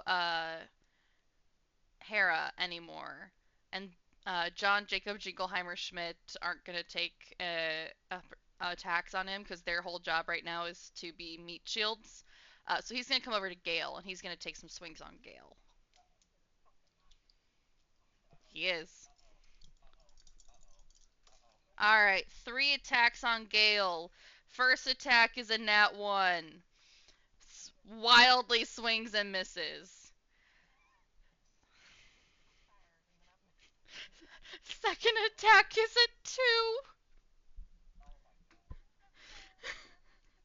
2. He's dizzy from blood loss. I don't know what to tell you. Uh Third attack is a 15. All right. Now we're cooking with some gas. His a bonus to hit is a +7 for a total of 22. So let's roll some damage. It's going to be 6 piercing plus he's got some poison. Oh, I haven't been doing the poison right. Oh,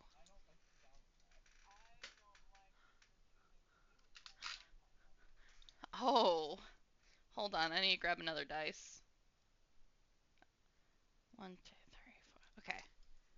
All right, this is enough.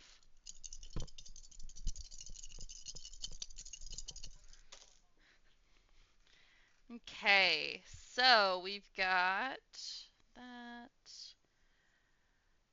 that. Okay.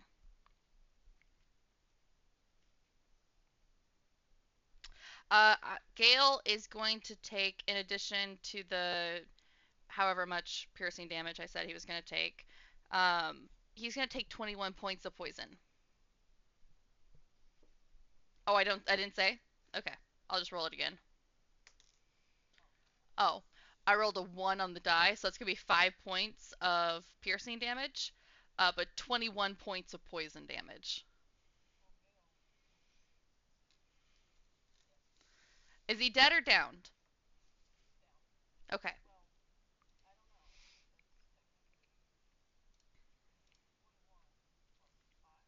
Yep. Okay. So he's going to be downed. So if you put that damage in on his sheet, you should see a change where his hit points are. All right. Yep.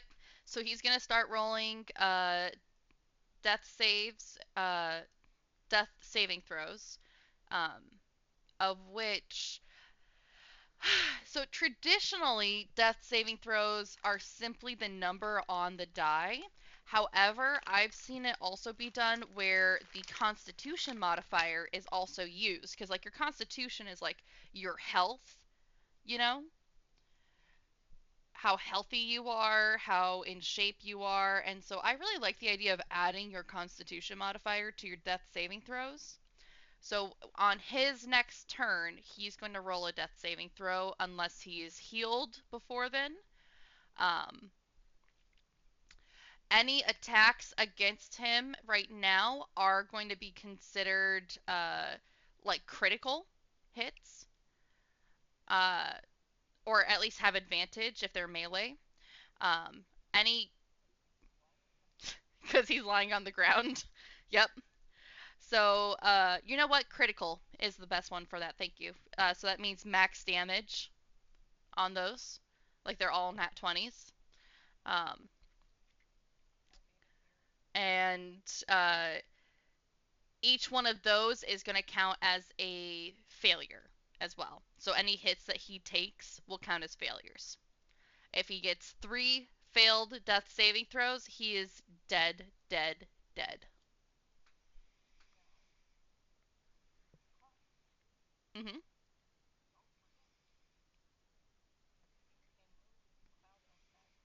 You cannot. We're using 2014 rules.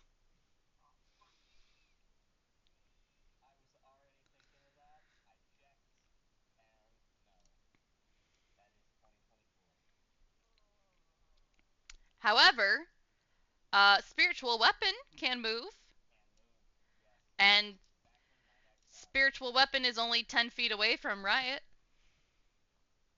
which should be well within spiritual weapon travel. Well, here's another thing. Also consider. You can move and then cast your Eldritch Blast, therefore changing the direction that he would fly back to.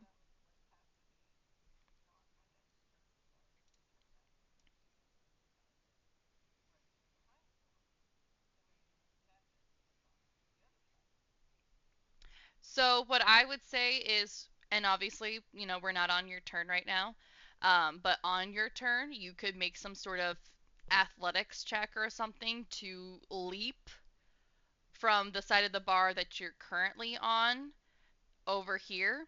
If you are willing to potentially take the opportunity attack, then you could get down here and blast him backwards at least a little bit. You wouldn't get him all the way into here, but you would get him here, it looks like.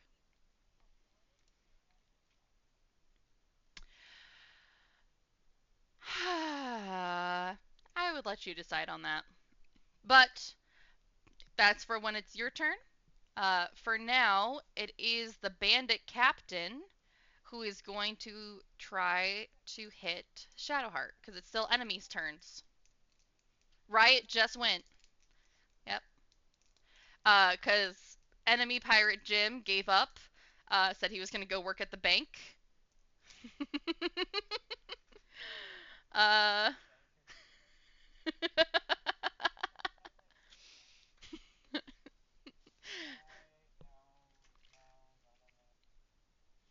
uh,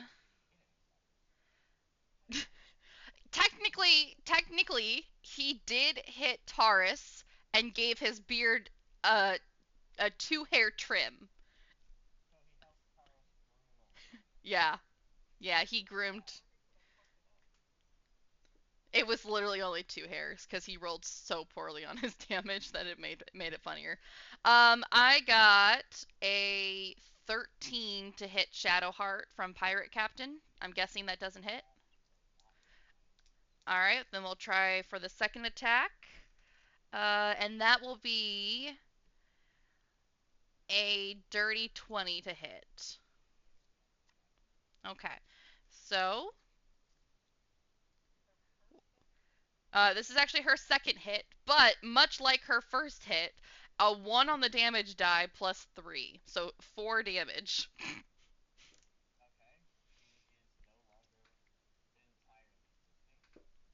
Wow. How many hit points is she now missing? Wow.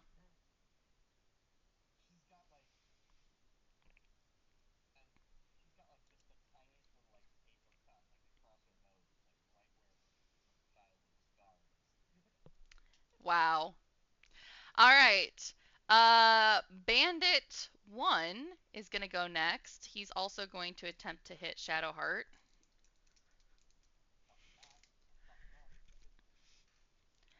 because.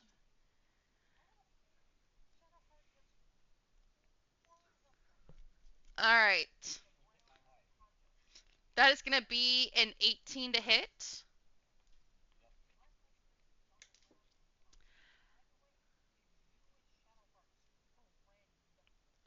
And that is going to be 4 slashing damage.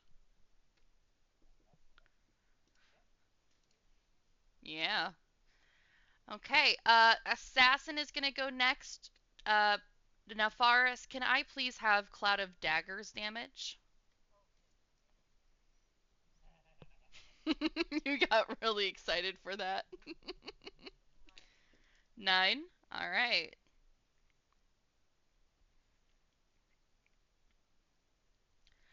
Okay, she's looking a little rough, but she's gonna do this really fun thing where she steps out. Uh,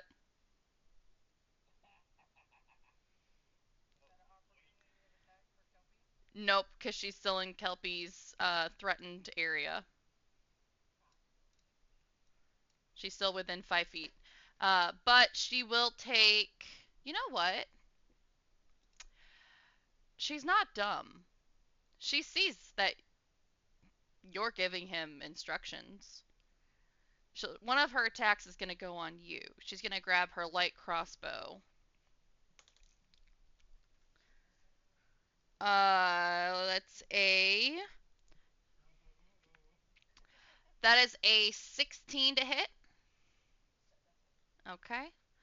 So that's gonna be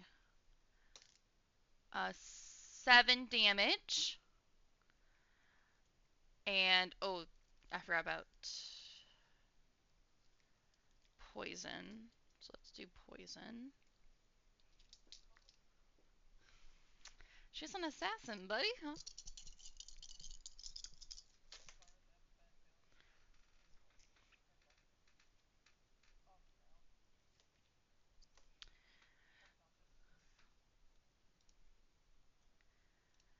Okay, that's a 1. That's a 1.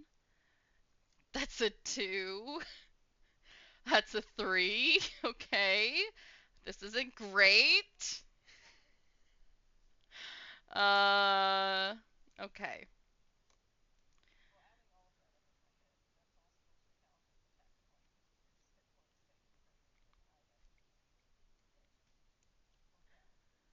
Are you dead or are you just low? So you took 4 points of slashing, and then you're about to take one, two, three, four, five, 6, 7. 7 points of poison. So it's a total of 11 hit points of damage. Hey, 1 hit point still means you're up. All right. Hey, you're still up.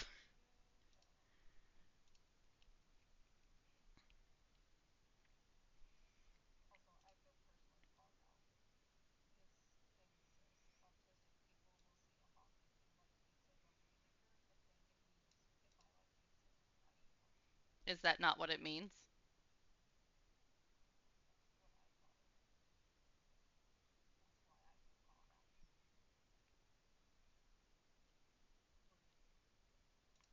All right. But that is all of the bad guys, and so it is all the way back up to Pakaris. Oh no, sorry. It's actually Gale's turn. My bad. I almost skipped him. Go ahead and give me a uh, Constitution saving throw.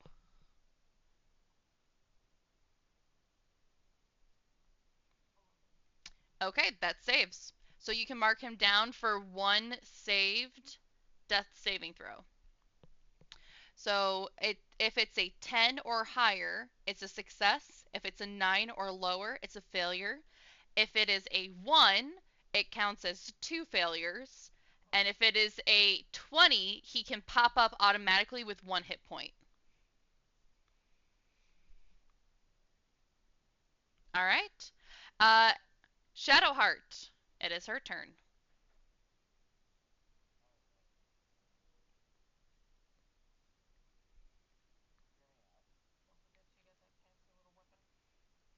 Yep. Mm-hmm. Listening.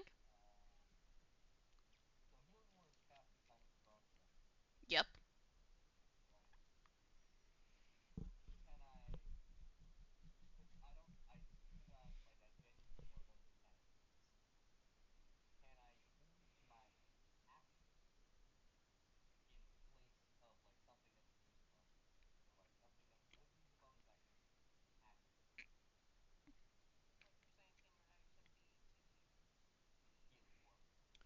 So effectively, you want to do two bonus actions, sacrificing your action to do so. Um, yeah, I suppose you could do that. Usually, I would also say though that does not work in reverse. So the reasoning behind it is an action tends to take more time to prepare and is like a bigger thing versus a bonus action is going to be like a smaller thing. What are you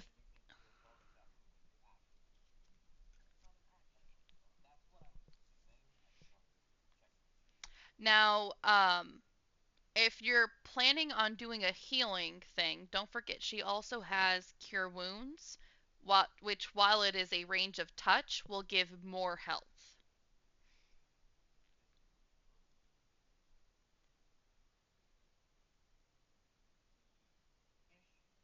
Mhm.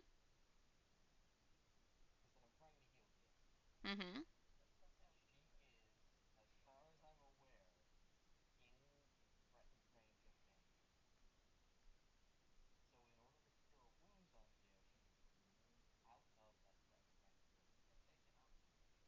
Mhm. She also has 26 hit points and a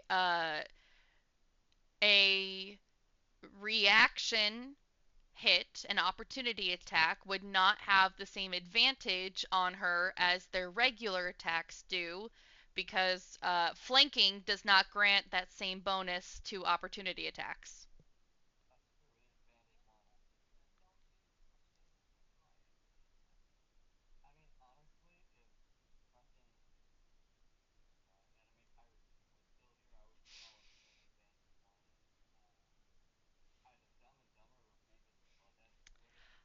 Okay, to be fair, Bandit 1 almost killed Nefaris earlier.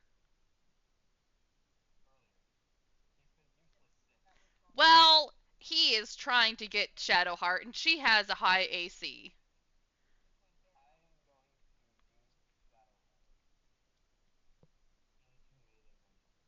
Okay. Uh, so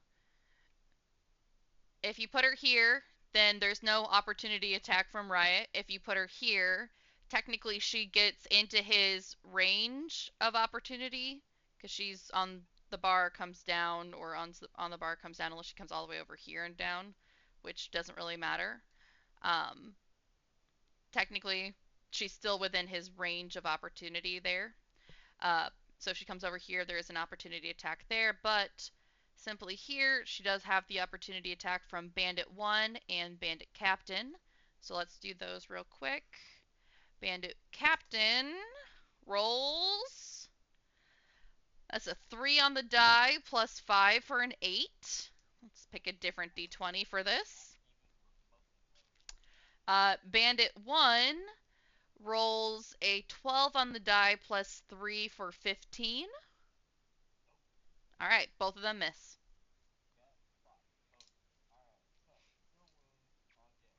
All right, go ahead and use your spell slot.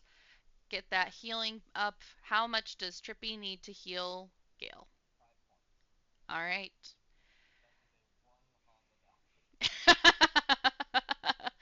Love it. Um.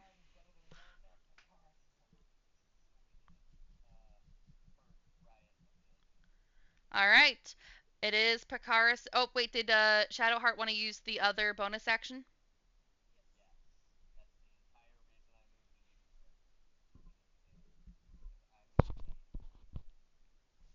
Mm-hmm.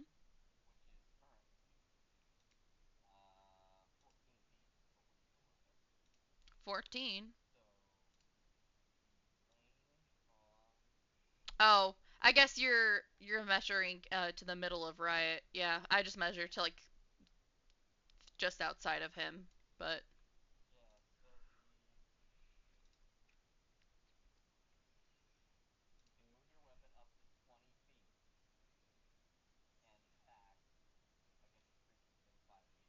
mm-hmm.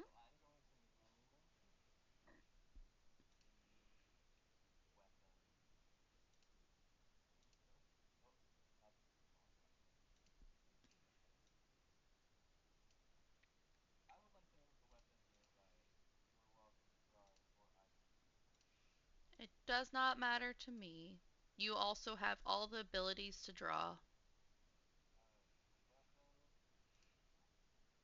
Okay?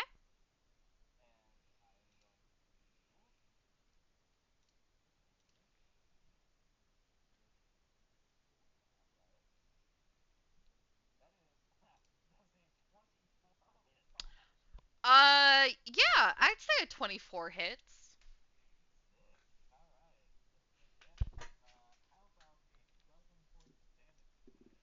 A dozen points of damage to Riot. Okay. How would the spiritual weapon like to do this?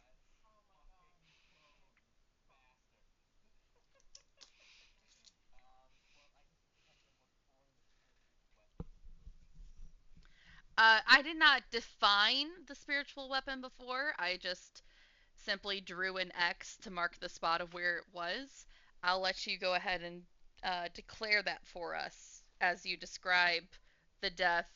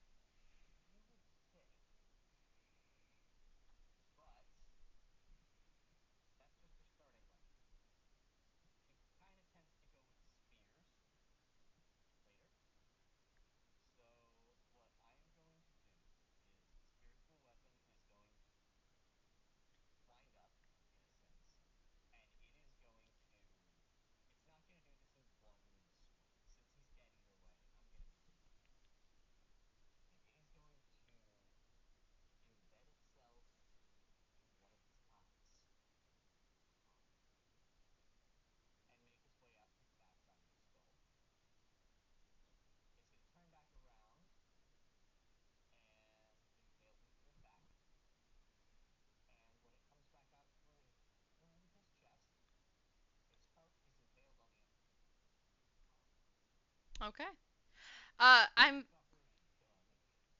I'm seeing a lot of parallels with the gunslinger's Mori in Dead by Daylight, but all right.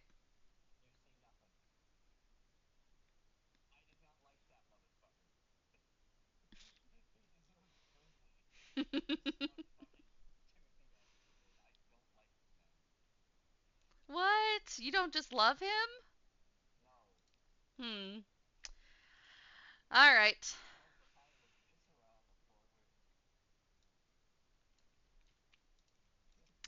Uh, Gail had just recently awoken, right? Being brought back from the brink of death. And Trippy, you did remember to put those hit points in on his sheet, correct?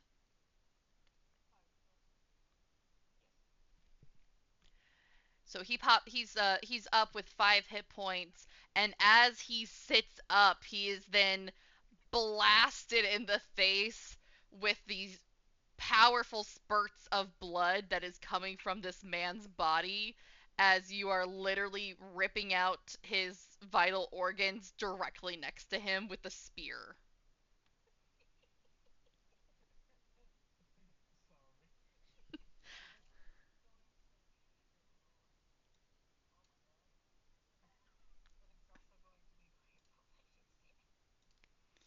Yeah.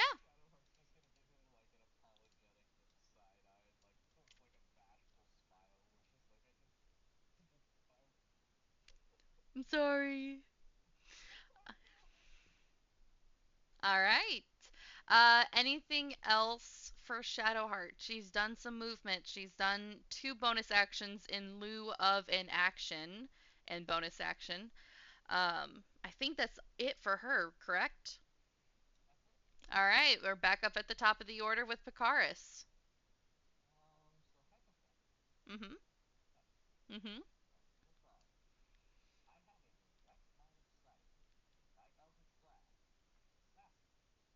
Mm-hmm.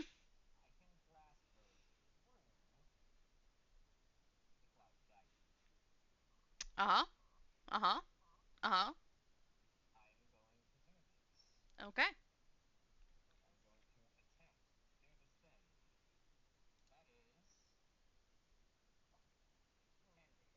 That will not hit.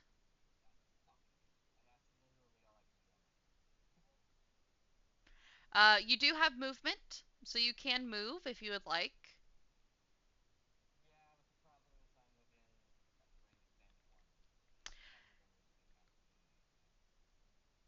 You're risking a single opportunity attack, though. Okay.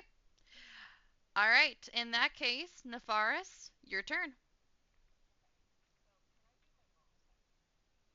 Yeah.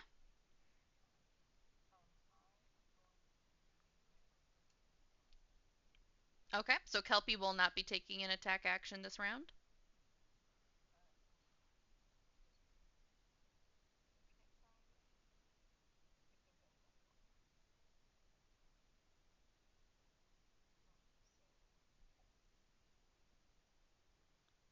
No worries. Assassin will be alive.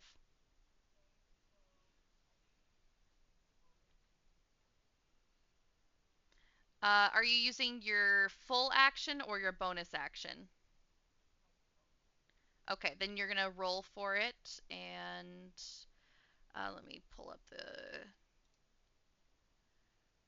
potion of healing. 2d4 plus 4. Yep.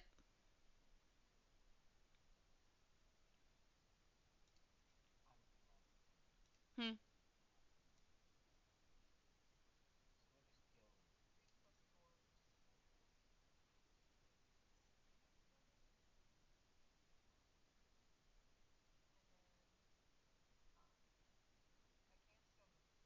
Yeah. You've got 30 feet of movement.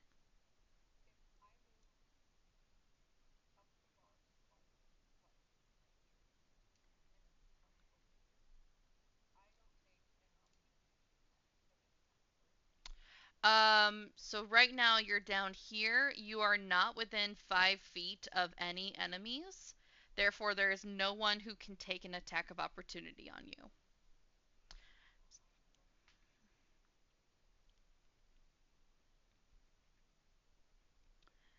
So, so that does put you within 5 feet of the assassin. Um, you might need to check if you're planning on doing uh, Eldritch Blast. I believe that is a ranged attack, and so in melee you would have disadvantage.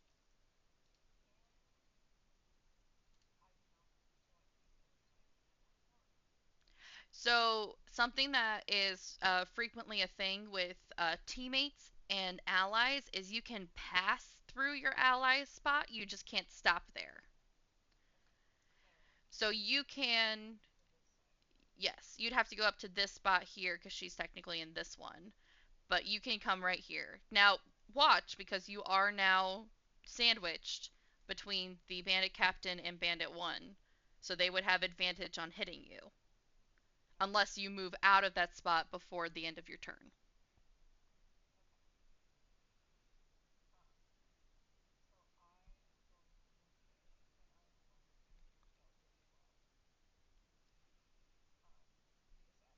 Okay. All right.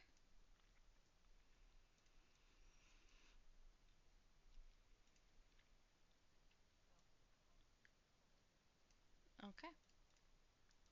That does not hit. Did you want to use any more movement, or you've already used your bonus action to take the potion? So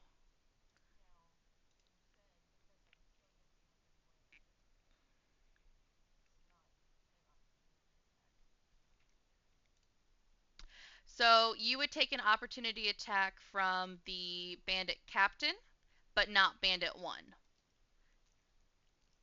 because the tile that you're moving to is still directly next to the tile that he's technically on. So he's technically on this tile here. Yep. So you'll just take one attack of opportunity. So bandit captain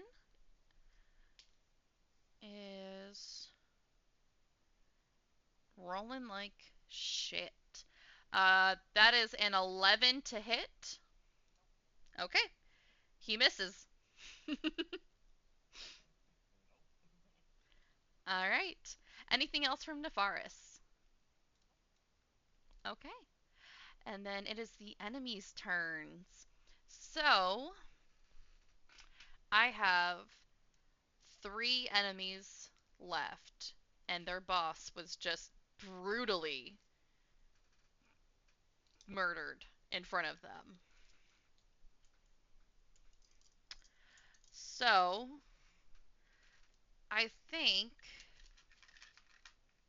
what I'm going to do is I'm going to roll some percentile dice. So that is a D100.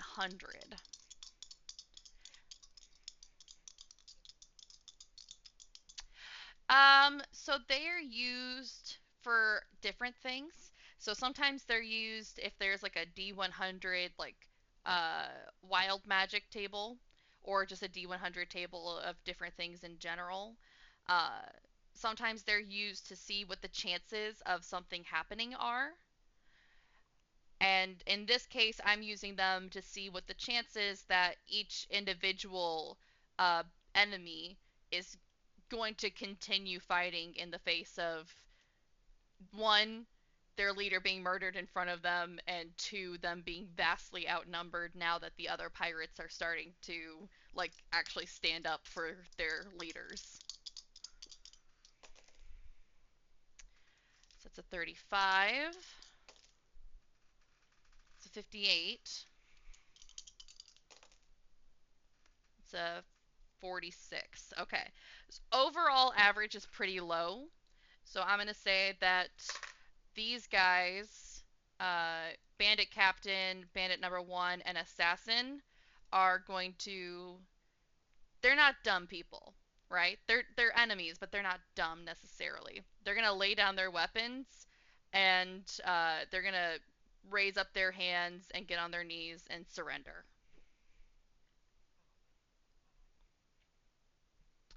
That's kind of what.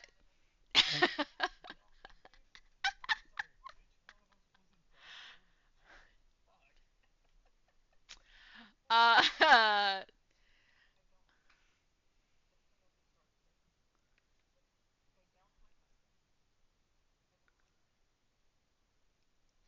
so I mean they've effectively given up.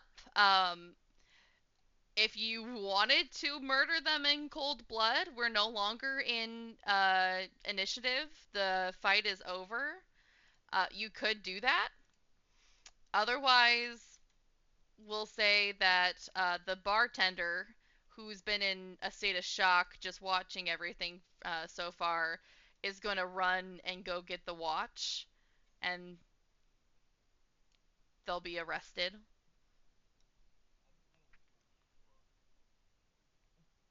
What movie is that? Oh wait, that happened last time too, didn't it? There you go. So yeah, the fight is over. The guys are dead.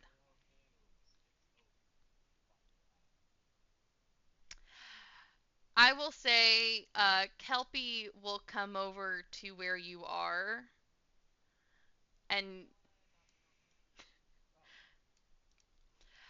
he's he doesn't really have Bing Bong though.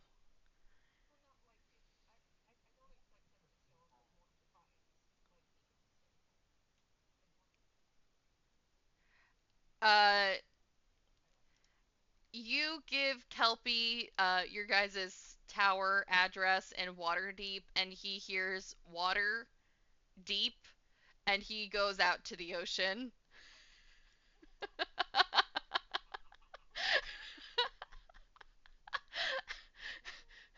and and he just starts walking into the water as to get to the deep.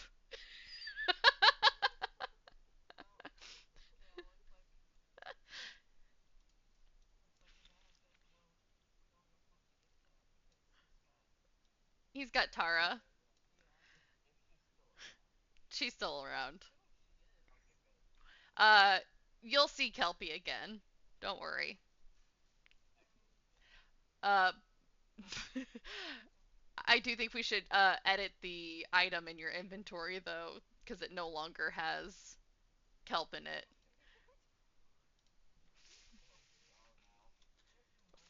Former jar of kelp.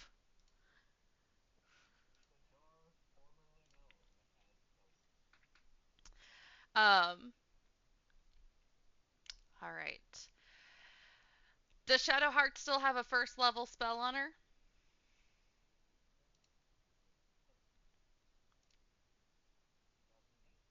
Okay. Well, hey, Taurus and Hera are both still alive.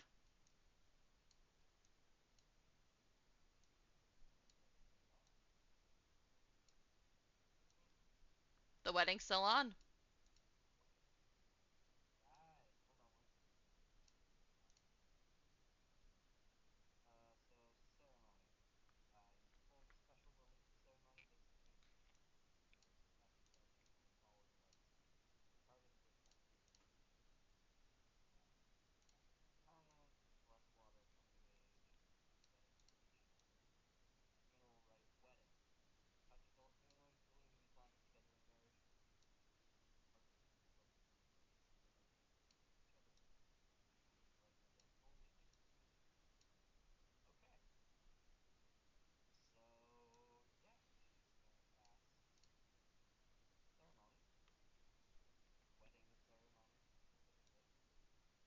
Good to know it wasn't funeral rites.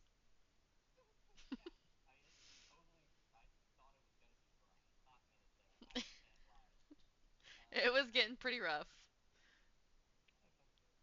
Oh, you're not gonna stay by them so that way in case someone else breaks through a window and attacks.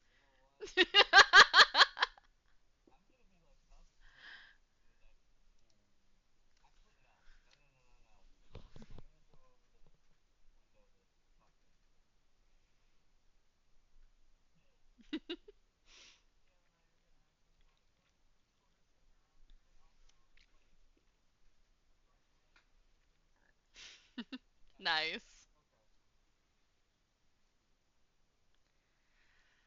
All right.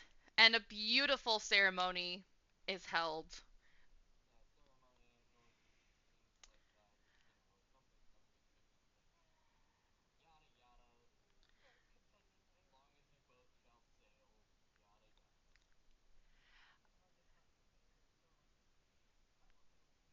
There you go. Maybe not that one. But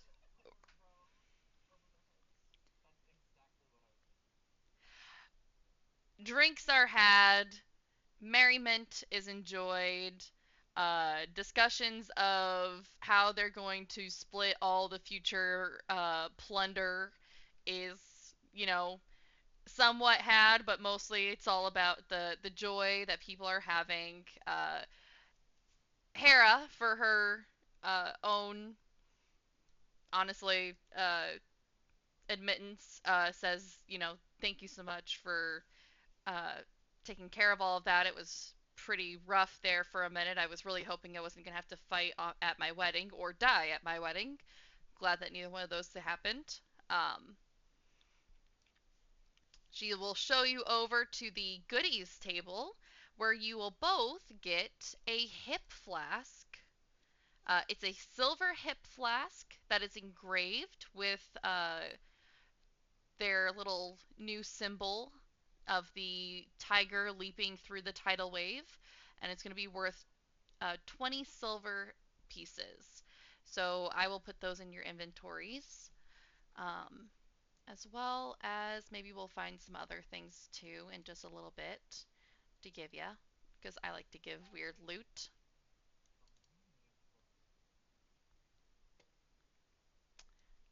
You didn't finish your sentence there, buddy.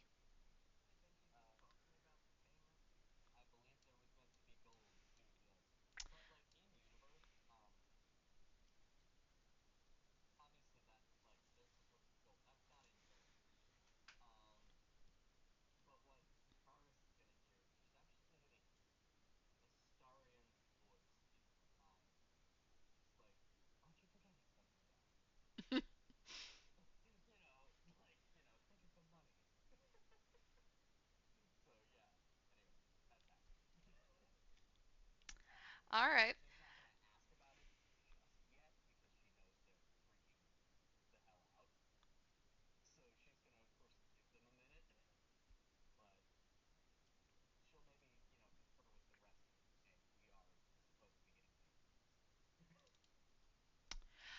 Yes.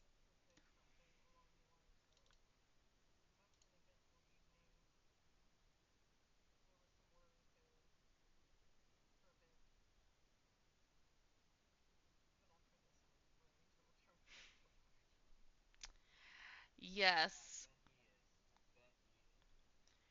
Let's see. Oh, that would be fun to give you guys something.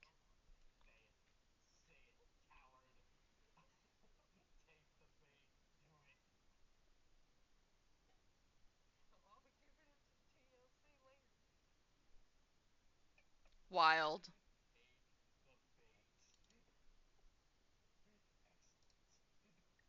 All right. So, all right. So there were a total of 3 windows broken during the fight.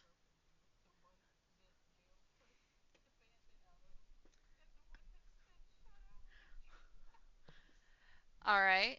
So we're gonna subtract at least, let's say, 15 gold from each of those. So that's 45 because they're gonna have to pay for those. And then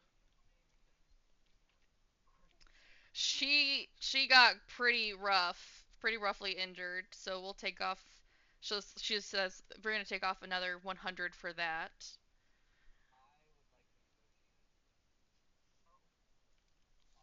You want to negotiate with the shrewd pirate woman? Go for it.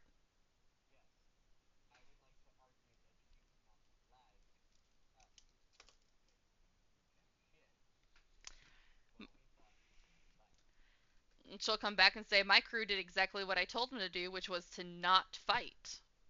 I hired you to do that. How come none of you came over to protect me?"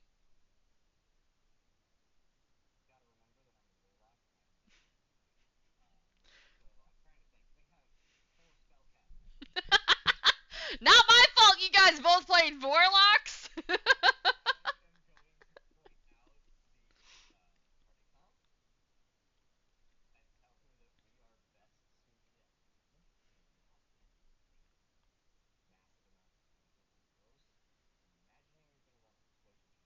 I am, yes, and I'm gonna need a high DC for it, so it's gonna be probably like an 18. How would you like to offer help on this? What would you say or do?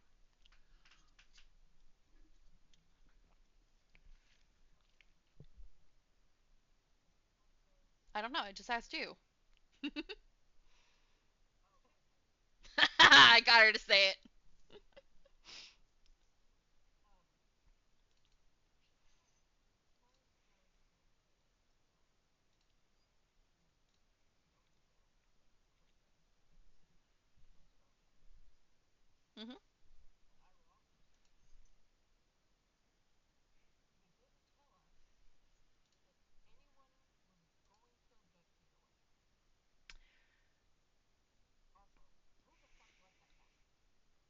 Hmm. She'll look at you and she'll say, "Well, that was Riot."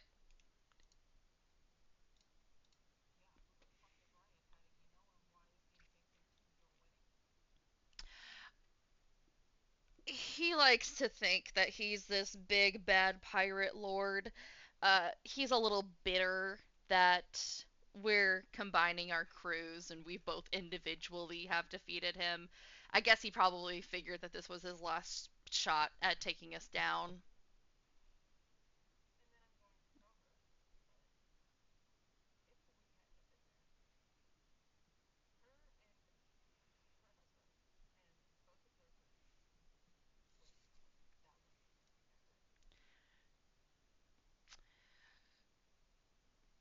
She's gonna look at you and say, "If you guys aren't good at melee combat, how come you chose to take the job?"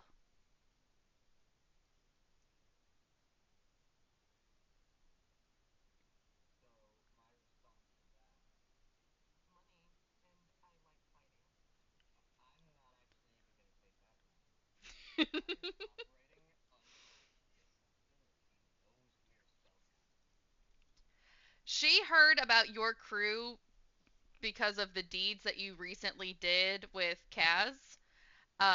And so all she knows was that you guys were able to take down a sea hag in her lair along with her crew, as well as solve a mystery. Um, she figured you must have been, big enough badasses to take care of that, so you must be good enough for, you know, handling whatever ruffians would come to her wedding. Okay?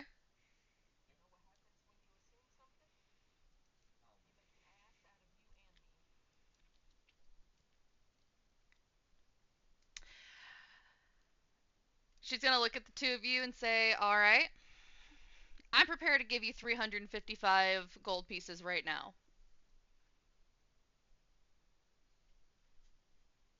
Do you accept?"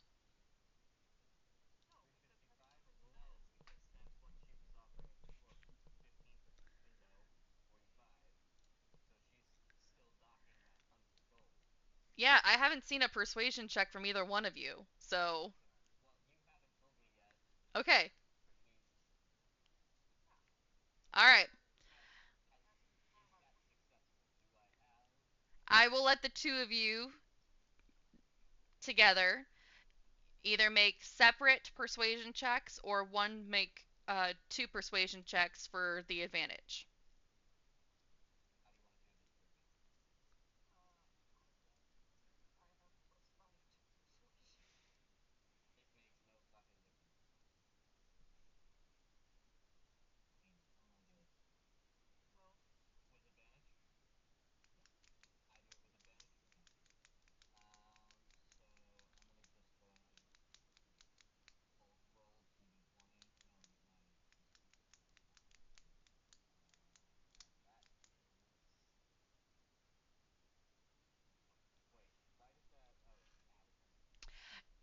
Okay.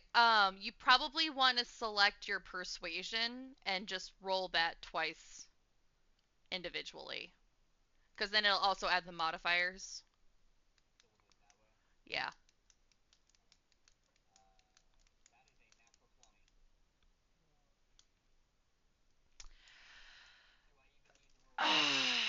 she'll she'll take one of her hands and like touch a sore spot where she was recently magically healed but previously was stabbed, and say, "You're not getting the full 500 because I do still have to pay for the windows. Um, but I'll give you the four.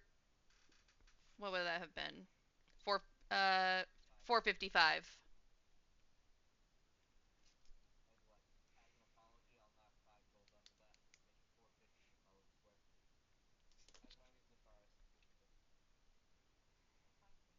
All right. She holds out her hand to shake.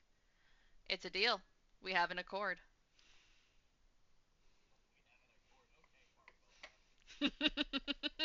She is a pirate. She is a pirate.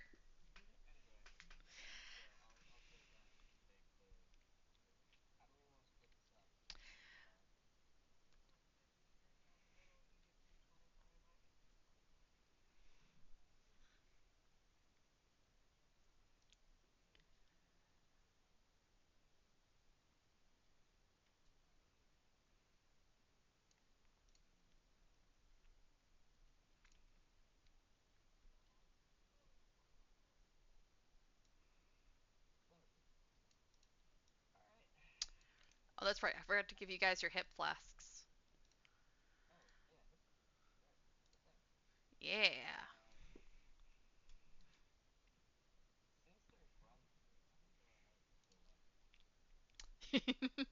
Yes, you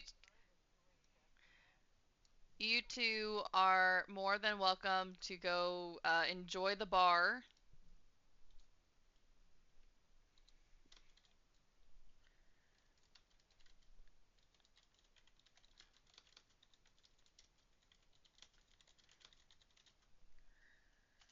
Tiger jumping. Perfect.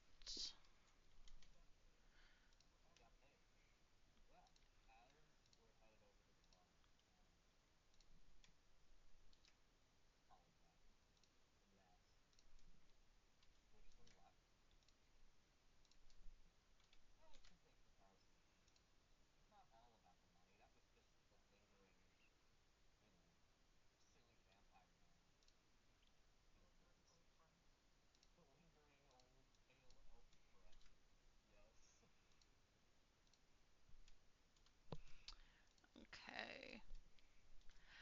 I'm going to add these items into your backpacks for now. You can decide later if you want them in a different spot.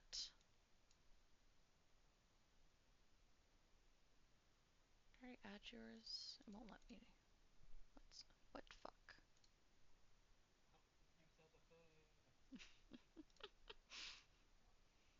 What fuck? Oh, of course. What fuck? What fuck? What fuck? Mm-hmm.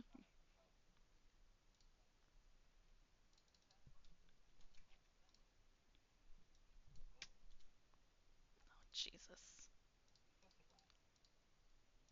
Uh huh. Uh huh. Uh huh.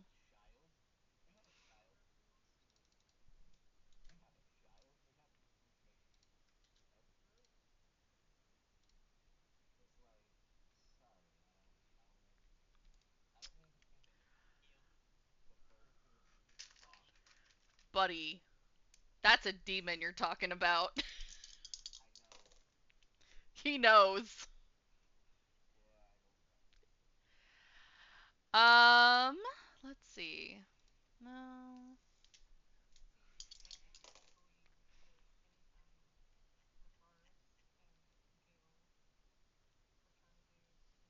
Mhm.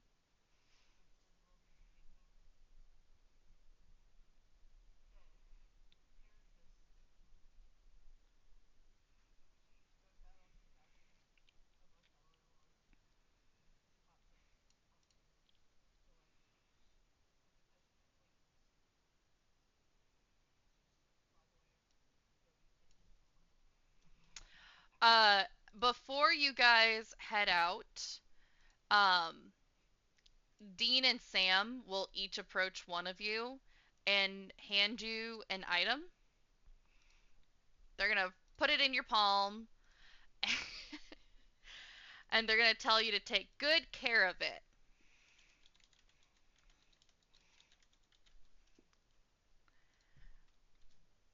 I'm gonna add that to your backpacks as well, and you can look at it.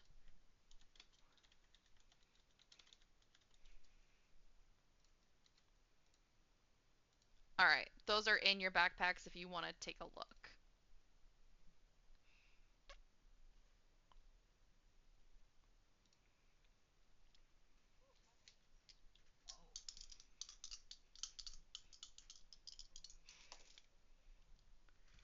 Well, they didn't hand you that. That was from Hera.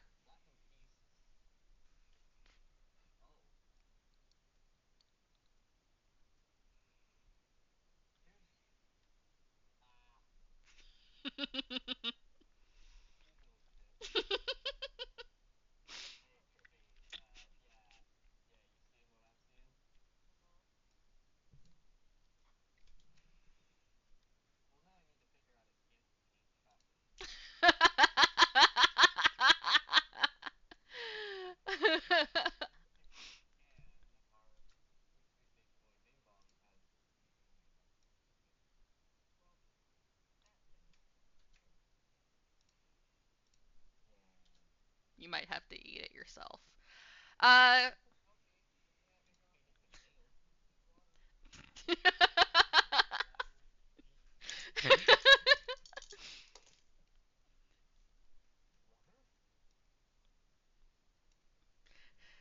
All right, and then the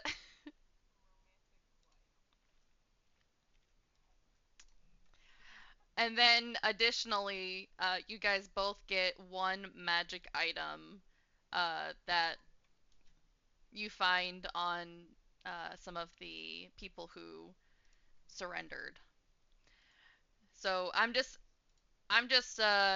assigning them randomly. If you guys want to trade, you can, but go ahead and refresh your pages. I put them in your backpacks.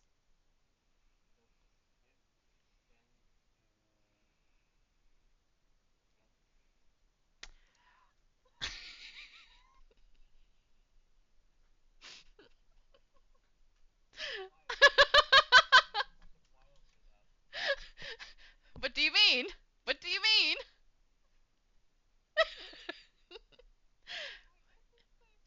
No. No. You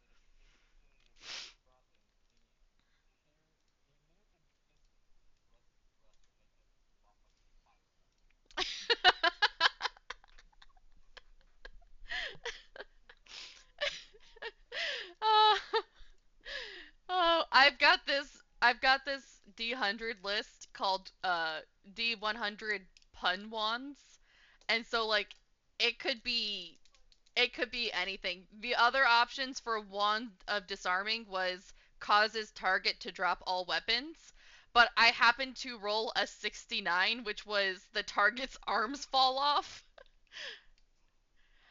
And then the wand of detect thoughts. There was two options. One has one charge of detect thoughts. One has the detect promiscuous women.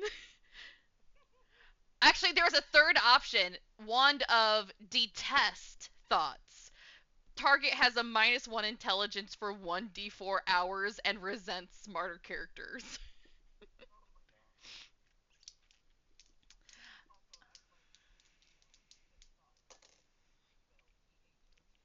Yeah. Yeah. It's spelled correctly for its intention.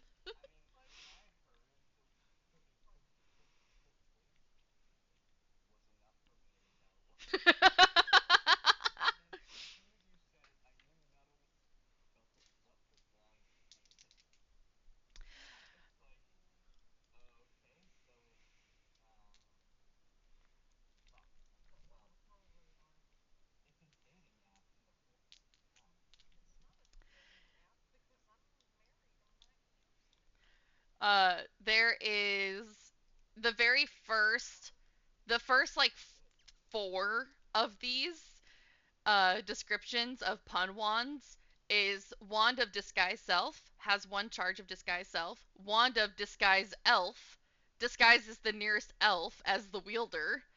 Wand of disguise elf summons a house elf. Original owner may be annoyed.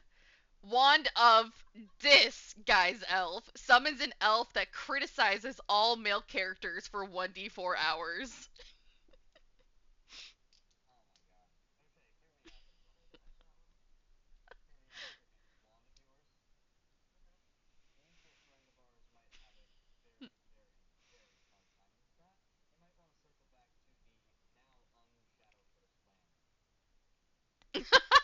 Halson? Uh oh,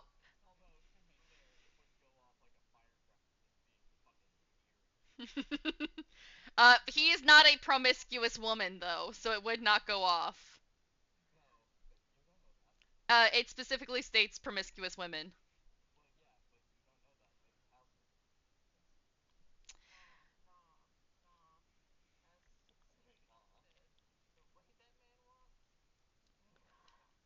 Uh, there's a wand of magic missile that has one charge of magic missile, and then there's a wand of magic missile. Summons a beautiful half elf wizard woman wearing a sash, declaring her the winner of this year's Magic Miss Isle pageant.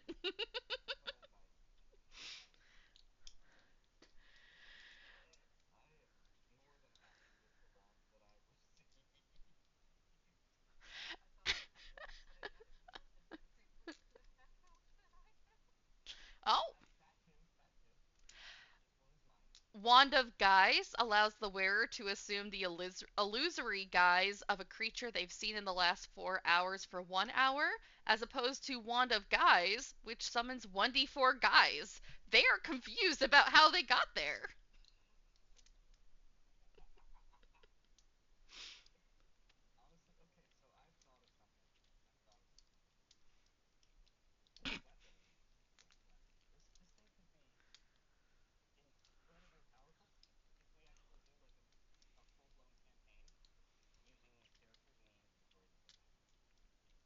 Oh, you want to use your Wand of Disarm? Making someone's arms fall off?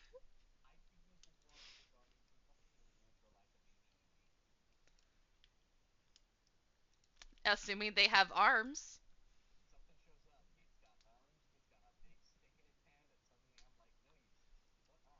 Until the BBEG is a snake.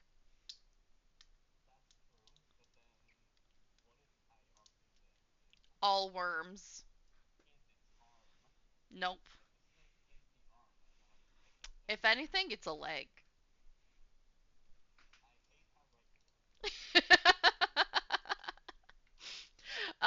Also the chocolate platinum pieces you guys got is from a D100 list called D100 items in an NPC's pocket. It's mostly meant for like if they're like being pickpocketed, but I wanted to see what else they would have potentially that you would get, and I thought that one was pretty funny when I rolled for it. Yep.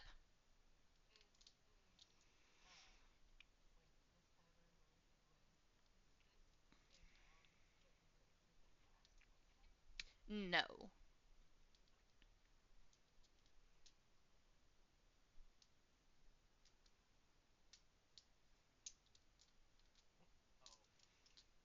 Sorry. Uh did you really want it to be? It could. We could.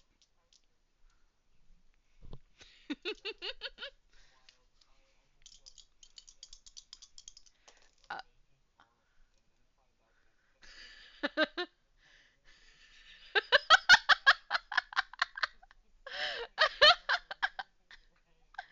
yeah.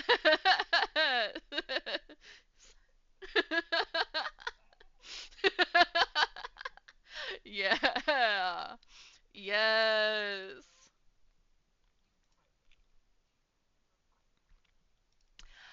This is just it takes a long time to play Dungeons and Dragons. I'm sorry, okay? Even a one shot takes a while.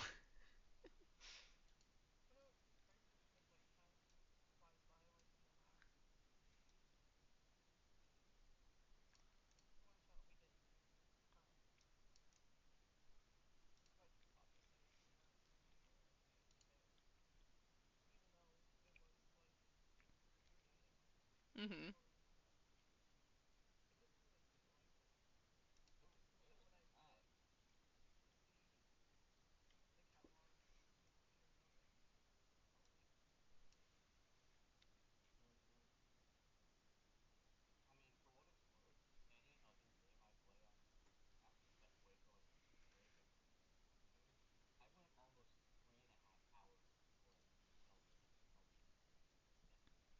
I didn't step away once.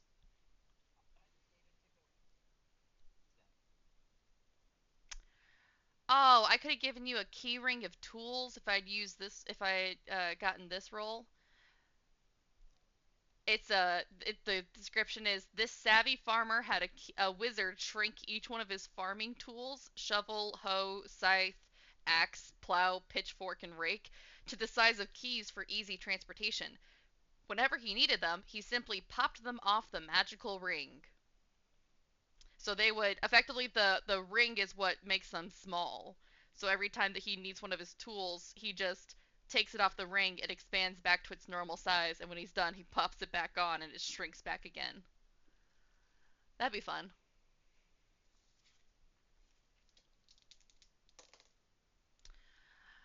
I also just love random loot items because I think it's really fun.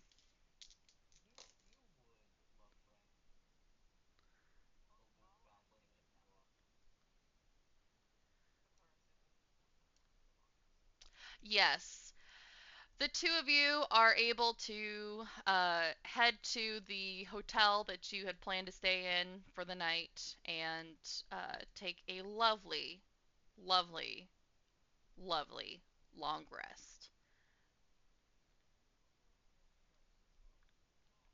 Okay, buddy.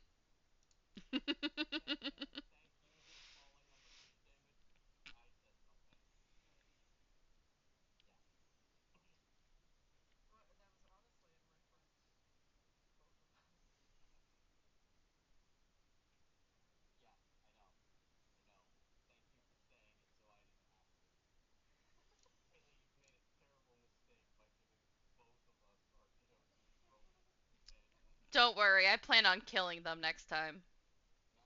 Mm-hmm.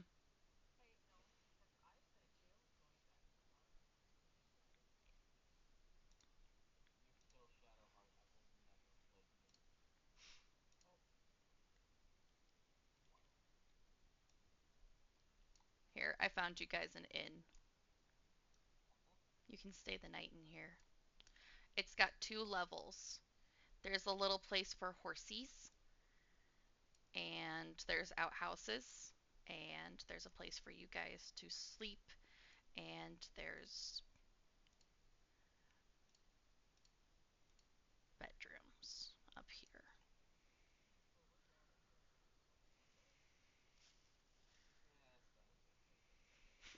Okay.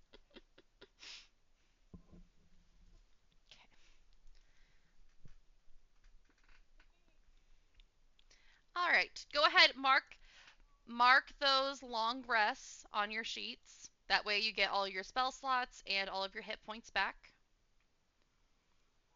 Don't forget to do so for your spouses as well, as you are now in control of them. Okay.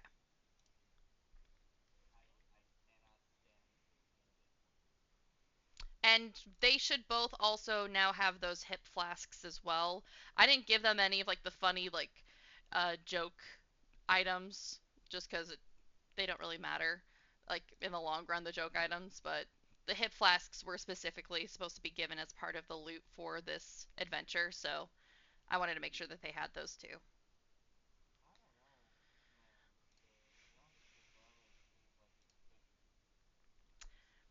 All right, Spence, roll me a D100.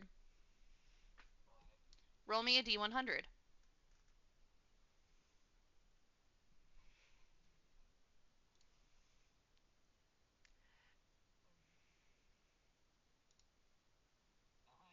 A 9? Okay. Great. Shadowheart gets a wand of counterspell. A loud voice counts all the objects and creatures in the room.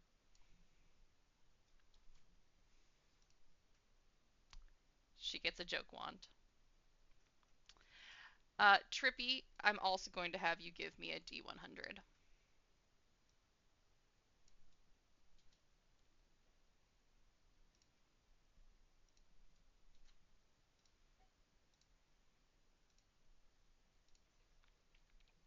Okay. Oh, your PC rebooted?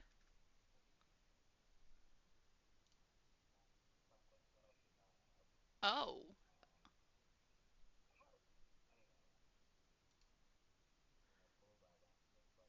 Yep.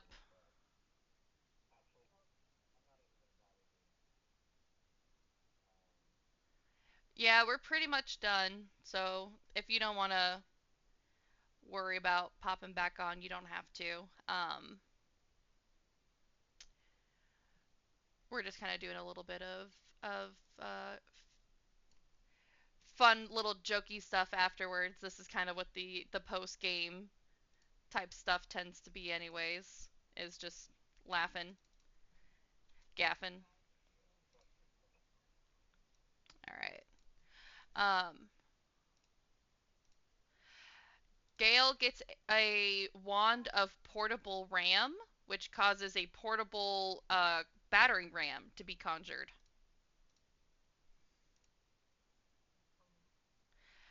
If he had gotten a 64 instead, he would have been able to conjure a pocket sized adult male sheep, specifically described as adorable.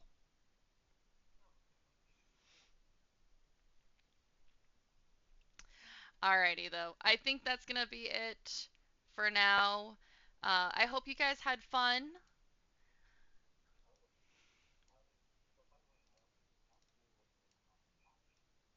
Oh, okay. You didn't hear what the 9 got for Shadowheart? So, Shadowheart got a wand of counterspell. So when used, a loud voice counts all the objects and creatures in a room. Yep. Yep. It's a counter spell. It counts. Uh, it has next to no value. Don't worry about it. Could be used for something funny later on.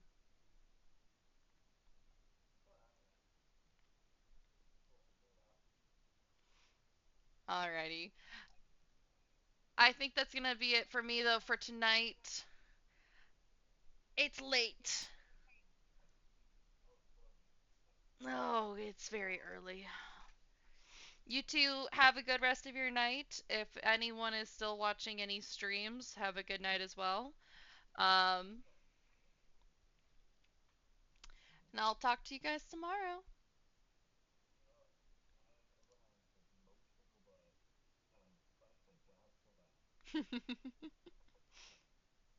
All right. Love you all. Bye.